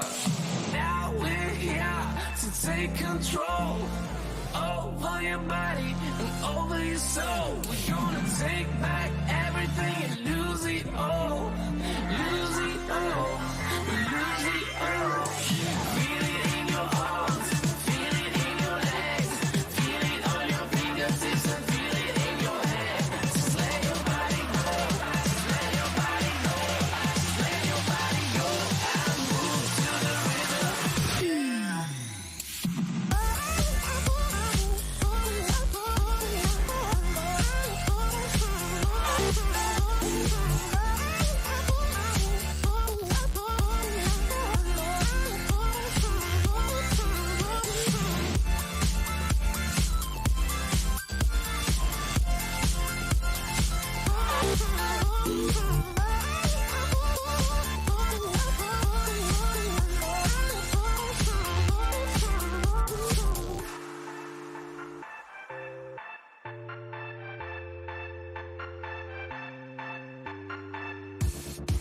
Now we won't go back home today, until the very last hour.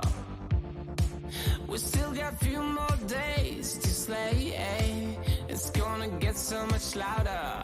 Now we're here to take control over your body and over your soul. We're gonna take back everything and lose it all, lose it all, lose it all. Feel it in your arms, feel it in your legs, feel it on your fingertips and feel it in your head. Just let your body go, just let your body go, just let your body go and move to the rhythm.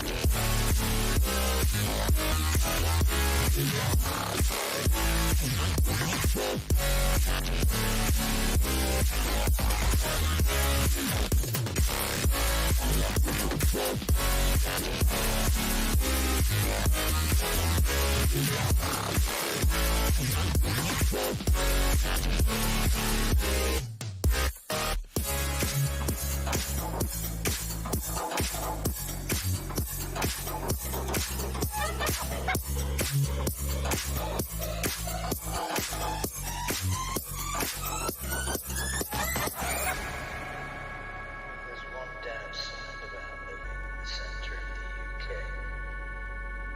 It's the highest rate of radiation on this tiny, pitiful rock. And the fact they never tell you that when your hair starts to fall out, radiation poisoning, it's a secret within you. They'll never tell you anything about it.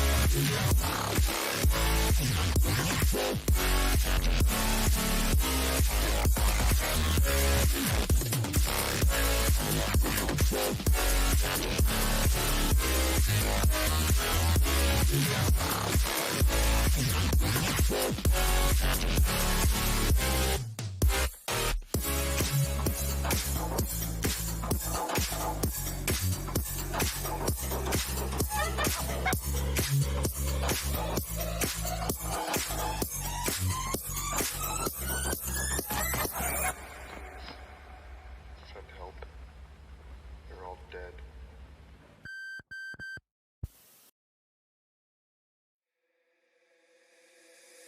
Take me away from home. Show me all the places I've never known. And we'll chase the night. Erase all of these broken dreams and flight. And we'll fly.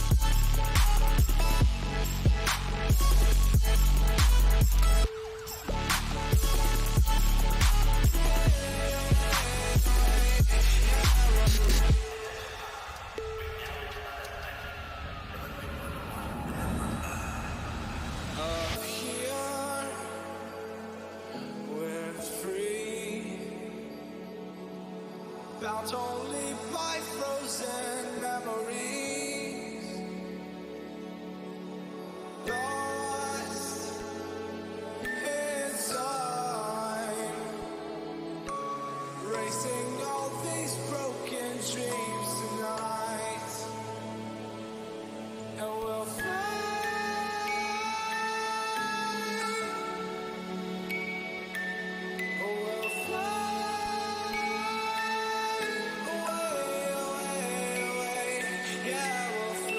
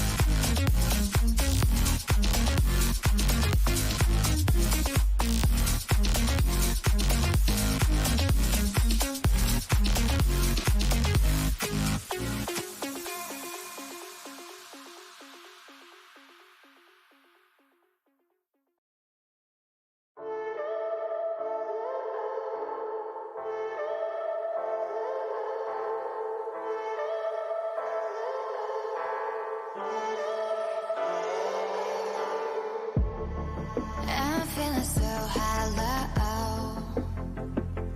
Don't you know? Don't you know? I'm living in shadow. Don't you know? Don't you know? I fell for fools gold. I fell for fools gold. What did I know? What did I know? I fell for fools gold. I fell for fools gold. What did I know? What did I know? You were fool's gold. Yes, I did.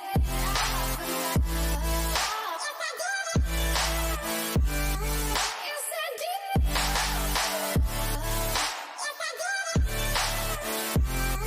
Yes, I did.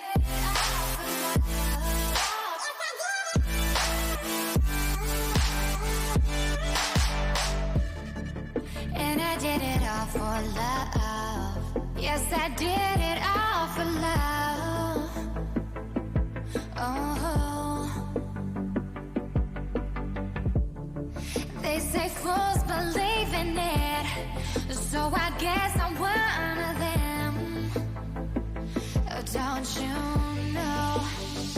I fell for fools gold. I fell for fools gold. What did I know? What did I know? I fell for fools gold. I fell for fools gold. What did I know? What did I know? You were fool's gold. Yes, I did.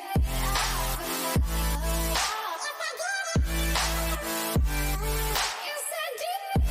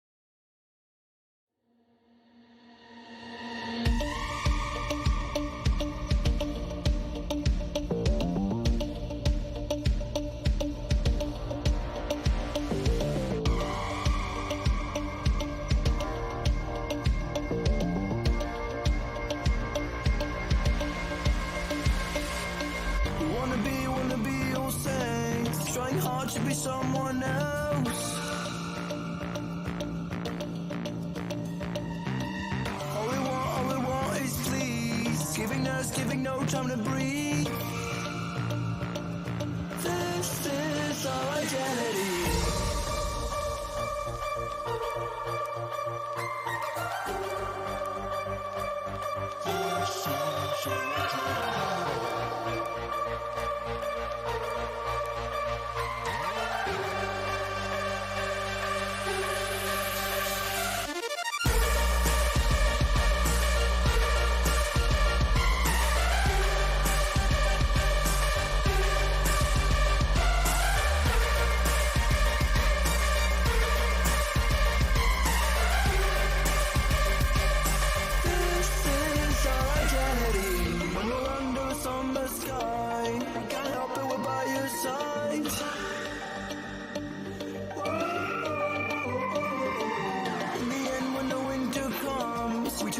We can't help, we're gone.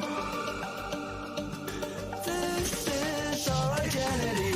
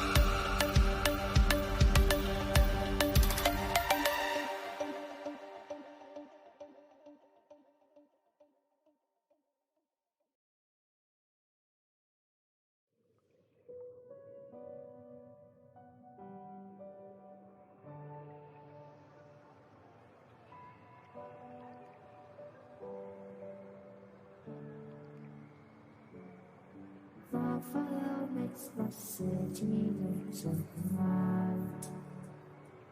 Close your eyes and just stay tight. We have to go. Stay with me while we leave.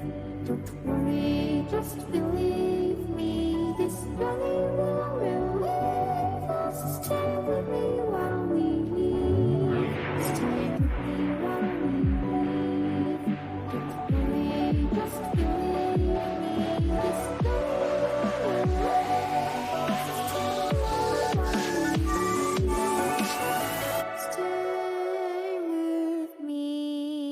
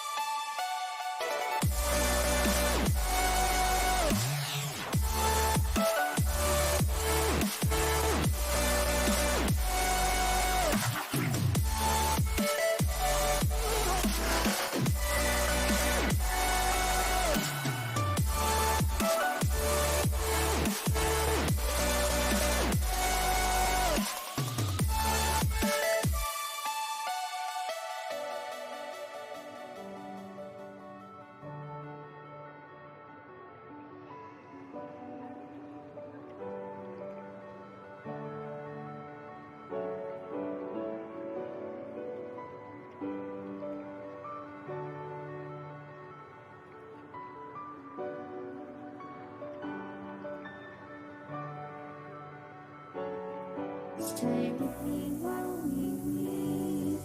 Don't worry, just believe me. This journey will relieve us. Stay with me while we leave. Stay with me while we leave. Don't worry, just believe me. This journey will relieve us. Stay with me while we leave. Stay with me.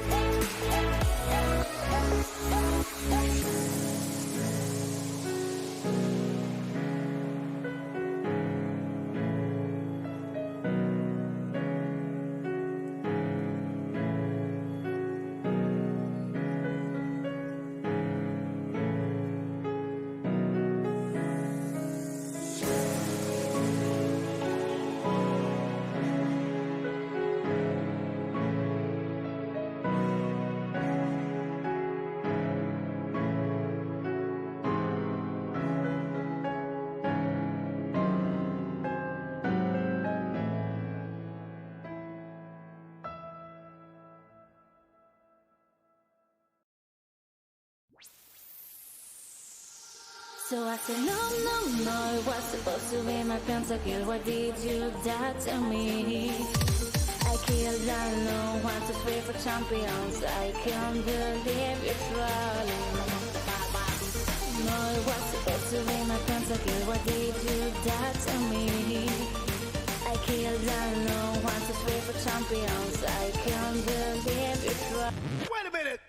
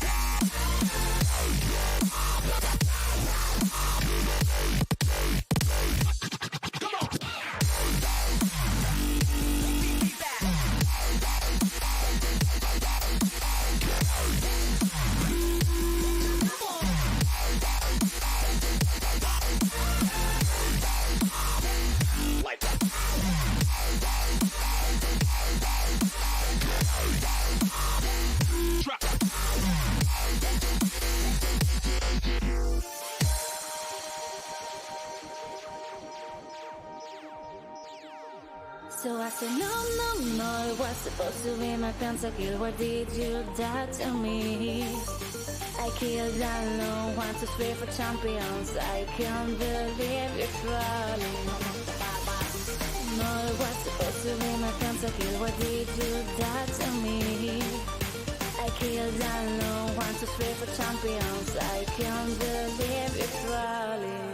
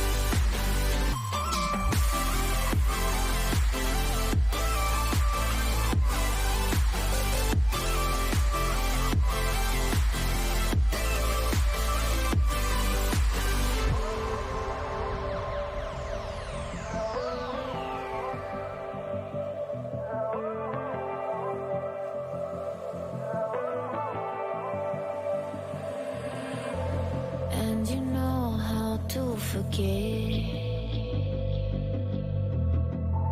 all the wrongs and every reason why we've changed. And there's a storm inside my head. It's getting me in trouble, baby, and I can't break away. I thought that I could keep it low. Take it easy, take it slow. We ended up just like before, so take it easy, take it easy. I thought that I could keep it low. Take it easy, take it slow. We ended up just like before, so take it easy.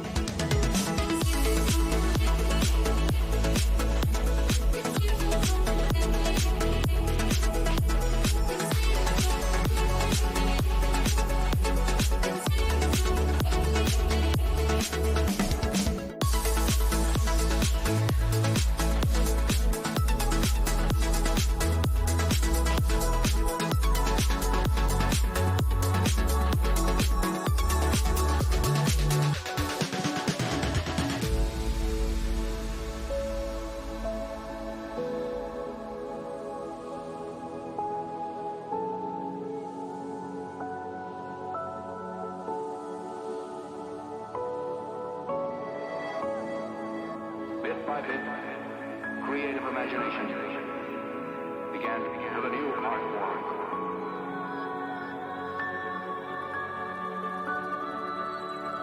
Makes me feel I belong to something.